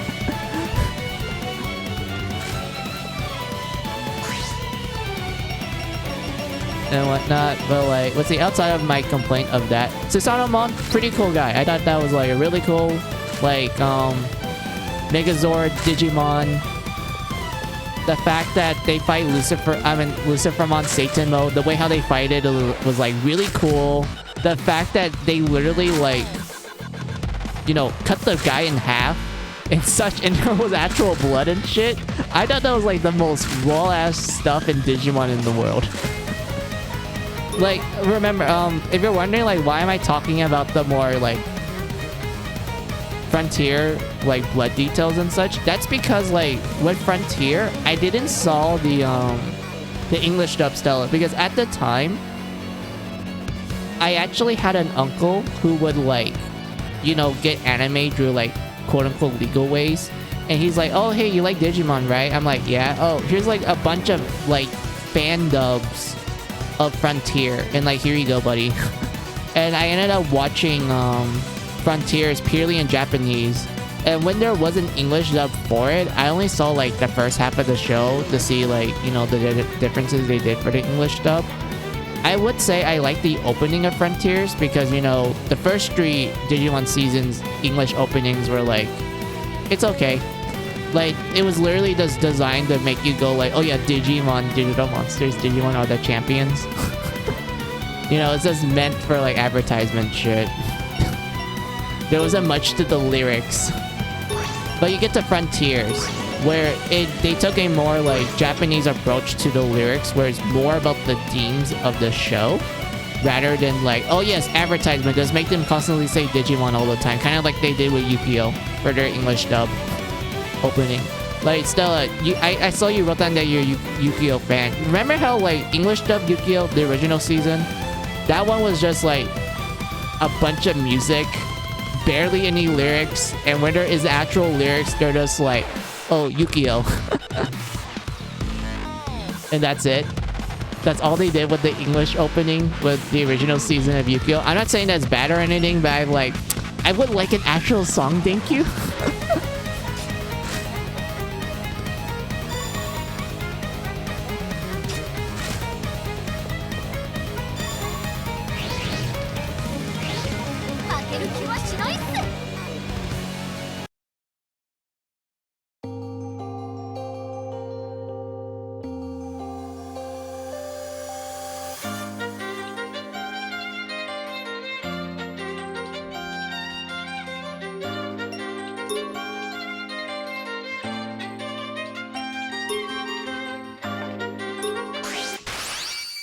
I used to like it as a kid, but when I heard the Japanese opening, I was like, fuck, I love it. Now, when I hear the English one, I want to kill myself.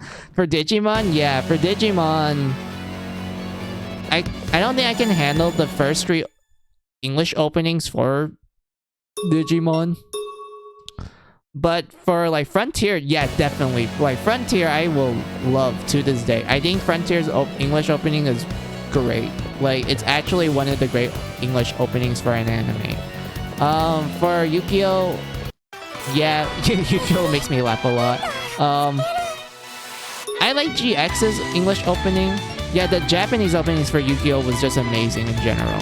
Like, every single season. Like, every single season from the original to GX to 5Ds to Zaxel to Arc 5 and Bands. Like, their Japanese openings are always great. But when it comes to English openings, original Yu-Gi-Oh! It wasn't really a song. Like, we can just ignore that one. GX's opening, like, English opening style, I actually like that one. Like, it's not like my favorite English opening. That's 5Ds. Like, English opening, that one is like my absolute favorite. But GX, pretty catchy. Like, catchy 90s punk. I mean, 2000s rock. Like, I honestly liked it a lot. And I unironically sing the opening whenever, like, someone plays it. Like, whenever I hear that song, I would actually, like, unironically sing it. ジャンプなら一発よ。任せなさい。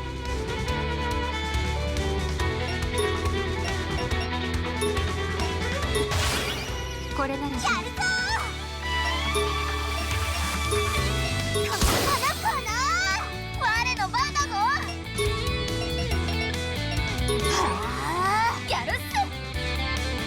And then we get to 5D style. Okay, I'm gonna tell you this. When it comes to 5Ds, I actually like the English opening more than the Japanese one. Not saying that Japanese is bad. I just like the English one better. And it doesn't even help the fact that, like, the English opening was the result of, like, I think it was 4Kids. They were having, like, this, like, contest where they're like, hey, you want to, like, make an opening song for Yu-Gi-Oh! 5Ds? Like, we're gonna have a contest and we're gonna choose which one is, like, the best one.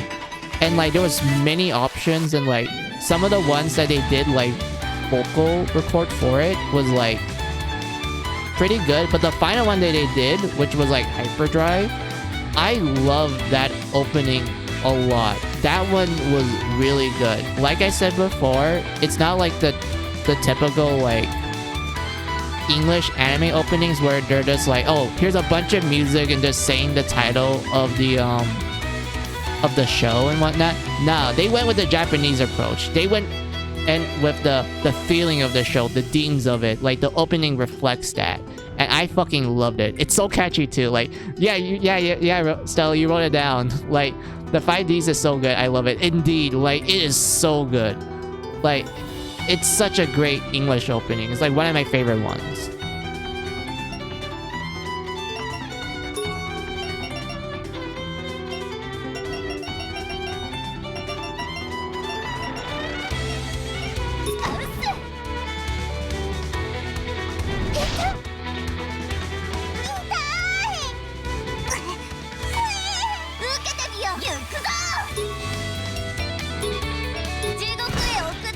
And then we get to Zaxel. Oh boy, Stella, I don't know if you like. Well, yes, Zaxel.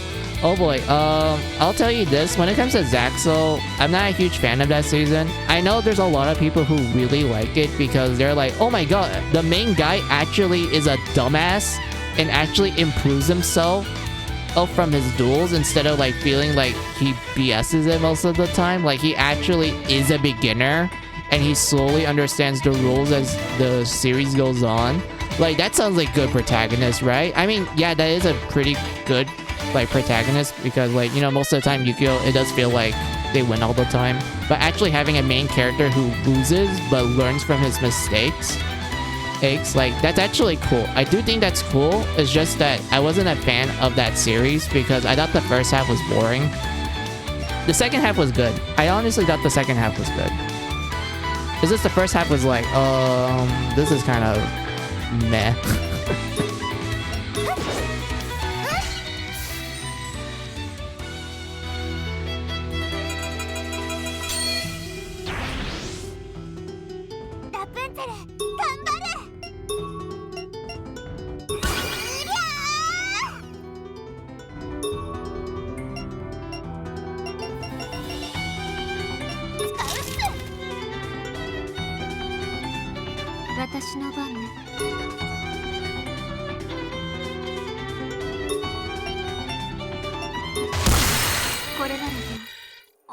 Plus, it was a new timeline away from OGGX and 5Ds. Yeah, I remember that. I remember when it first came out, I thought it just took place like 100 years after 5Ds, because isn't that what they did with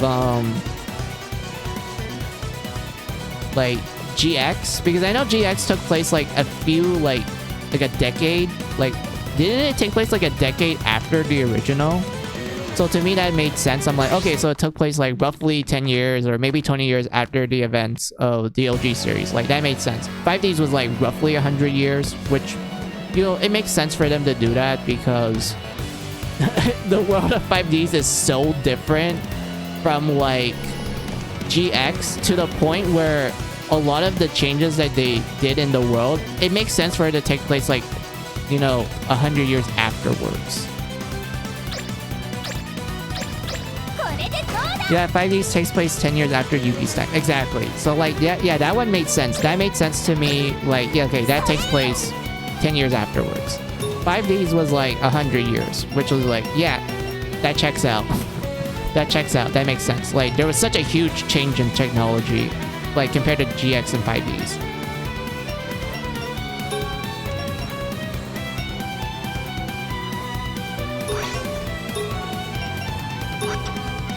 These feel like 10 or 20 years, maybe 100 years. Wait a minute, I just realized my mistake with that, Stella. I think it's probably like 20 years then. Because wasn't there a character in the start of 5Ds who's actually the bully character from the first season of Yu-Gi-Oh? Like, he's an adult now and he's a cop, and he's a corrupted cop to boot. Actually, now you mention that, Stella, yeah, that would make sense for 5Ds to be like 10 or 20 years. Rather than 100. My bad. It was like 10 or 20. Because there was a actual like character from the first season, but as an adult. And whatnot, even though it was the bully character.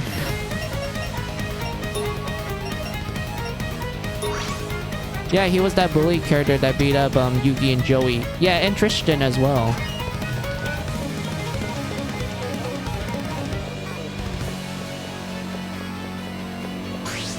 Oh, we found the second floor. Damn. But yeah, I remember. The cop.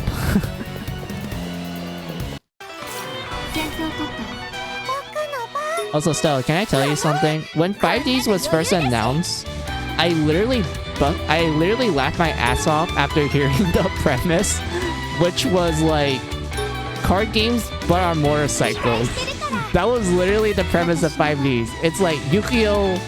Card game, but you're driving a motorcycle while dueling.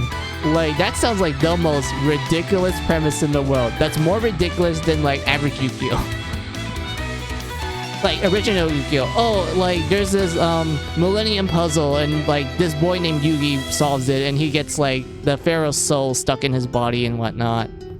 And they like work together to do like some Egyptian mystery dungeon shit. Well, not dungeon, like children card game that revolves around like Egyptian stuff. And then they actually go into ancient Egypt in like the final season of the original Yu-Gi-Oh! Like, yeah, some people are like, yeah, that's weird. But like, then we get to GX, which that one was like, oh, hey, new generation, we have Jaden. Jaden, cool guy. I like Jaden. But, and we just have this guy who wants to be the master duelist, like Yu-Gi-Oh! I mean, like Yugi. And when he attends a dueling academy that was founded by Mr. Saibo Kaiba. I'm sorry if I'm laughing, but like I'm literally just laughing from the premise of like each show. Like GX is like, yes, go to a dueling academy that was founded by Mr. Kaiba. Mr. Seto Kaiba. Yes, Mr. Blue Eyes. And like, you know, eventually it goes into the topic of like, oh, Jaden is actually the reincarnation of like some demon king ? I don't remember GX's story that well, Stella. That's all I remember from it. It was like, oh yeah, Jaden was like the reincarnation of this guy, and he gets like a yandere girlfriend that he ends up merging together at the end of near the end part of GX, but it's not like the end of GX, because there's still like one more season in GX where you have like Jaden, who is essentially no longer, you know, cheerful about dueling. He's a lot more bitter about it because of like, you know, he discovers his whole backstory and how people actually die when they are killed in GX. Like, remember the amount of dead people that died? I mean, the amount of people that died in GX? Like, I was surprised that GX literally killed off like 90% of the cast. That includes like some of the main characters. I was actually surprised that GX went that far.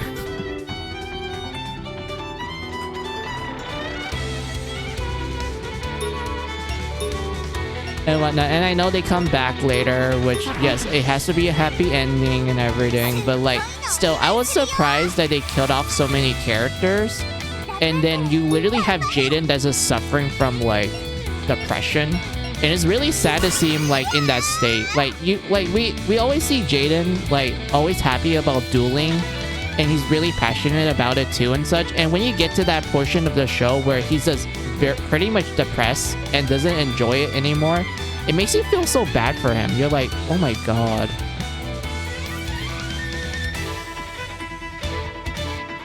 And whatnot. Like, it's such a big like 180 of his personality, and you understand why it's such a 180, but it's like it's really sad to see him like not enjoying anything.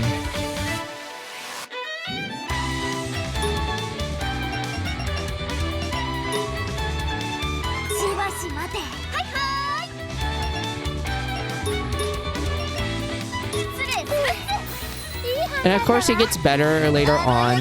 Like, the ending of GX is actually really nice and everything. But like, yeah, I like GX is such a like dramatic tone change. Like when you get to like the later parts of it. Let's see, what do you wrote down? He was like, I will make a school for people to learn how to play a card game. Which, how would they use that for everyday life? Well, if you watch the JP, if you watch the dub, no one does.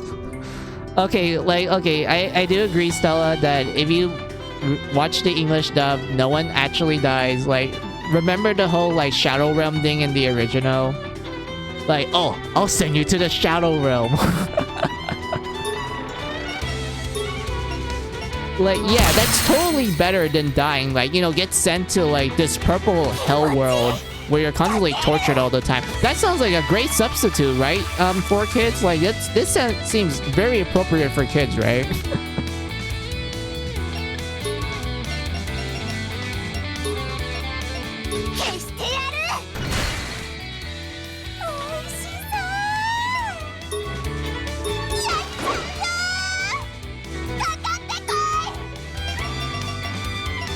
And then GX was like, they get sent to the stars, right? Am I right, Stella? Like, in the English dub, instead of saying that they die, they get sent to the stars, which is practically the same thing if you know your mythology.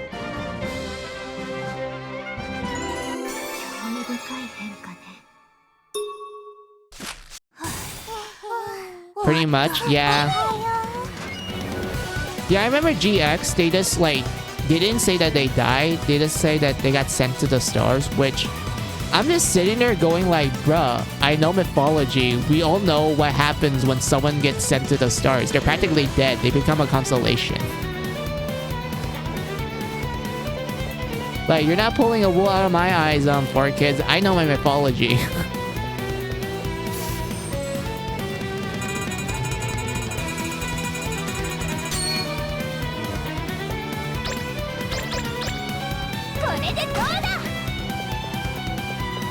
Let's see. I think did 5Ds also was like fine with people dying in that one, because I remember like there was actually people dying in the English dub of 5Ds. I actually remember that. Like they didn't like tone it super down like GX and like the original. They actually did like address that. Oh yeah, this person did pass away.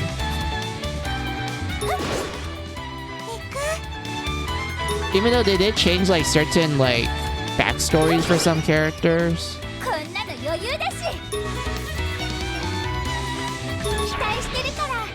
Really? Yeah, I remember for the Dark Signers, they didn't say like, oh, they were like, at the last moment of their like life-threatening experience, they were like, what do you call it? They were saved by like the otherworld creatures. No, like I remember in the English dub, they specifically point out that the Dark Signers are pretty much like people who are brought back to life. Like I remember that.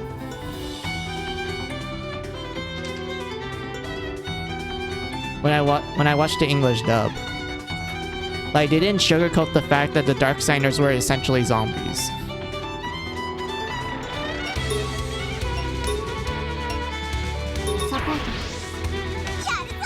But they did tone down like some aspects, like you said, like someone hanging themselves. They did took that away.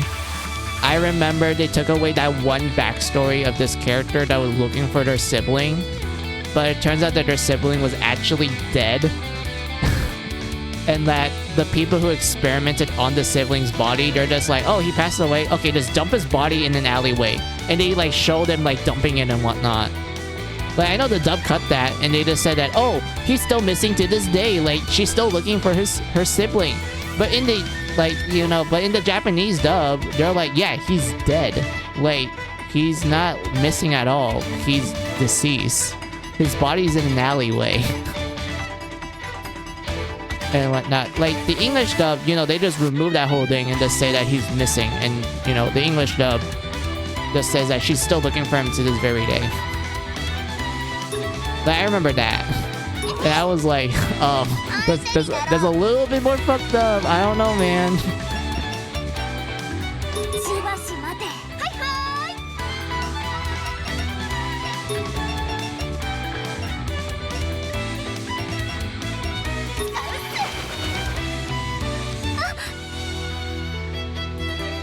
Oh, Pyra, why you didn't get hit?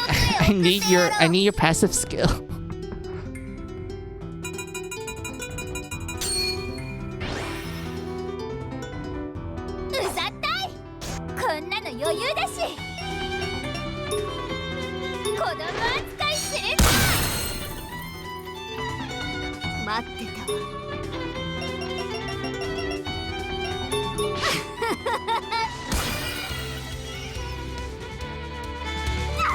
Oh.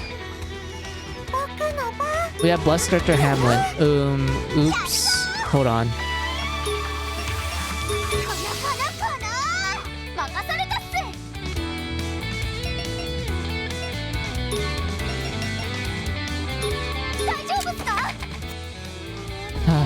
Carla, why?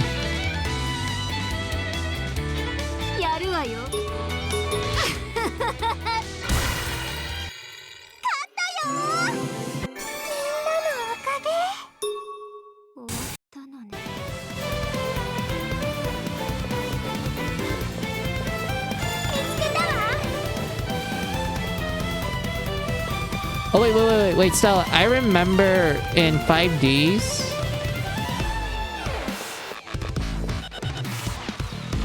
Wasn't there a scene where this guy chopped his arm off, but in the English dub, they made him regrow his arm? Like, it didn't seem like he cut it off.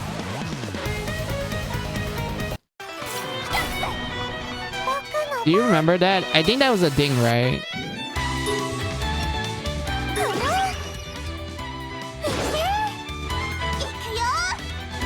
Oh yeah, I remember that. That was crazy. Yeah, I remember now. Yeah, I remember. It was because, like, the guy was gonna replace his arm with, like... with an arm that has, like, the dragon symbol on it.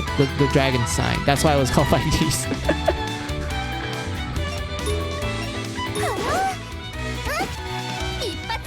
I would die laughing if I see a Mary Skelter and Yu-Gi-Oh! Crossover. Jack would fit the role of Yugi. He would.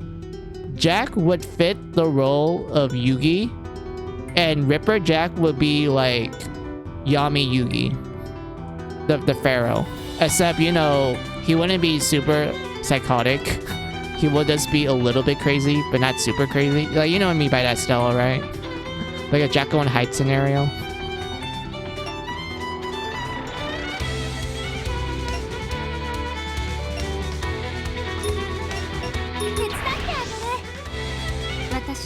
What would Alice be, Stella? Like, which Yu-Gi-Oh character would Alice be? Unless it's Season 0. Yeah, Season 0, Pharaoh. I wouldn't say he's super crazy. I would just say he literally lacks any form of, like, morality. Or, like, cares... or doesn't, like, give a shit about people. Because, like, let's be real. Like, Season 0, the Pharaoh was essentially, like... a character that's like, oh, let's play a game.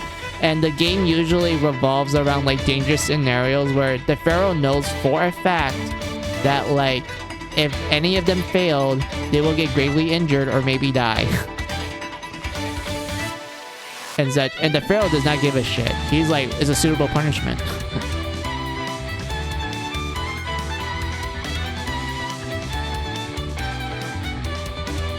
And whatnot. Like, it makes sense to me. Like, it made sense that the Pharaoh in Season 0, he was very, like, I wouldn't say he's uncaring. He just lacks like modern morality. Like he doesn't see things like the way how we see things in like a modern sense. Like he was in like, remember, he's from Egypt, like ancient Egypt. Like we know the type of punishments that ancient Egypt does, and they're like what's that say? They're really cruel at best. Like it's really cruel at best. Was it Alice 100% would be the main girl from 5Ds? If you think about it, both girls act the same in some. They do. They absolutely do. Alice definitely acts like.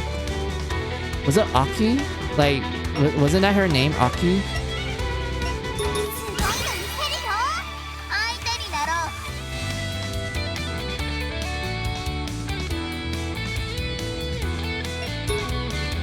Now he cares about Yugi and his friends. If anyone touches them, he'll beat your ass in mind games. Yeah, that's what I mean, like Stella. Like, he doesn't care about, like, the repercussions, like, for the punishments he does to the bad people. He's just like, it's a suitable punishment. That's why I would say he's a very, I wouldn't say psychotic, but he just has a different view of things.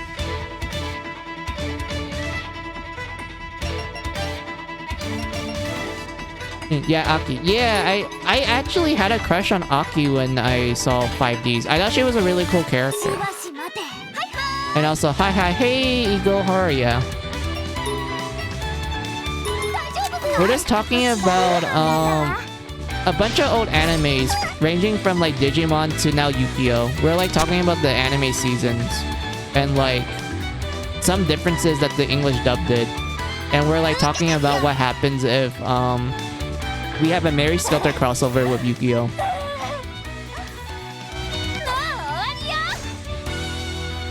Doing okay. Hearing about Aki? Yes. We were talking about Aki and how Alice in Mary Skelter 100% like fits Alice's personality. So we like kind of picture Alice wearing her outfit.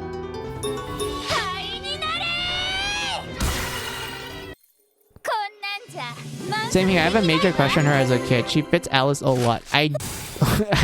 Yeah. I honestly had a crush on Aki. She's so cool. Okay, I want to tell you guys this. For the longest time, I wanted to get the Rose Dragon card. Like I wanted to play her deck. Like for the longest time when I was young, when I saw 5Ds. Like for the longest time, whenever there's like a booster card set, I always prayed to the Gacha Lords that I will get her, get the dragon, but I end up failing in the end, so I'm like really sad about that. But yeah, for the longest time, I really wanted that card, like for realsies. Like I really wanted to own that card.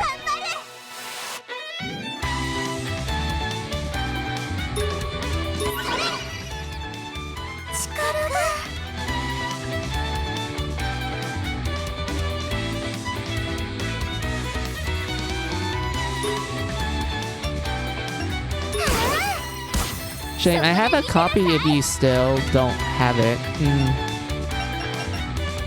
That would be nice, Eagle, but I don't know what to trade it for.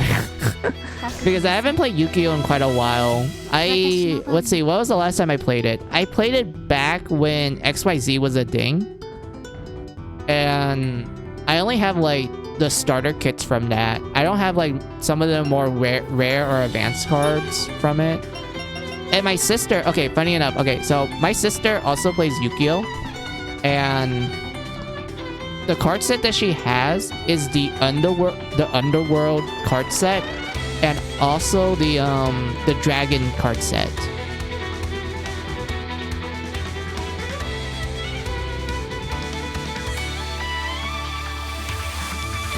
And such. She has the undead dragon. I don't know the name of it. It's that one like cool looking zombie dragon that does like a lot of that. I think it has like a lot of attack points and has like some kind of special ability. I don't remember what it was. I apologize. It's been a while, Eagle.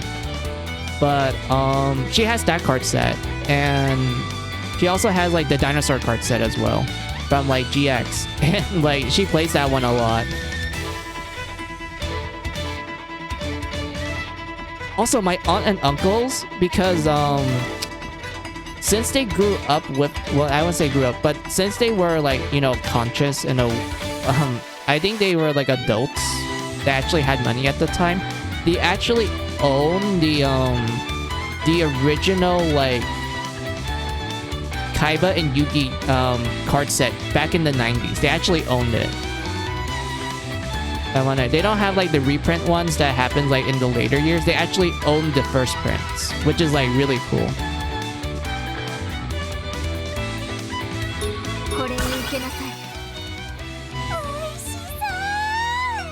Say Dinos, she must be a toxic duelist. Nah, my sister isn't toxic. I mean, honestly, when we play Yu-Gi-Oh, we just play really laxly. Like, we only play with 5D's rules, so we only follow synchro summons and that's it. We don't like do XYZ or pendulum, which I don't even understand pendulum, Hugo. I don't understand pendulum summoning. That never makes sense to me, no matter what.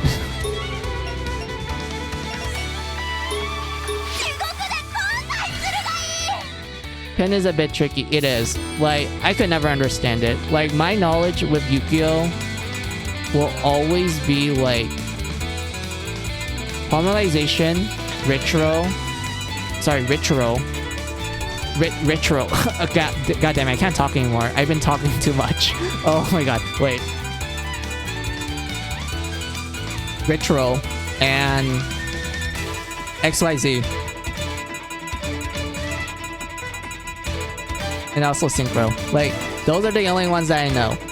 Pendulum is just like, excuse me, what? And like, why is this card divided into two?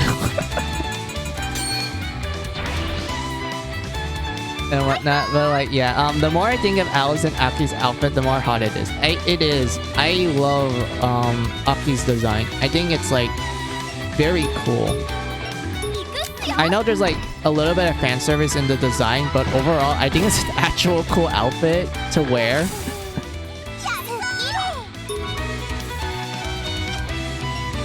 I cannot see you dueling, buddy. Okay, Stella, I actually dueled a lot when I was younger. More specifically, I played a lot of Yu-Gi-Oh video games. I played a lot of the video games of Yu-Gi-Oh. That's like where most of my dueling knowledge comes from. I never like played the physical card game a lot. I only played the video games.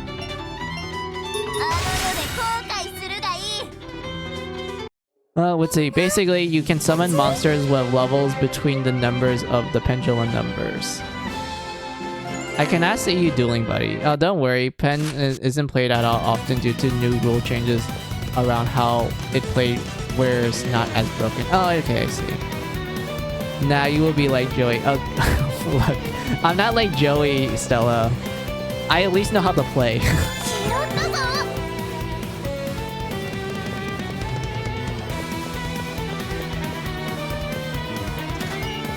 And I have some knowledge of strategy, okay? Like, I understand how to strategize.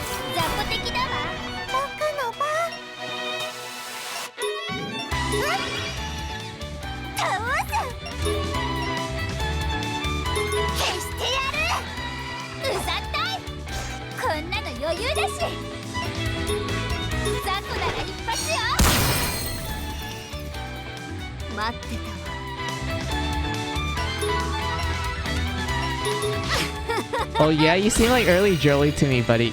Sure, Stella. Like, okay, let's duel. Which Yu-Gi-Oh dueling game do you want to play? I play all of the DS games. Which one?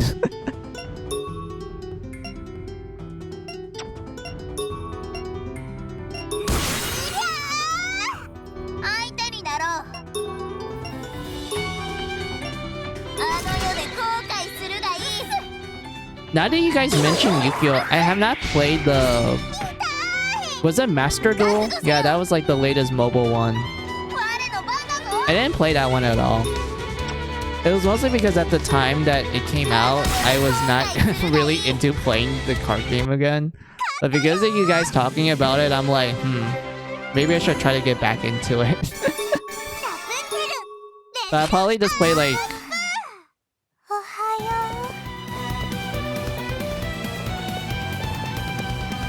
Yeah, I'll probably play like... with with the Japanese uncensored cards. If they give me that option. Like, if the mobile game gives me the option to like... see the uncensored designs of the Yu-Gi-Oh cards, I would like play it. Because I always like the uncensored designs a lot more than like the ones that we get over here. I know there's some that I like like the Killer Tomato. Like, guys, do you remember the Killer Tomato? Like from the original series, that one? How like the West got like the really creepy looking one, but Japan gets the really cute looking tomato jack-o'-lantern creature thing.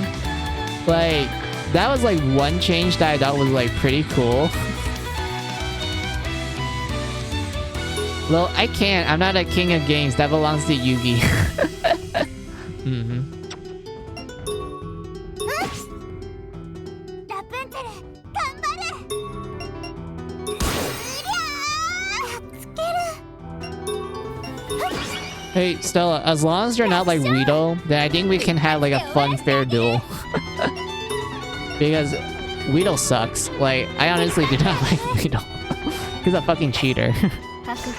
Like, I know some people would say like, oh, the main cast are kind of cheaters because they don't follow the rules and blah blah blah, even though the rules weren't really a thing back when the anime came out. But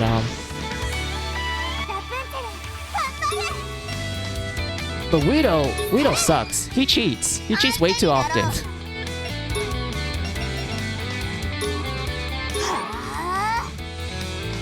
やるっす And also, he drew away the Exodia cards into the ocean. That shit is rare.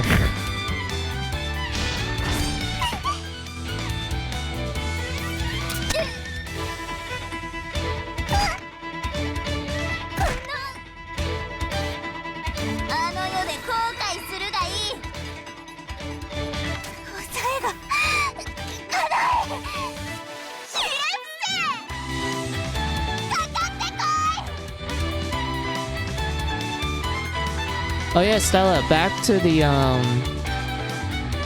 Yu-Gi-Oh / Mary Sculptor crossover.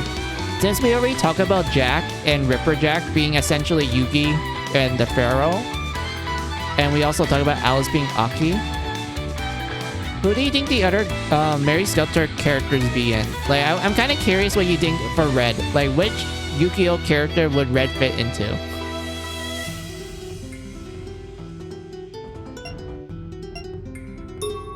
Because I don't know for sure, because it's been a while since I saw Yu-Gi-Oh! And I don't know like which character personality will fit like the Mary Sculptor cast. Oh, God, I'm yawning a lot. こんなんじゃ満足できないわ終わったわよ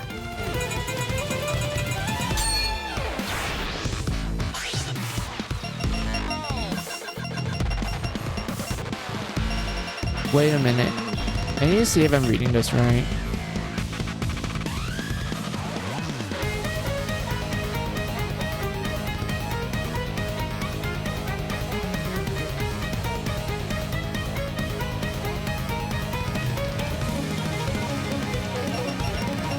This one goes up. I know that. Yugi got weird over the years. Now Sevens has completely different gameplay. Really? It does? That's interesting to know.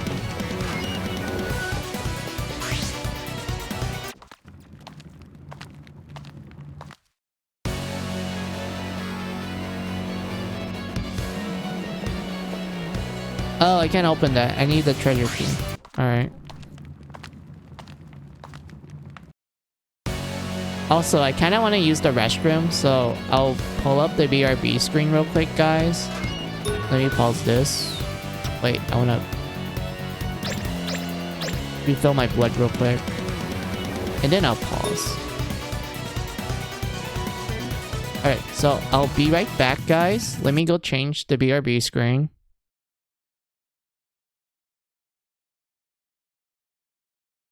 Where is my mouse? Why is it invisible?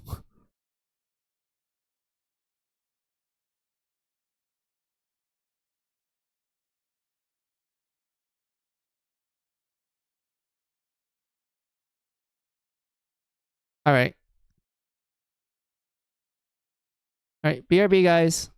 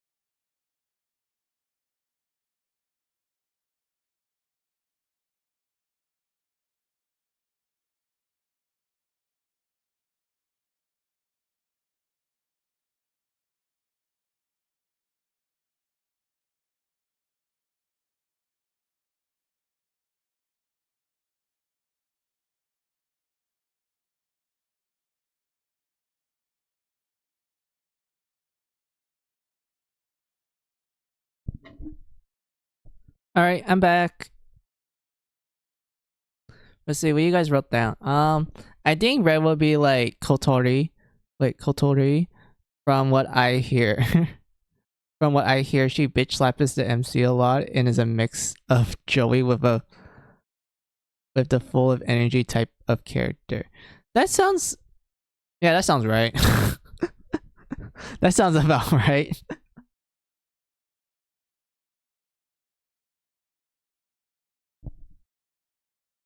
Wait a second, who was Kotori? Kotori, my bad, Kotori. Wait. She was Zaxel, question mark, or was that someone else? Wait, hold on. Zaxel. Oh, okay. Yeah, the childhood friend, right? The tsundere. That checks out. that definitely checks out. Oh my.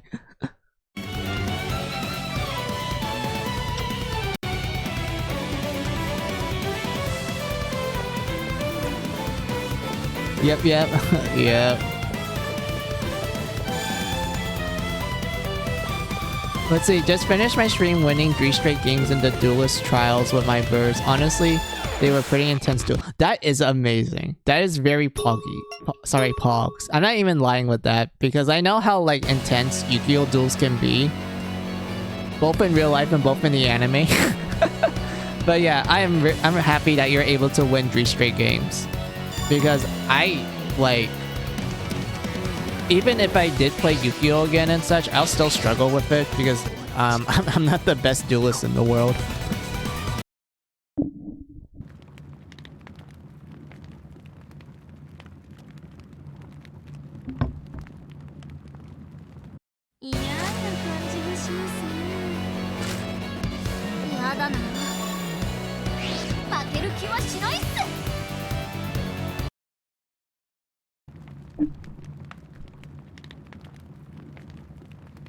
Demi would be Kaiba, let's not lie to ourselves. Yes.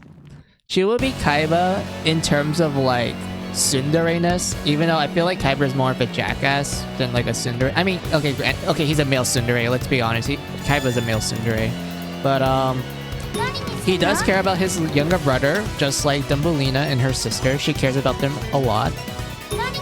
And she did become kind of like an asshole in Mary Sculptor 2 because of like, you know, actual reasonable story reasons. And Kaiba did become an asshole because of actual like story reasons. But you know, they both simmer down later on in the story and they're just mostly tsunderes, which is like, yeah, that fits Dummy to a T. That means she's rich.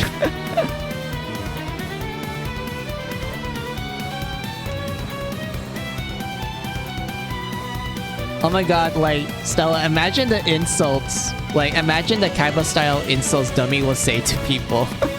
Like, we all know Kaiba's, like, infamous, like, oh yes, you're just a 4th-rate duelist with a dirt-rate deck. Or something along those lines. I don't 100% remember the line.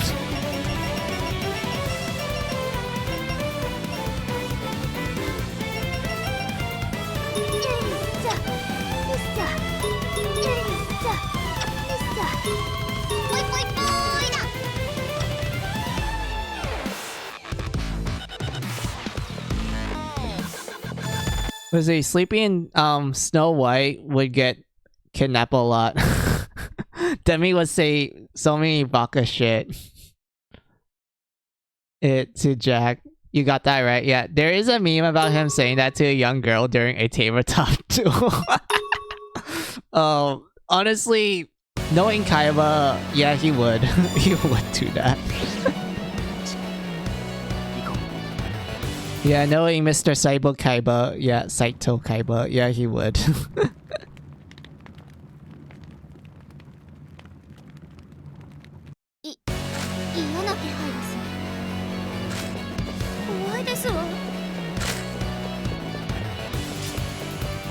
I always find it funny, the reason why Kaiba is into Blue Eyes White Dragon is because of like, oh yeah, his past self was like into a girl who had the spirit of Blue Eyes inside of her, and she ended up dying protecting him.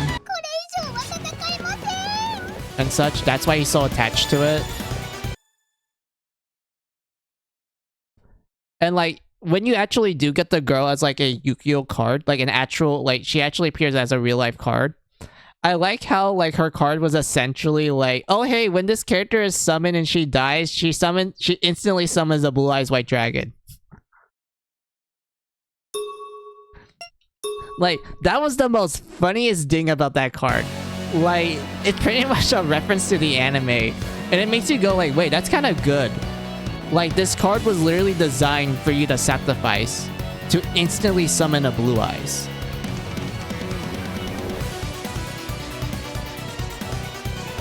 Like, that's a really good card to have. If you like Blue Eyes White Dragons, if you're like Kaiba.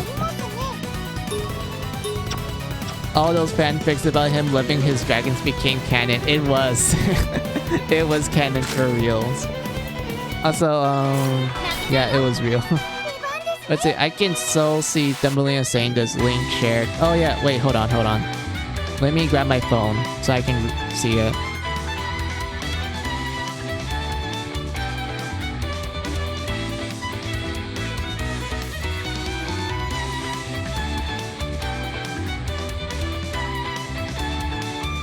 Wait.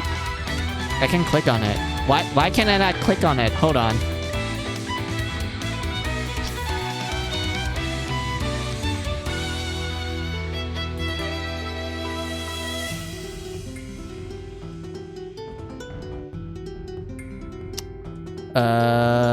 Wait.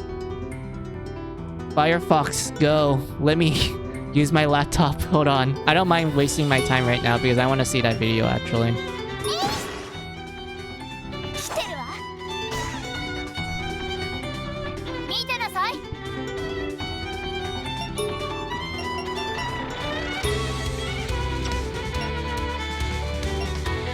ちょっと待って。覚悟なさいませ。お助けしますわ。これは痛いわよ。覚悟なさいませ。覚悟はよろしくて。み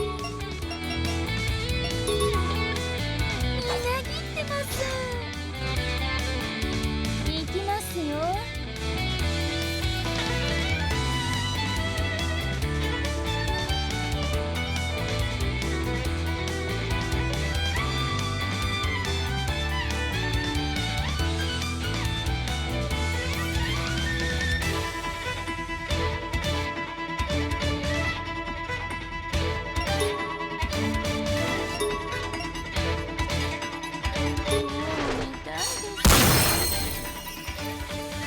さあさあ、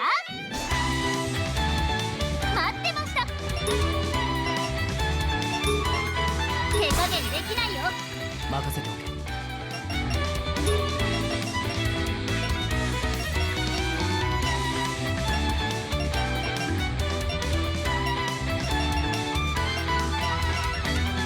使おう。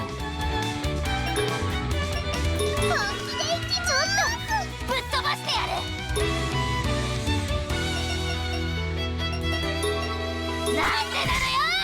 なんで私が。消えてー。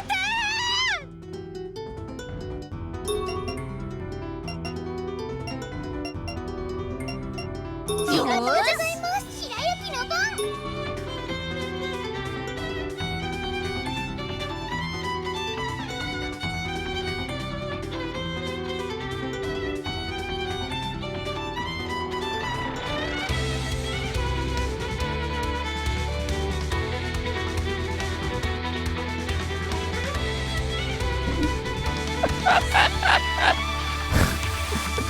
Oh my lord.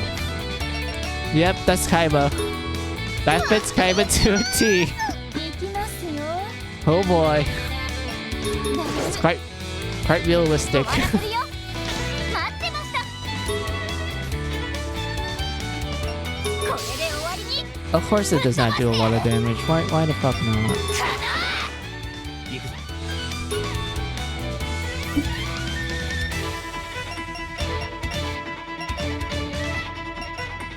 これにしよう。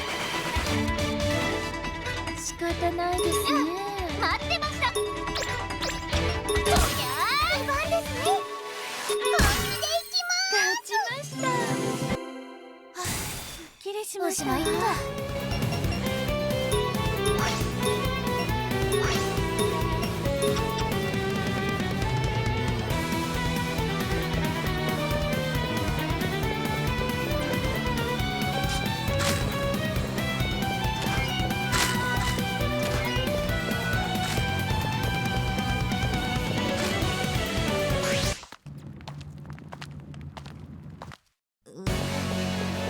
嫌な感じがするわ。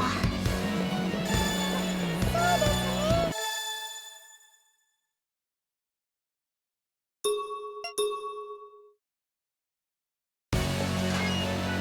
いいもの見つけました。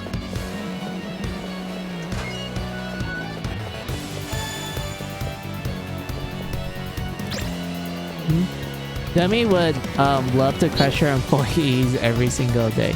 Yeah, knowing Dumbelina, she would. She definitely would.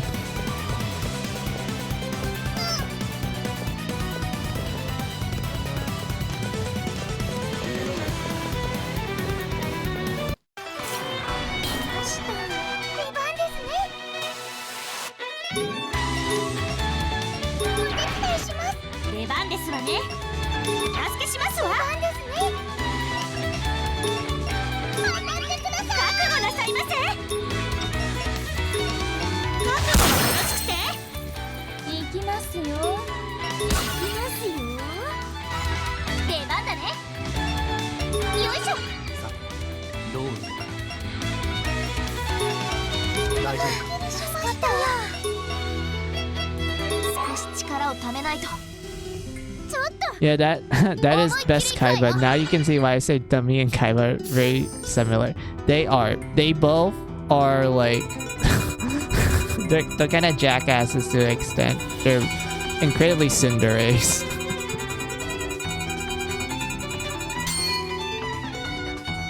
ひどいです。あんたなんか消してやる。出番ですね。本気で行きます。出番ですわね。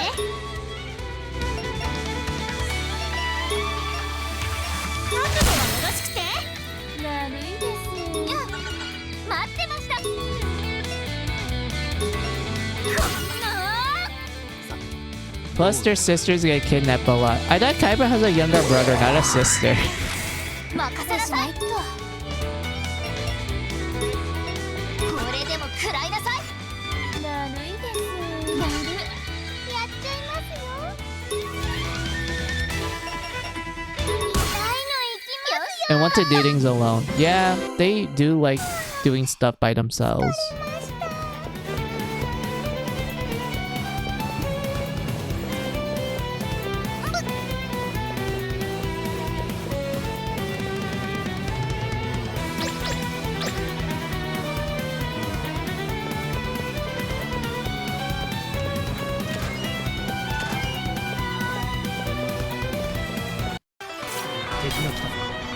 仕方ないですね。見てなさい。少し力をためないと。サポートいたしますわ。思いっきり行くわよ。出番ですわね。覚悟はよろしくて。皆さん。だるいです。 Oh. Well, that was something. 出番だね。 Oops. そりゃ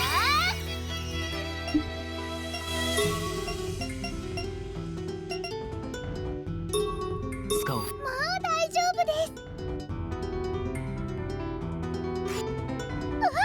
出番ですわね。ひざまずきなさい。出番だね。こんな。どうしたものか。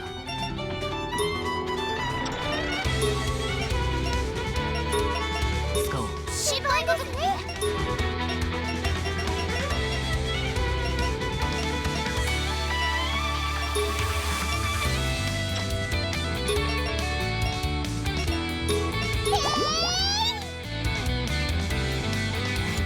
行きますよ。なる。任せておけ。大感丈夫。謝しましたよ。なんで私が。私の番か。これでも食らいなさいね。手加減できないよ。ゆきの番。本気で行きます。参ります。こら、仕方ないですね。行くぞ。大丈夫か。いい感じ。行くよ。逃がさない。圧勝。 Let's see. Oh, all right, right. Forgot that that was a thing. Given he wears a dress once and gets kidnapped a lot. Plus, Kaiba, Dummy's main goal is Jack. Like, yeah. Kaiba, he wants that Yugi. He wants that Yugi. Dummy, she wants the Jack. 今何か音が。いたと。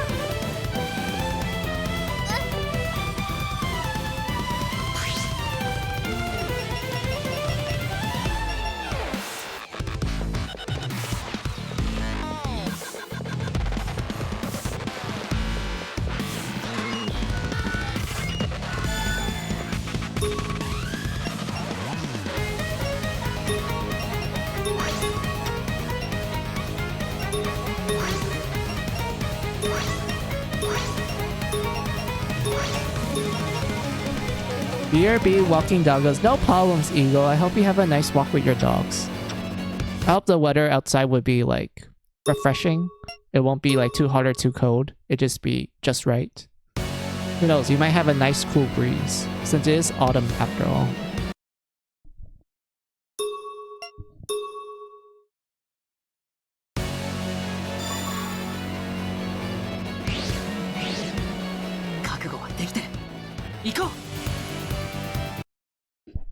I could so hear Dumbelina laughing mad crazy. Yeah. Dumbelina does have a good laughing voice, especially when she goes into Blood Skelter.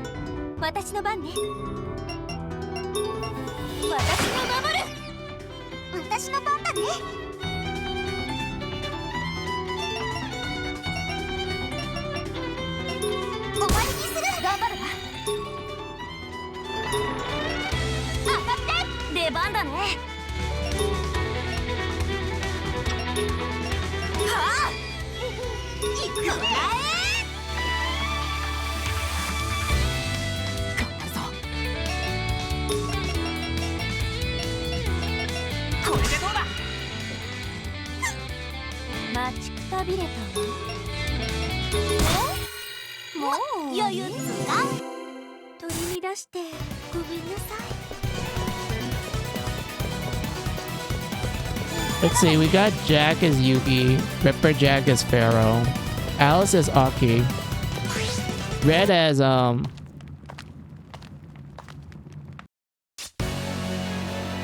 Kotori, with a little bit of a Joey. God, I can't imagine Red as Joey. Shit. Let's see. There we have Dumbelina as Mr. Kaiba. And I guess Snow White and Sleepy, I guess a little bit of Mokuba, but I don't know what their main personality would be.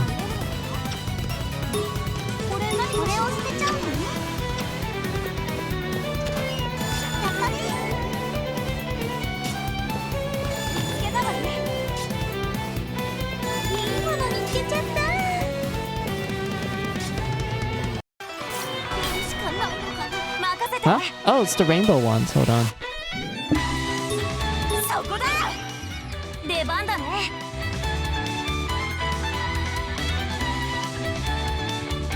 I would say T and Luna from OG and 5Ds, like for Snow White and Sleepy respectively. If that's the case, that does fit.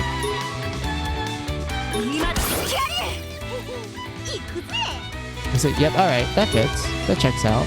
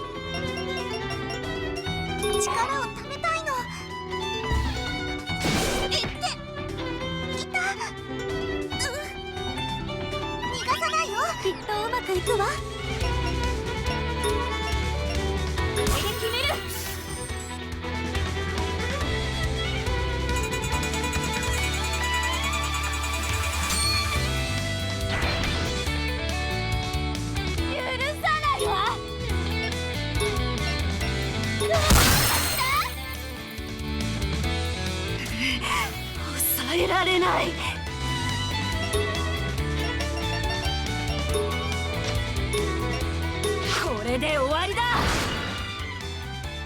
関わんなっつうの。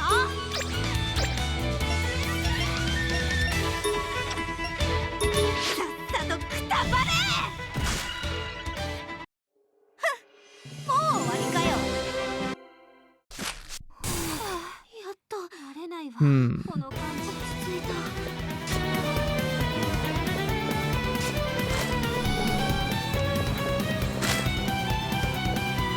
アクセル発見。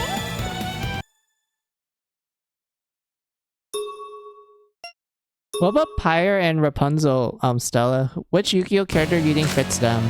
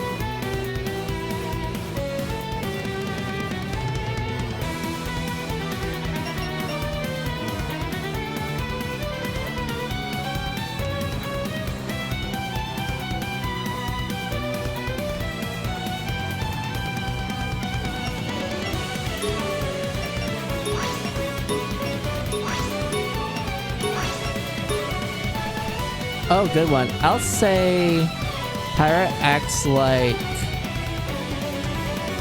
Aki when she was a little girl with a little brokenness in her, like Alice. And Rappy is Leo from 5Ds. Yeah, Rappy is definitely Leo. They are both energetic kids.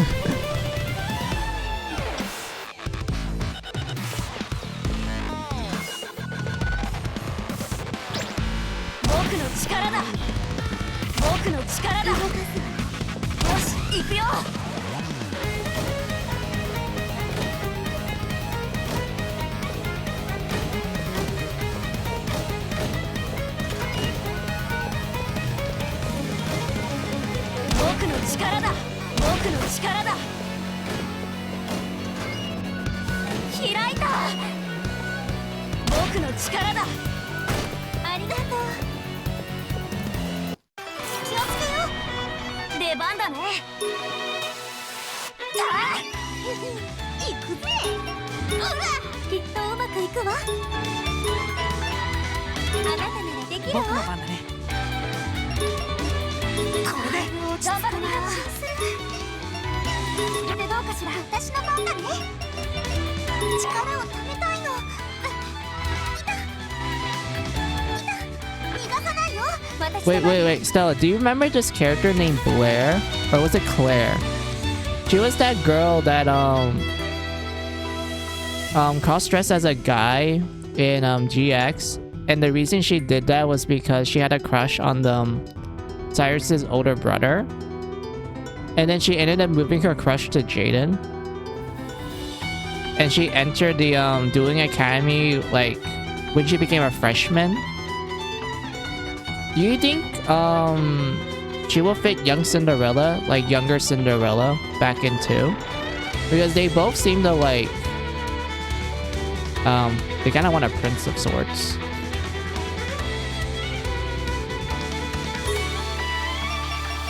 Or would it not fit? Would someone else do?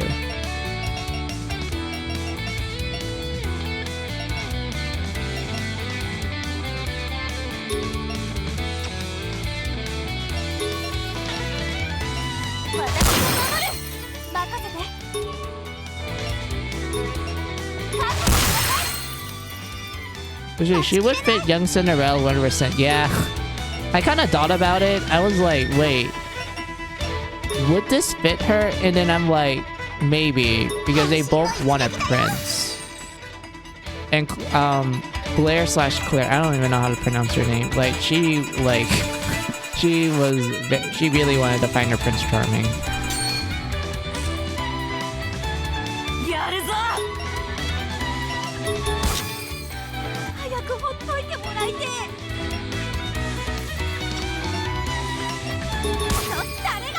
I thought Cinderella would be the same. Yeah.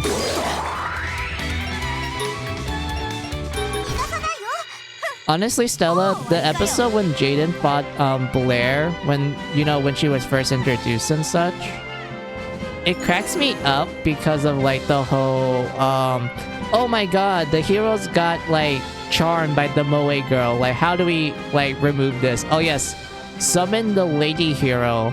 And it just becomes like, her scolding them. And it just made me laugh a lot when that scene happened. Oh, I found the core.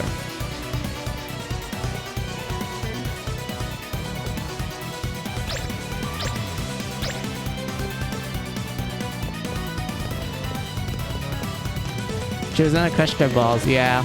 She was like, excuse me? Go back to work. Like, we're in the middle of a duel, no flirting.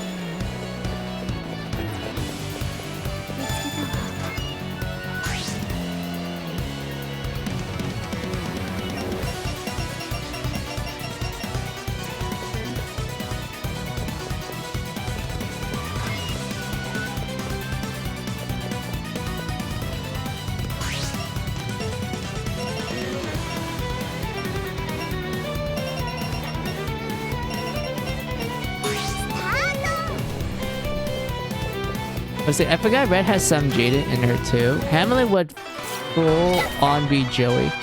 Yeah, I do think Red has some Jaden qualities to her. Like, you know, she starts out with energetic and shit, and then, you know, you get to the tragic event, and it just makes her have a full 180 in personality.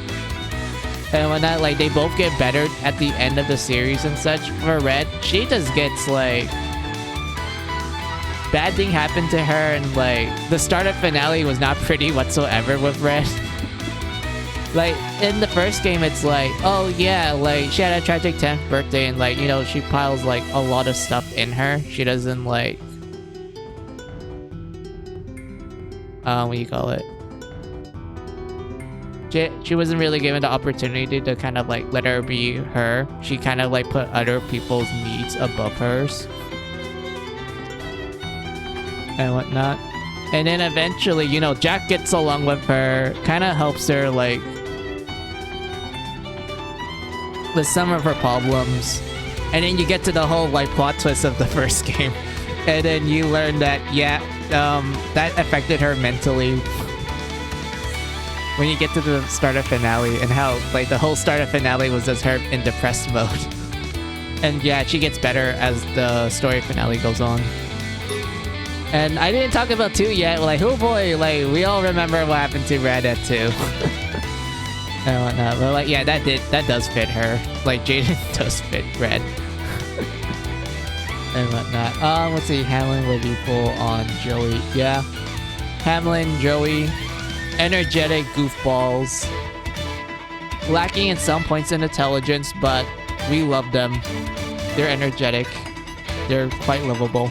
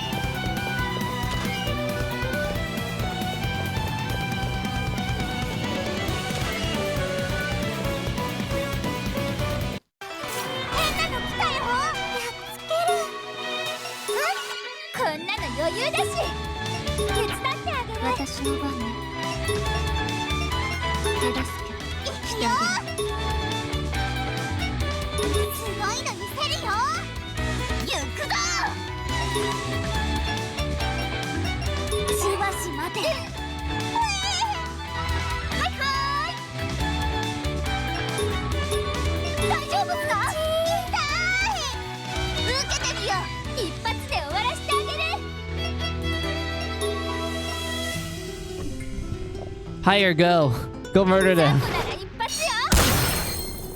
Okay, you didn't murder them, but that's a lot of damage.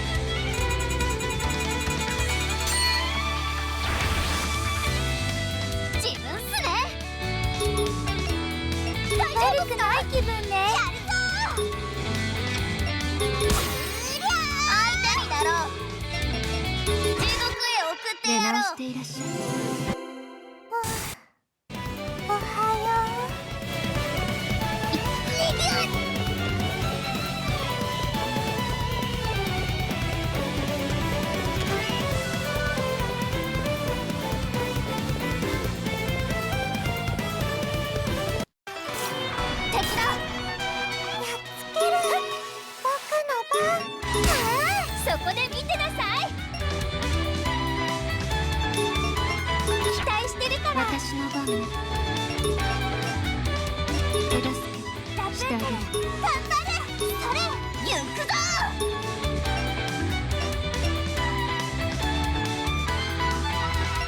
直してやるぞ。自分っすね。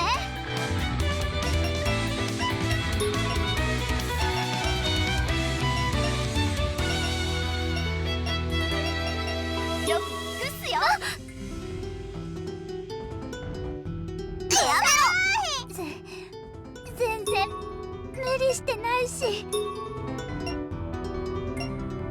この勝負もらった。任せなさい。これを見せなさい。僕の番。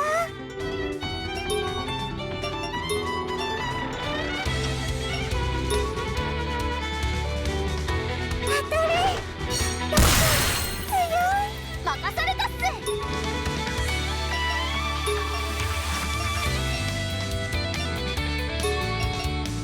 物は使いよう。相手にだろう。あの世で後悔するがいい。Thank you, Pyre. You killed them. 鳥肌が。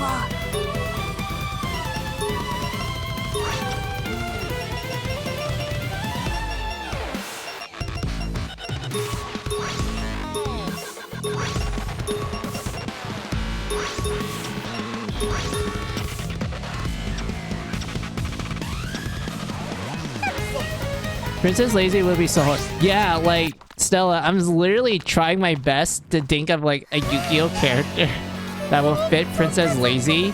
And my brain keeps going, like, no, that doesn't fit at all. Princess Lazy is, like, the hard one to figure out who would fit her.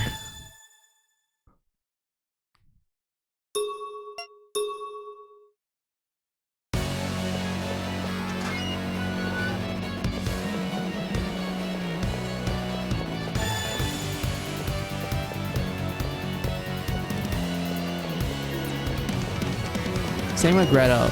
Yeah, Gretel is... Actually... For Gretel... I can kind of imagine, like...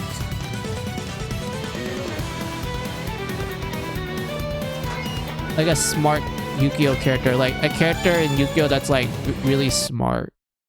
Like, they have a lot of intelligence. I think they would fit Gretel well. Granted, they don't have, like, Gretel's, like, you know, love for sweets personality aspect, but that's, like, close enough.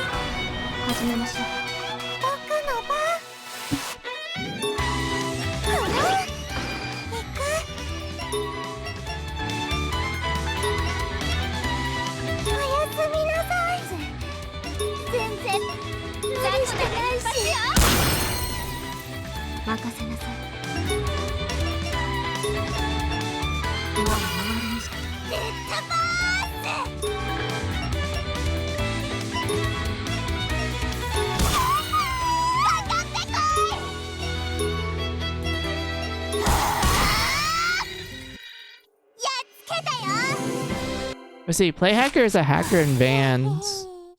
Oh yeah, there was like a smart character in that one. I forgot about that.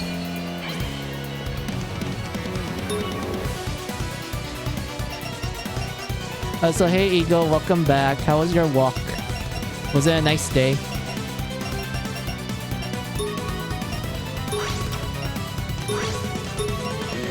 Also, I'll be right back, guys. I need to go turn on the lights because my room got dark. Hold on. Wait, what? Excuse me, game? Wait, I need to read this map correctly.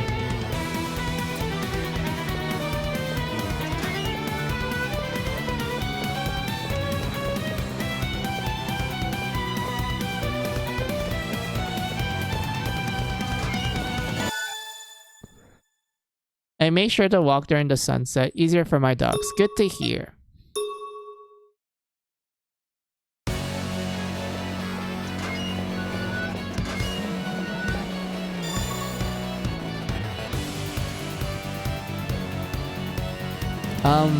What about Osu and Little Mermaid, Stella? Who would fit them?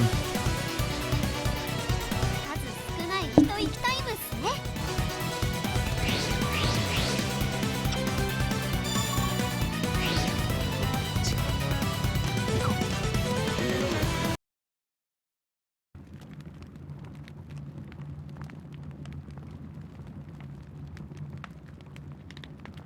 なんか急にゾクッときたわ。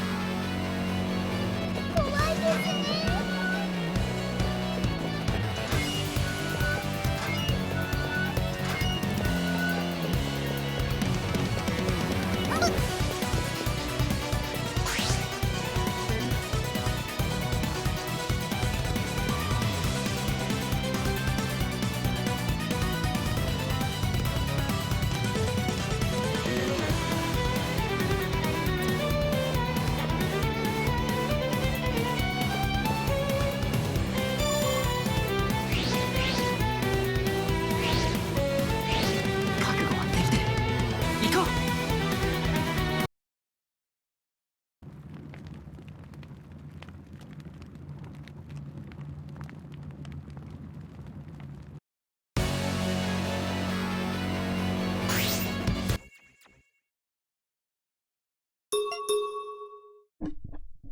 I can see Little Mermaid fitting Joey's sister as well as Kotori. Osu is Duke from the OG series. If you know, you know. Yeah, that fits. That checks out.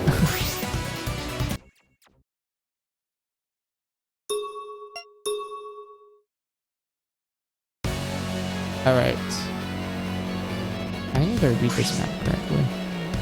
I can't go back because I literally locked myself out. So as a result, I have to go through a different method. Yep, I have to go through a different one. Okay. We're gonna fight the cores for for Jack and Carla's team. So let's go. I saved, so it's fine.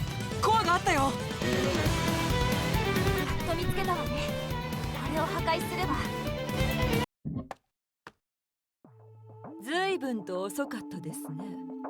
本当に待ちくたびれましたよ。ジャック、下がって。払われたな、ギロチン。しばらく姿を見せなかったけど、やっぱり私たちの行動把握してるみたいだね。なんだか危機迫るものを感じるわ。みんな気をつけて。あいつにだけは会いたくないんだって。あなたやっぱり生きていましたか。私あなた様のことは知りませんし、あの夜のことも何にも見ていませんです。はい。まああなたなど眼中にありませんでした。マスターの命令なんだね。またお前、いつも気安くマスターの名を口にするなと言っているだろうが。否定しないってことは、そのマスターって人の命令だって証明しているようなものだよ。だったらなんだと言うんだ。I love how Jack literally has like the biggest balls in this game. Other than Osu. Like you can tell that he has such a big change in his personality compared to like the first two games. Like he actually developed quite well as a character.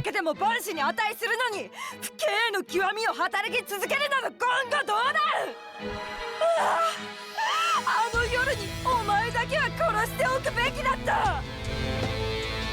気配が変わった。全員皆殺しにしてやってみろ。だが今までの僕たちだと思うなよ。私たちはこんなところで負けてい Will ら she れ here? ない。 Would she be able to kidnap Alice and take her to her master, or would she be about to fight everyone here and get her butt handed to her? 教えてもらうわ。 Looks like we're gonna fight. もうこれ以上みんなにひどいことするのは許さないわよ。あんなきゃやられるってんなら、畜生やってやるよ。 Jack wouldn't be a man otherwise, and Alice would not like that. I think Alice would have liked Jack regardless, let's be real. But like, yeah, it is nice that Jack is a lot more, I guess, confront. He's more willing to confront people in this game. And he has a lot more sass in him. Like his interactions with Mary is like absolutely hilarious.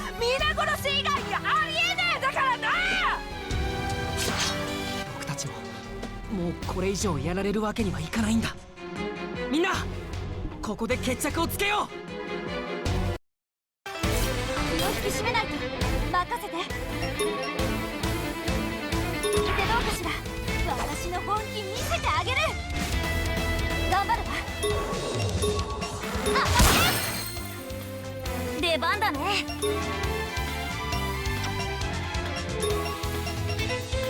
覚悟はいいかい。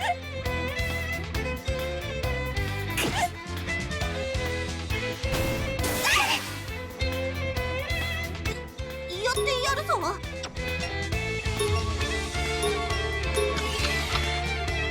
きっとうまくいくわ。あなたにはできるわ。緊張するな。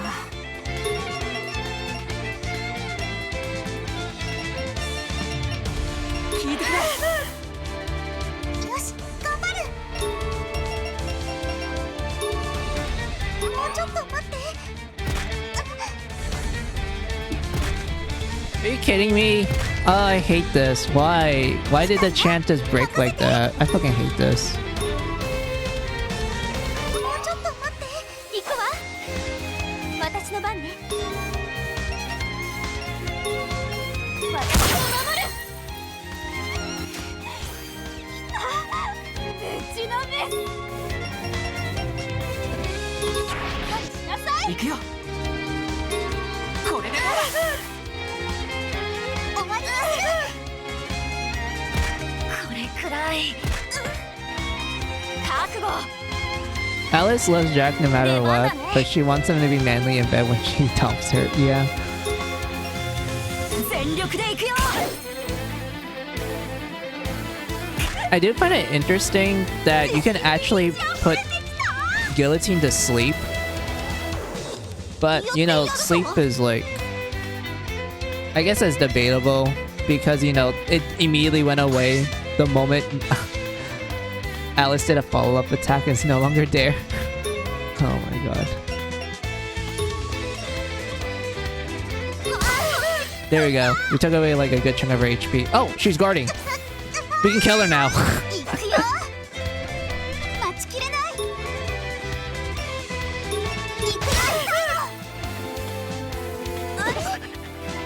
ぶちのめ。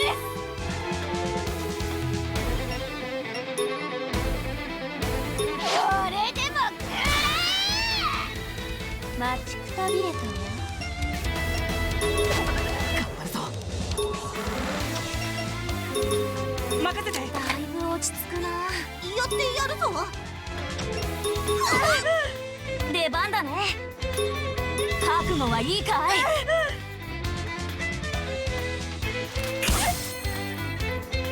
ちょっとこれくらい。いって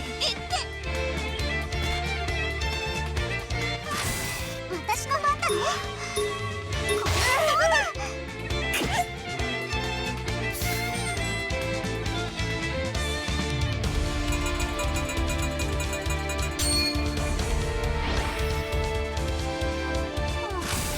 任せて。この感じ。見てどうかしら。待ちくたびれたわ。緊張するな。任せて。行くぜ。任せて。覚悟はいいかい。取り乱して私の番ね。私が守る。こんなゴミに。 There we go. We beat her. 余裕つが。 That was easy. そんなバカな。この私が負ける。そうよ。あなたの負けよ。さすがにその傷じゃもう無理ね。もういいでしょ。いい加減負けを認めるんだ。いや、まだだ。まだ私は戦える。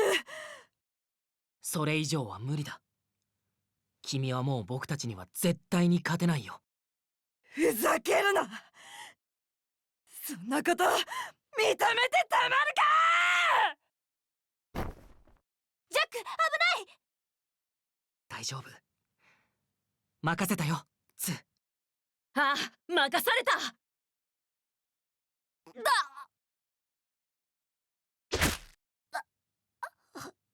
貴様、いつの間に。僕とジャックがどれだけ一緒に戦ってきたと思ってるんだ。お互いの考えていることくらいわかるさ。それに僕はもうお前に負けないって誓ったんだ。助かったよ、ツー。まっ Ah, たく romance. あえて怒らせた上に自分に標的を向けさせるなんて。君ってやつは相変わらず Also 無 cut her 茶 head を off. するね。 Well, we can't, Stella. We need information. We need to kidnap her. ありがとうジャック。光栄だよ。くそ、なぜ勝てない。こんな日の光もまともに浴びたことのない地底の生ゴミどもになぜあってはならない。この私がケロカスに負けるなんてことは決して。でも壁に寄りかかってないと立ってもいられないんだろう。もう諦めるんだ、ギロチン。やめろ。そのゲロ臭い汚物を吐くしか脳のない口で私の名前を呼び捨てにするな。それをしていいのはマスターだけだ。何でもいいけど、とにかく君は拘束させてもらう。そしてとことん話してもらうからね。安心して、殺しはしないから。ジャック、随分と大胆になったね。そうかな。ふざけるな。そんなことになるくらいなら私は今ここで死ぬ。なんだ、あいつ壁に吸い込まれて。 Oh my god. It's a vibe check. Look at that, Stella. It's a vibe check. 消えてしまったわ。一体何だったんだろう。あれ、マスターって言ったってことは Honestly, that hand reminds me of like マスターだった the そういうことに the hands that appear in Death End. Like, you know what I mean, right, Stella? Like in the Death End games, there's like a 取り逃がしてしまった。 there's a still of like a hand that comes out of the wall and such. こればっかりは Like that's what it reminds me of. そうだけど。逃したのは残念だけど、だいぶ Wait, is that Master Hand? Oh, I get the joke. I get the joke. Because there's a because in Smash Brothers there's a boss called Master Hand, but in this context it's the, you know, they're the masters, you know, you put the S at the end and then hand. ちょっと待ってちょっと待って。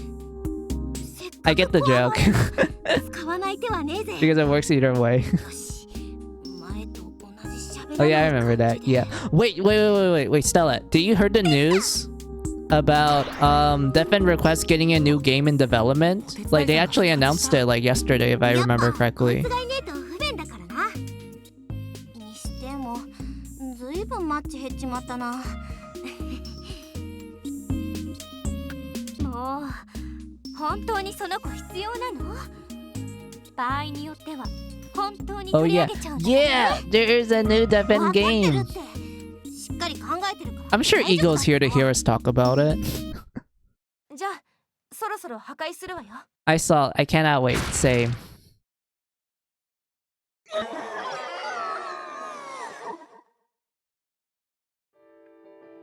った。これで悪時期の艦隊島のナイトメアも Right, なんとか that できそう nightmare. だね。 Wait, what was that? Oh, もし Eagle, 遭 do 遇 you して heard も the 戦う news? ことができるね。 There's a new Death End Request game in development. They announced it yesterday. 現れてなくていいわ。そうだね。今までこんなことなかったはずなんだけど、それはそれで不気味だね。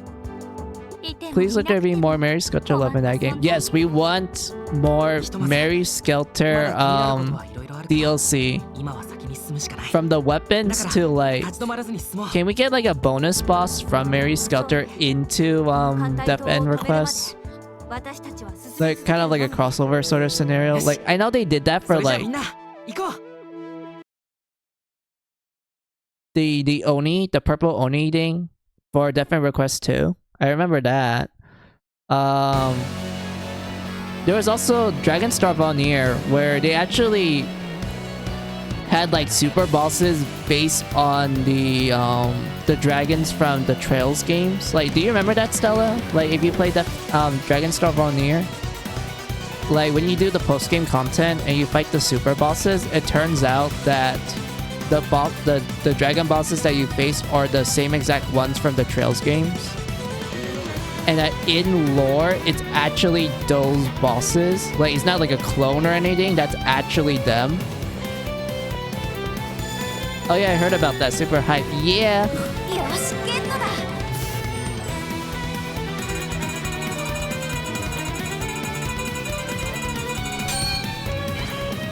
よしゲットだ。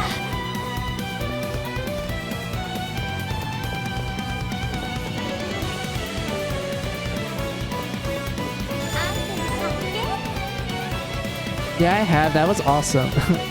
Indeed, it was.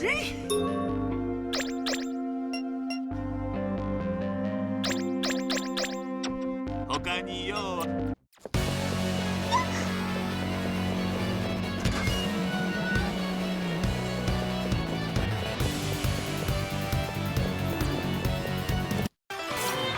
メルヘンだ。さあ行くよ。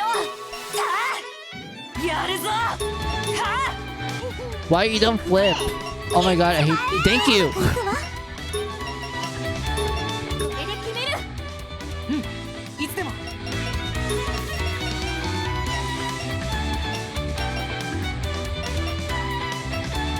これでどうだ。任せて。手を貸すわ。任せて。力をためたいの。いた。逃がさないよ。任せて。頑張る。これでどうだ。やるぞ。これでどうだ。華麗にやるぜ。これでどうだ。兵器よ。まだ。これで決める。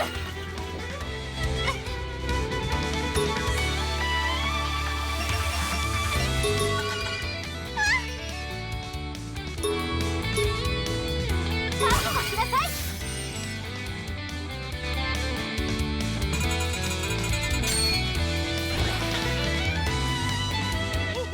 行くぜ。行くよ。助かる。ちょっと待ちきれない。いい気分。待ちくたびれたわ。まあこんなものよね。終わったか。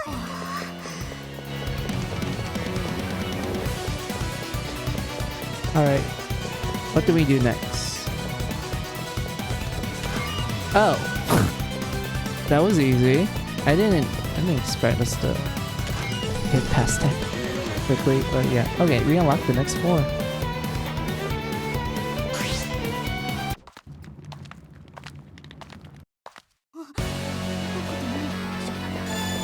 I know it will not happen, but all those girls will work so well. Same with Jack if he was there.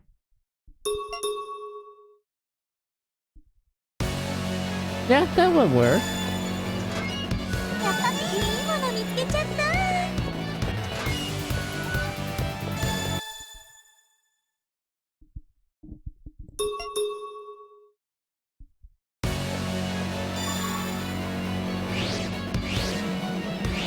負ける気はしないっす。 Alright. Carla. Let's go.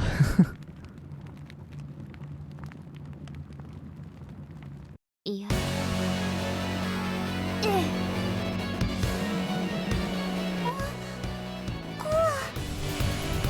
そういえばこの悪食の艦隊とナイトメアがいないっすね。そう。私もそれが気になっていた。そういえば。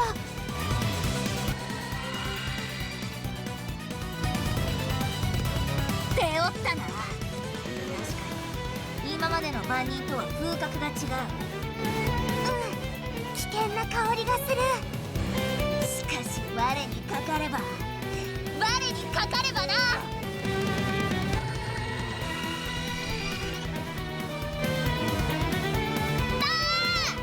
で決め台詞を言う前に来るのだ。不毛なことをしてないで来るっすよ。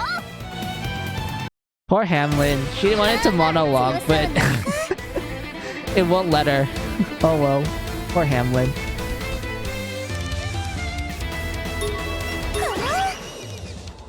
眠らせる。せい。全然無理してないし、期待してるから。これはいいわ。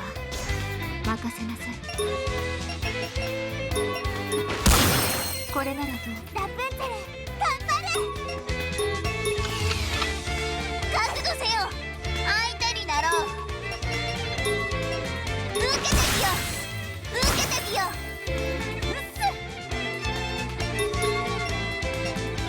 行くっすよ。悪くない気分ね。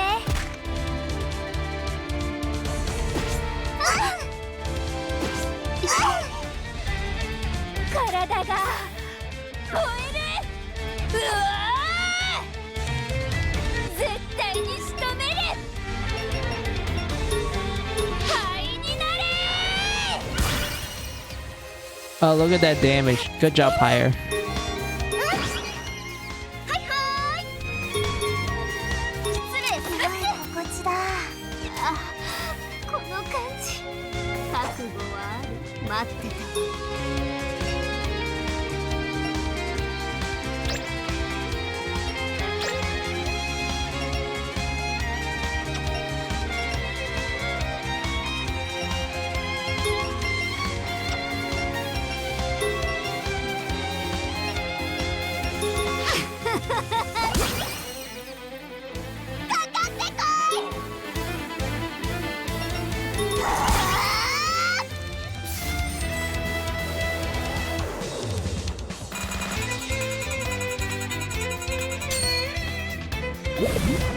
Hell yeah. Heavy poison. Let's go. Heavy poison's the best.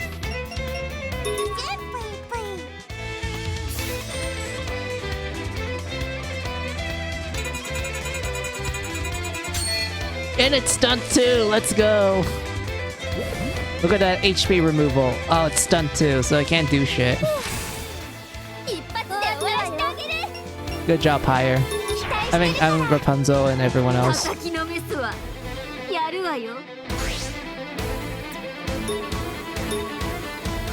Doesn't have that much HP left. Oh, this is great.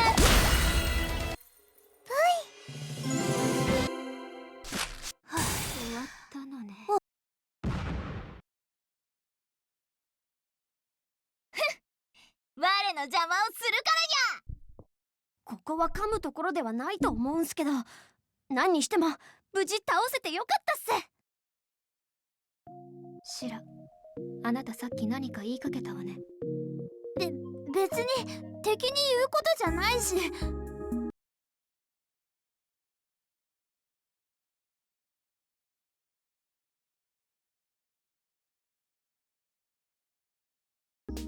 ラプのお願いでも聞かないもん。ラプ、無理に聞くのダメ。わかった。シラ、ごめんなさい。ここのナイトメアがいない理由を思い出したの。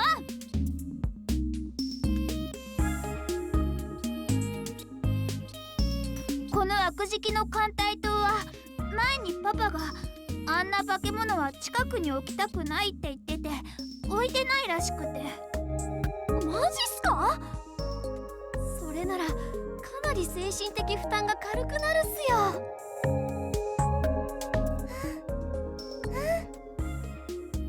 僕も嬉しい。物足りない気はするが、皆が安全なら我も嬉しいぞ。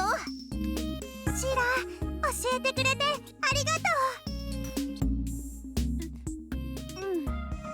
う。いないよね、首吊り姉さん。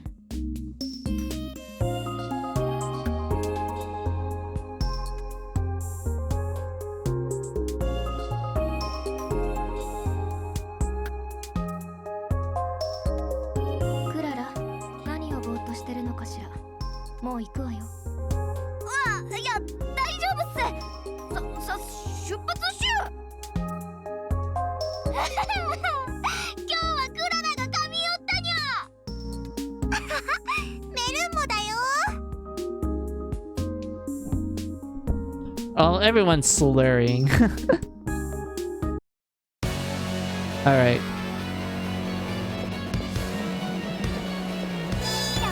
Oops, my bad.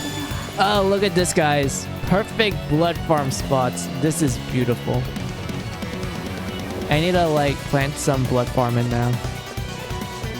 It's not much, but it's honest work.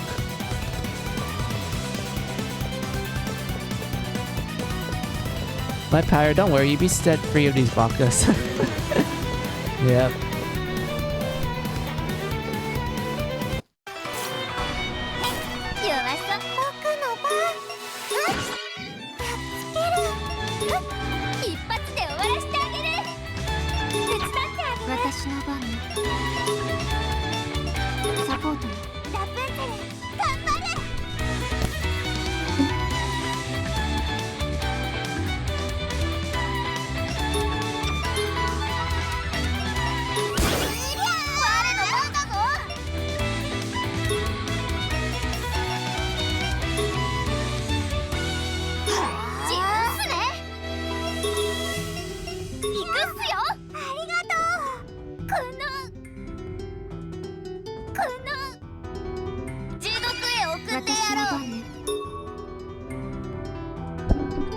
No, Pyre, you died. I needed you.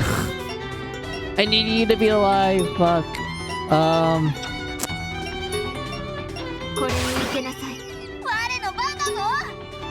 Also, I have to be right back. I need to do something for my folks. They call me to do something, so I'll be right back.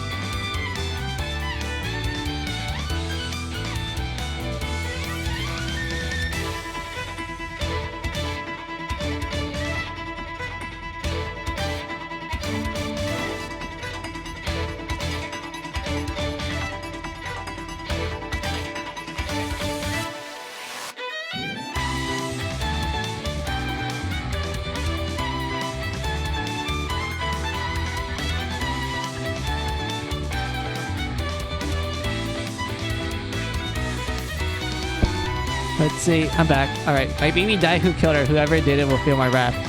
These three. Well, there's 5 of them, but 3 of them did.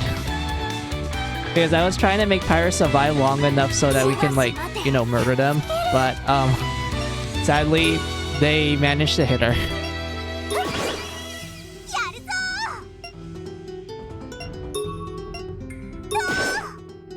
任されたっす。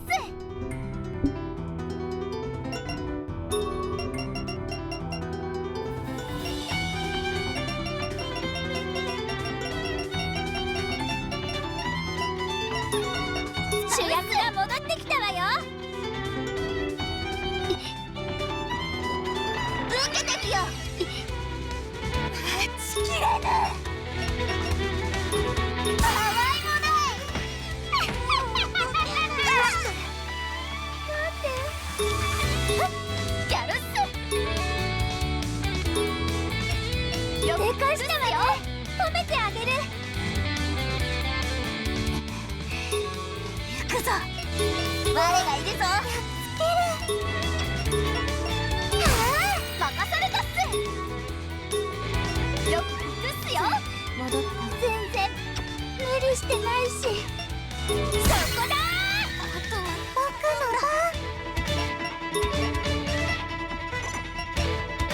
うまいものないよ。Alright. Okay, Stella, I'm gonna be honest with you. I completely forgot Pyre's lick ability. Is that like a revival?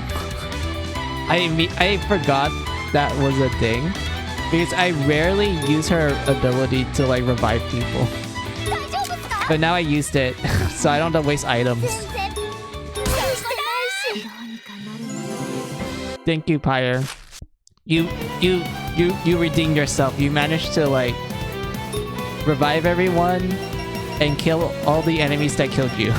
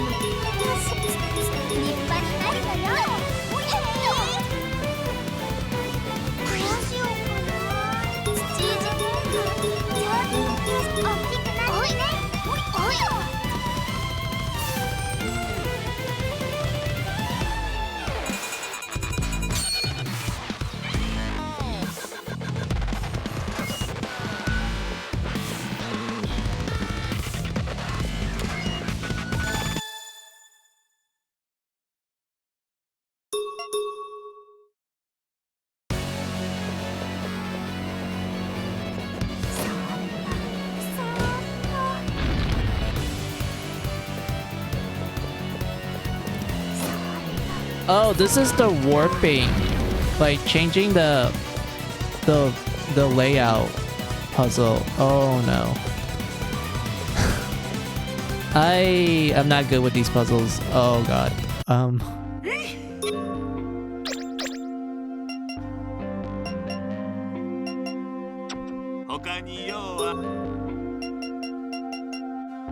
You better bring my baby back. I did. I revived her and then someone licked her and now everyone's alive.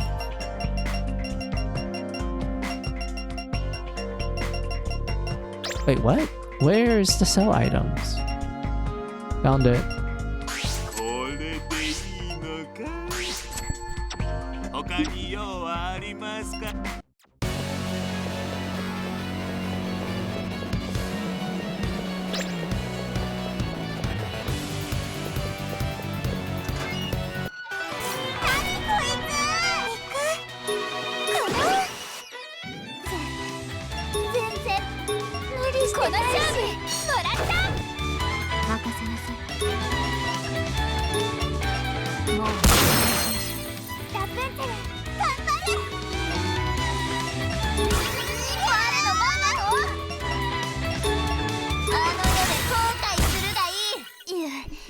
Is she back at full HP? No. Because I need her to be at low HP.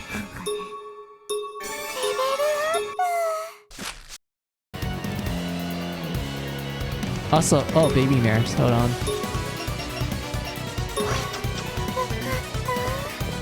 We need low HP Pyre to kill everything.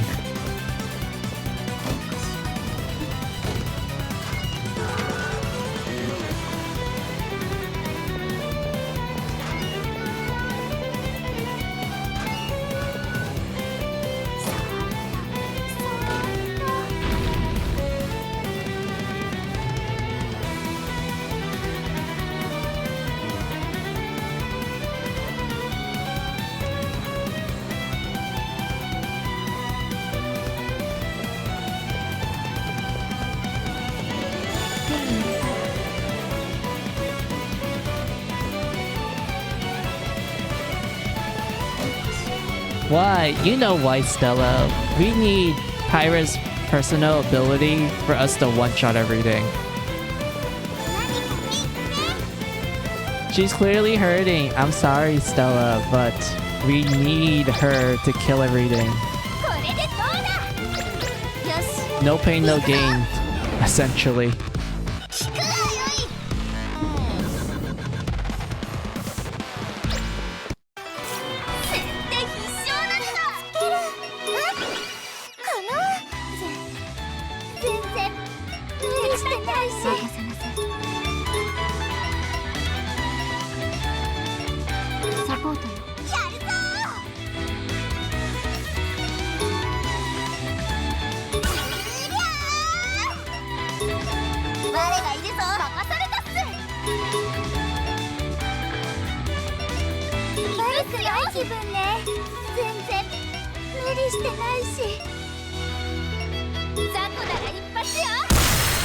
See, look at that, Stella. Look at that damage. Look how crazy Pyra's damage is because all they did was make her have low HP. We did a charge. And then we used Dress Slice. Look at that damage. 5,000, 4,000, 5,000. One shots everything on that row. That's what we need. Also, it helps that, like, you know, it's a critical, which is like, you know, boosts the damage output even further beyond. Plus Ultra.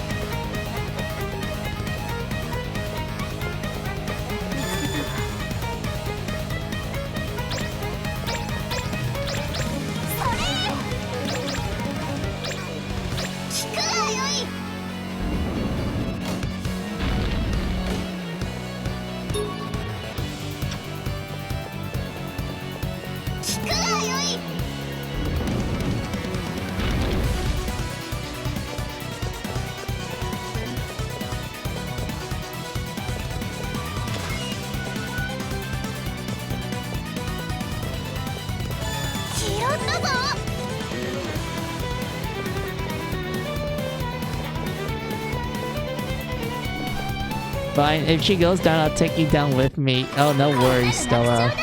We Mary Sculptor people stay together.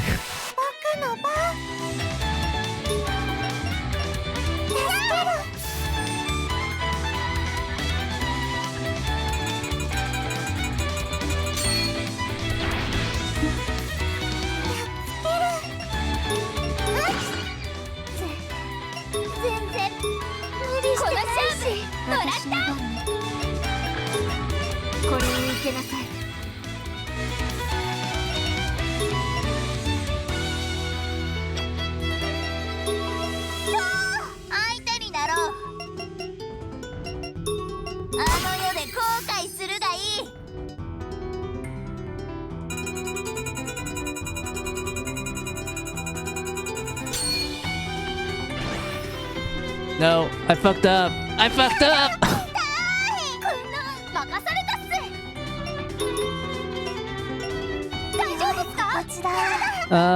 Why? Oh, I hate this. Oh. I'm angry. Well, I'm not angry, but I'm disappointed in myself now. Great. 任されたっす。失礼するっす。 I'll trust you with my daughter's life if only she keeps doing amazing work. Alright. I'm glad that we have a deal. これを受けなさい。手加減しないから。血がついちゃった。受けてるよ。こちらの勝利よ。当然の結果よね。ちょっと大人になった。 Honestly, Stella, I wanted her to recover her HP from the level up because I knew that she's gonna level up from that battle. I fucked it up. I wanted her to one round the enemies and then, you know, she gets leveled up as a reward. But no. It came prematurely. That sucks. Oh my god.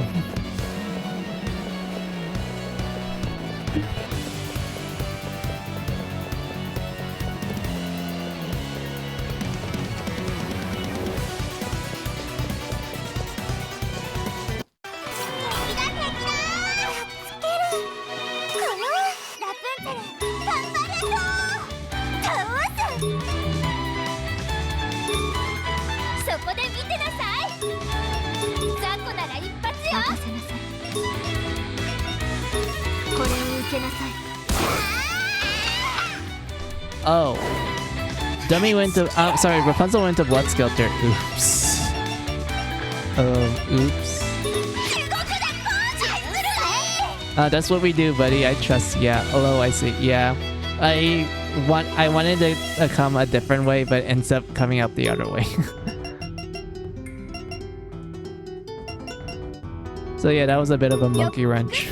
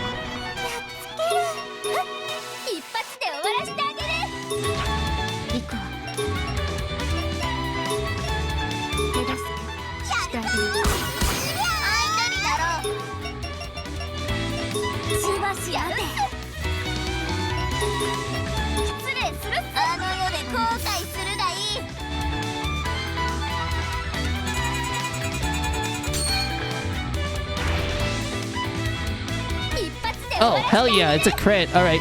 Alright, Pyre, let's go. Let's crit them all. Look at that. Oh, beautiful. Beautiful damage. Good job, Pyre.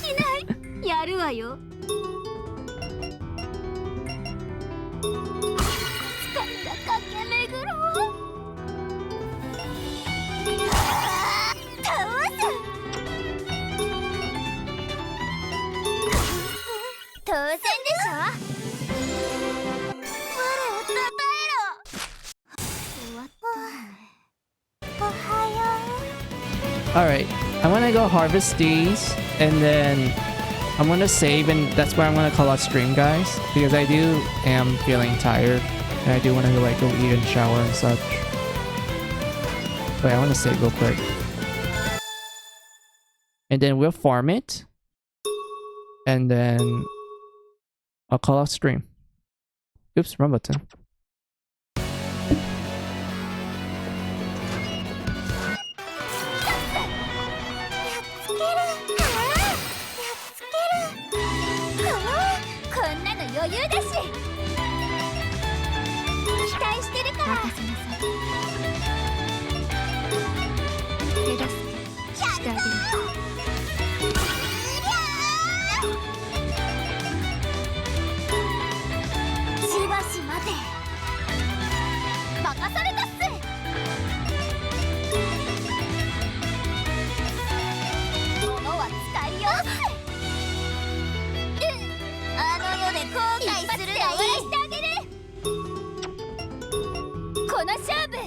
任せなさい。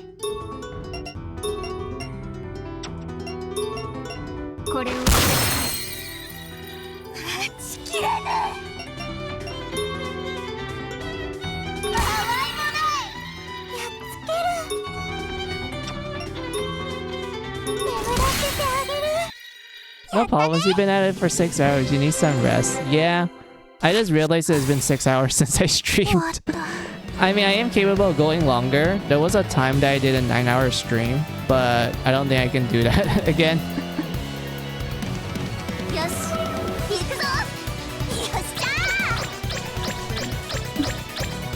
嬉しいわね。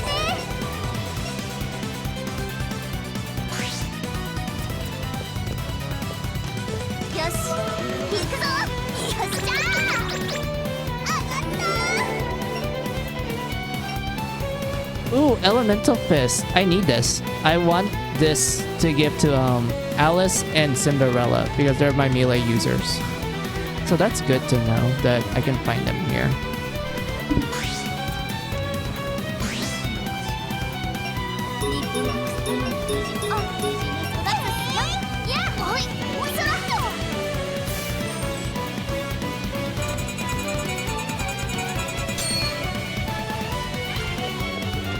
これからどうする気ね。これでよし。じゃあこれだけ。よいしょ。や。 It was so close to 10 too. I know, right? It was like 1 minute off, right? That was the funny thing about it. It was like literally a minute off from being like 10 o'clock. 使う。それ。 Oh, okay. So that's what it looks like. やるわよ。 Oh. Oh, okay. I got you. I got your puzzle. I don't want to do that 使う。 at the moment. Let's go save again.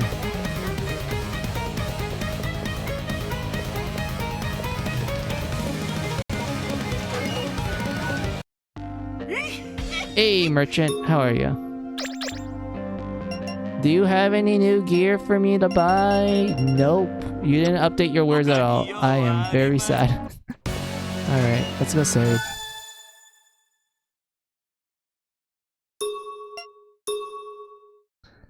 Alright. Pause. Game. Pull up. Ending. Screen. I wish I had that minute. Yeah, it was barely there. Like, it was just almost. But yeah, oh man, I did a lot today. We went through the 4, 2, and 3.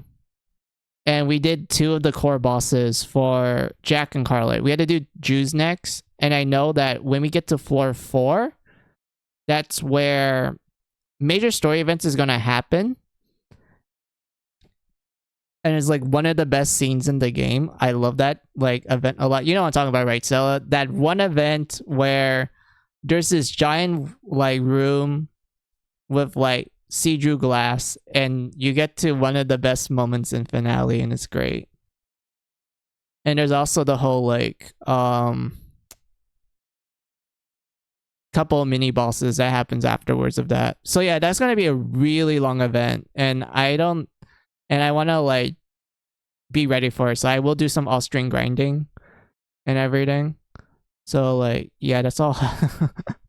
That's like my plans. But like let's do a small recap of what I did. Well actually I already did that recap. I just like explained to you guys that yeah, we did we did like 4, 2, and 3. And we beat the mini bosses and such. But yeah, when will my stream be? The next stream will be tomorrow around like usual time, 11 a.m. PST time. I think that's all for me to tell you guys, because I won't be streaming Sunday because I'll be out with friends and like hang out with them and such. So no stream Sunday. I think that's it. That's all I have to say. So I'll just thank you guys for like watching me, and like people who are lurking. I appreciate you all. Thank you guys for like chatting with me. This is really fun. Like we talked about like all sorts of fun activities, like from Digimon to Yu-Gi-Oh to crossovers and everything and whatnot. It was really fun, you guys. I enjoy our talks. Yeah,